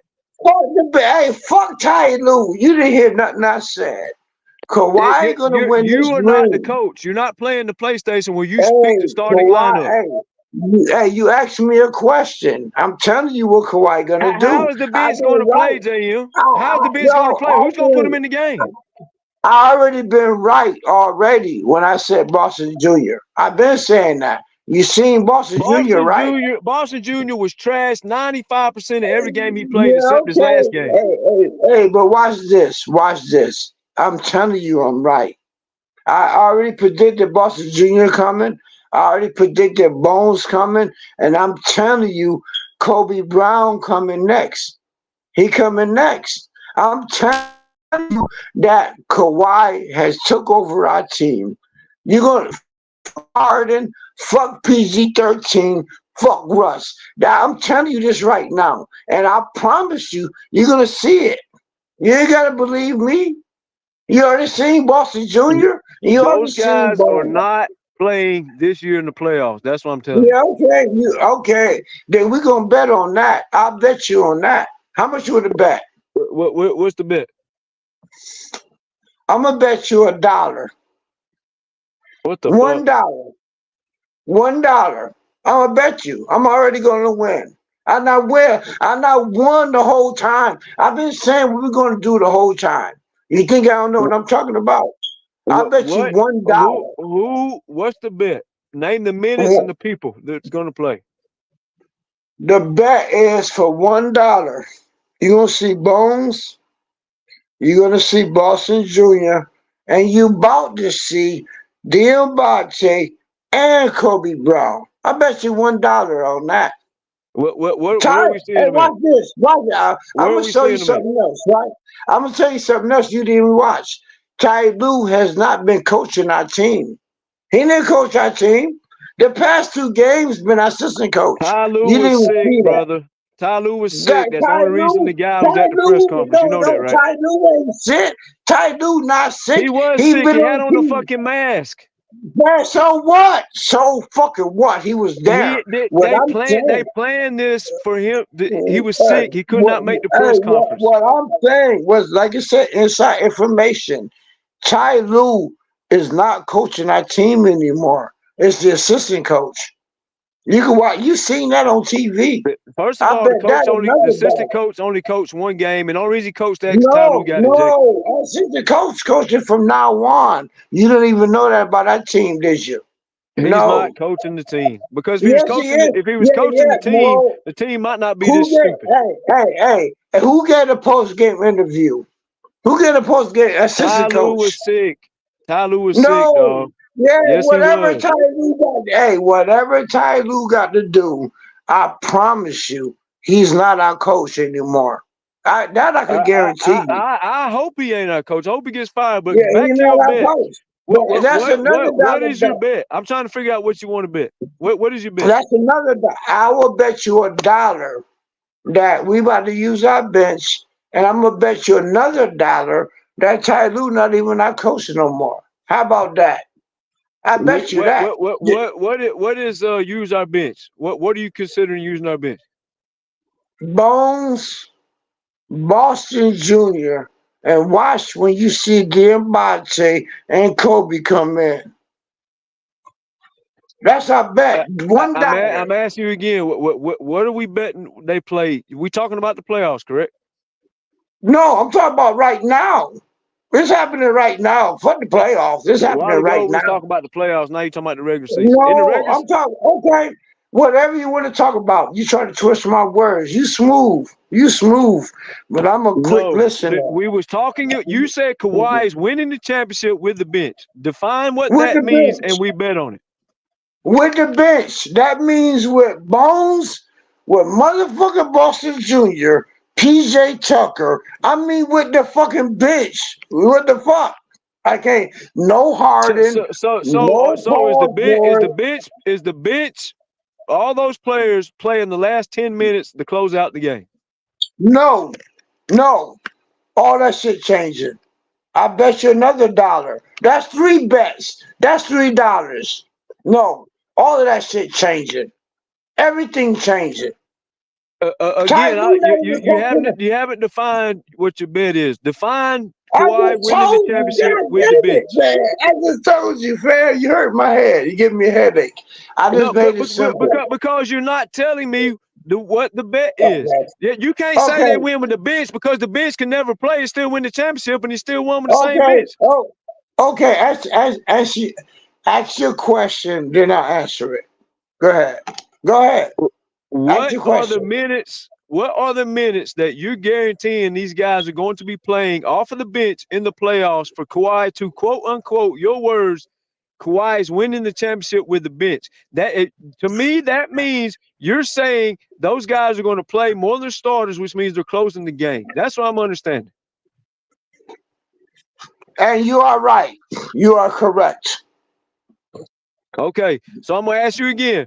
Brandon Boston, Bones Highland, and whoever else you want to pick Diabate Coach. These guys are closing the game the last 5 minutes. I won't even stretch you to 10. I'm going to just stretch you to 5. The last 5 minutes of any playoff game, none of those guys are going to be on the court winning while Paul George, Harden, and whoever else is sitting on the bench. That's not happening. No, so you got a trick question. And I'm going to answer it like this. PG-13 will not be on the court. Harden will not be on the court. We're going to start using our bench to close the game. Next question. For the last 5 minutes, we're making a $1 bet that Paul George and James Harden is on the bench. Yes. I bet you they'd be on the bench. And we're talking about playoffs, closing games, because to me, that's how you win a championship. You got to close the game.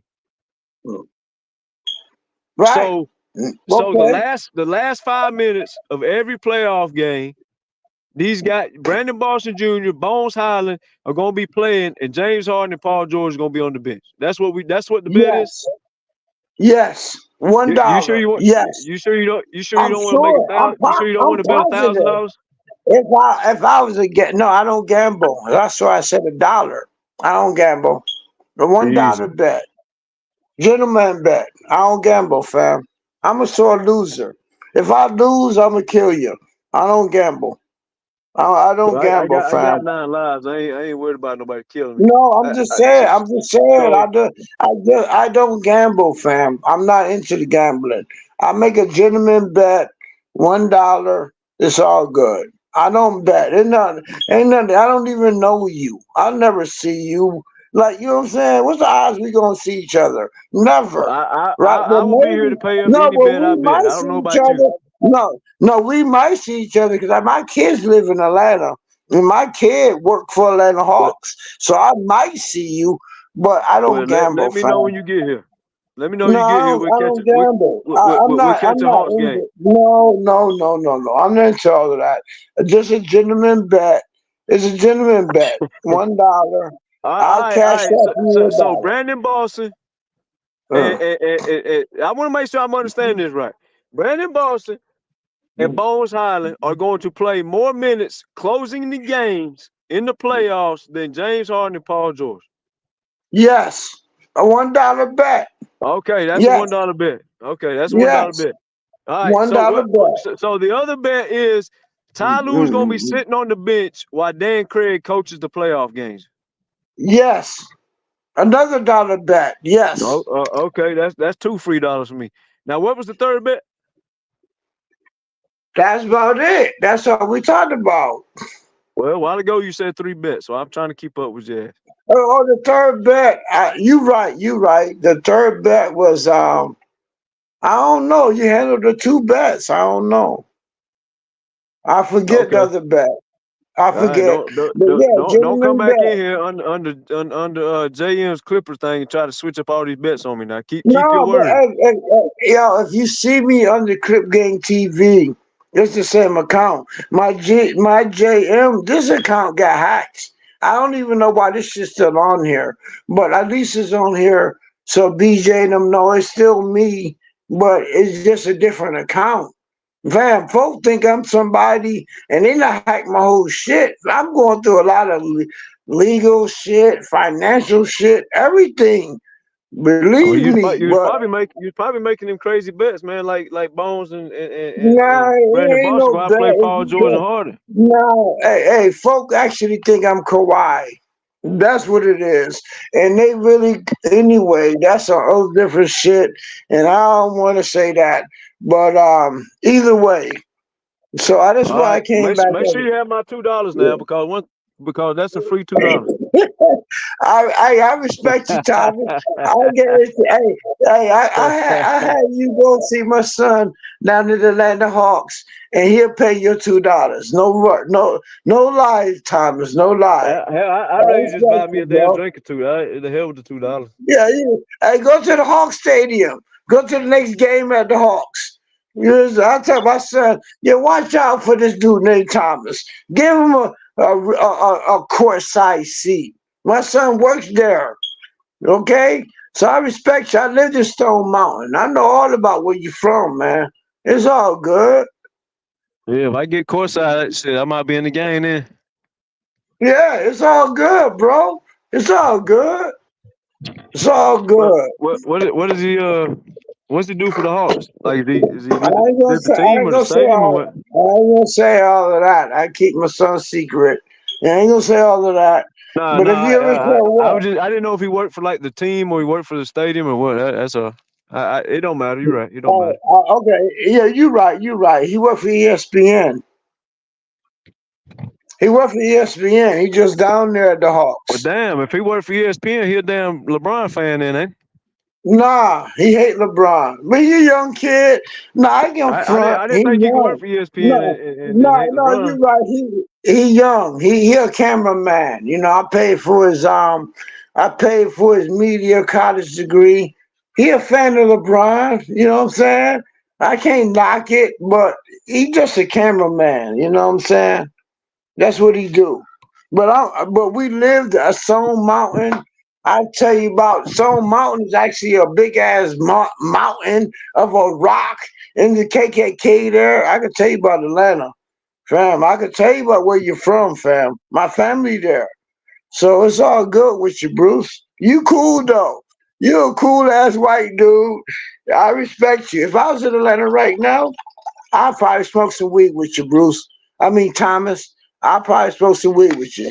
You a white dude. You don't see no color. I respect that, bro. Yeah, never that, bro. It's never that serious to be seeing no color. That's what's wrong with the world today. It sounds like you pouring up that Henny though. Yeah, I'm pouring up that Henny. Yeah, I am, Tyler. Maybe if I come back down to Atlanta, hey, when I come back down there, maybe I get to link up with this. You seem like a cool ass person, fam. I'm a military brat. Hey, what you know about Fort Gordon? What you know about Fort Gordon, Augusta, Georgia? I just delivered some military stuff down there a weekend ago. Okay. I was born there. Okay. Oh, yeah? Oh, that's what's up. The Augusta. Yeah. I picked up in Fort Bragg and went down. No, I'm sorry, Fort Wayne. I picked up in Fort Wayne and went down there. It's on my Instagram.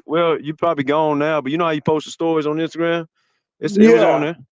It was on there. Hey, I respect you, man. You all right with me, bro. I got nothing wrong with you. It's all love over here, man. Like, if somebody wrong, but they standing on what they stand on, I can deal with that. But just to be trolling the scene around, that's when I start getting heated and start using my vulgar words and shit. Like, we ain't gotta agree, but damn, you can't just be out here trolling and acting stupid. You're right. I agree with you. I agree, man. It's all about politics and basketball. It's all about basketball. People take that shit too serious, man. Yeah, dead ass. Some folks take that shit way like they gonna kill somebody. Fam, it's about basketball. Are you kidding me? You want to kill somebody over basketball? Are you tripping? Like, yeah, man, you're a real dude, man. It's I only get sideways when like I said, when they troll, man, that just get. But when they start trolling, man, to me you being disrespectful, you might as well be slapping my face if you're gonna start trolling. That's how I take that shit. So if you're gonna get up here and just troll, now if I don't agree with you, that's one thing. But like I said, if you just acting stupid, man, trolling, man, I'm gonna go off on your ass, and I'm probably gonna use some bad words, but But shit, all you gotta do is just not troll. It's that simple.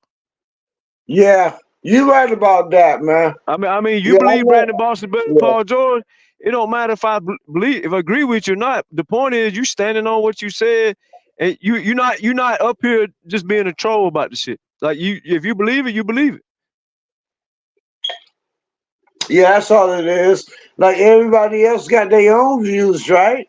You ain't gonna crucify nobody for their own views. Why you crucifying me about my own view? You know what I'm saying? Yeah. Exactly. Yeah, I respect that. You all right with me, my bro. You're all right, man. One day, I'm pretty sure one day I'll meet you in real life, though. I'm pretty sure. Because I'll be down there. Like, you know what I'm saying? But it's all good, though, when we meet. Like, you know what I'm saying? It's good to meet somebody off of YouTube, whatever you talk to, and just get to, you know what I'm saying? We chop it up in real life. There ain't nothing wrong with that to me, man. Ain't nothing wrong with it, brother. BJ got my contact, man. If you in the city, just holler at me. Give me a heads up, because I'm a truck driver. I'll be on the road.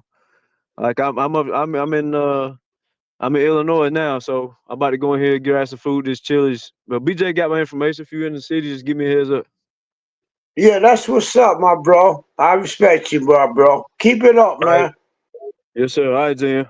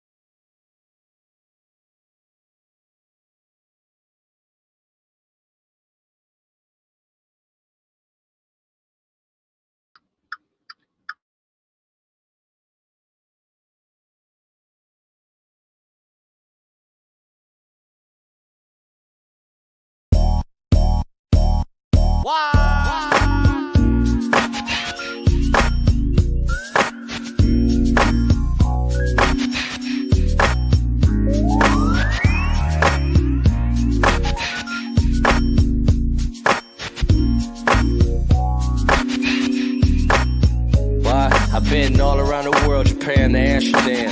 Meals nutritious, lifestyle was vicious, yeah. While these out here tried to hate mine, yet I still stood tall on the main line.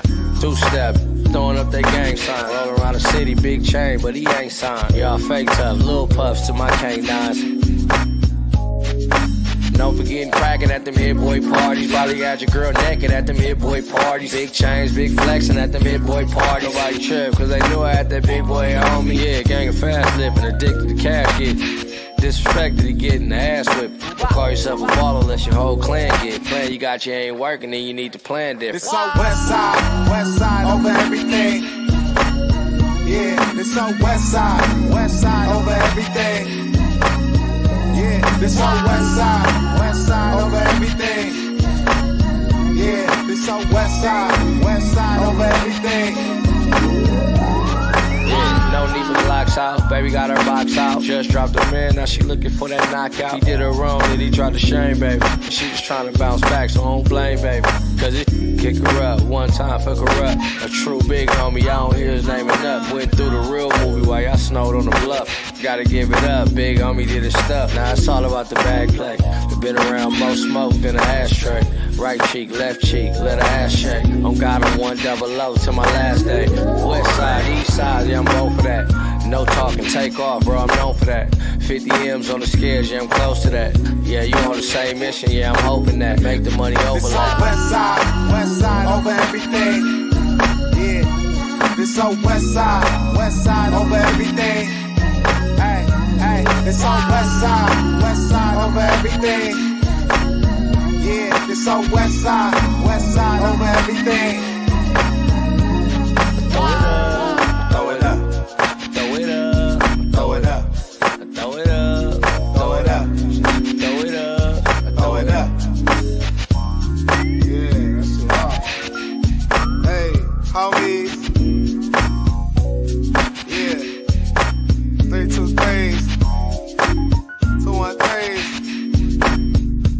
knows. 424.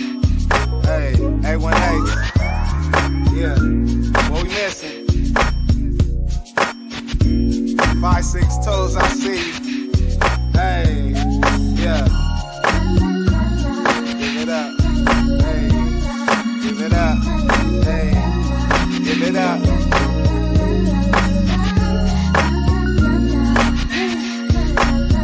Battle Cat. Dollar. That nigga Dom Kennedy. Yeah. Gotta love that. Yeah. Corrupt. We love you too.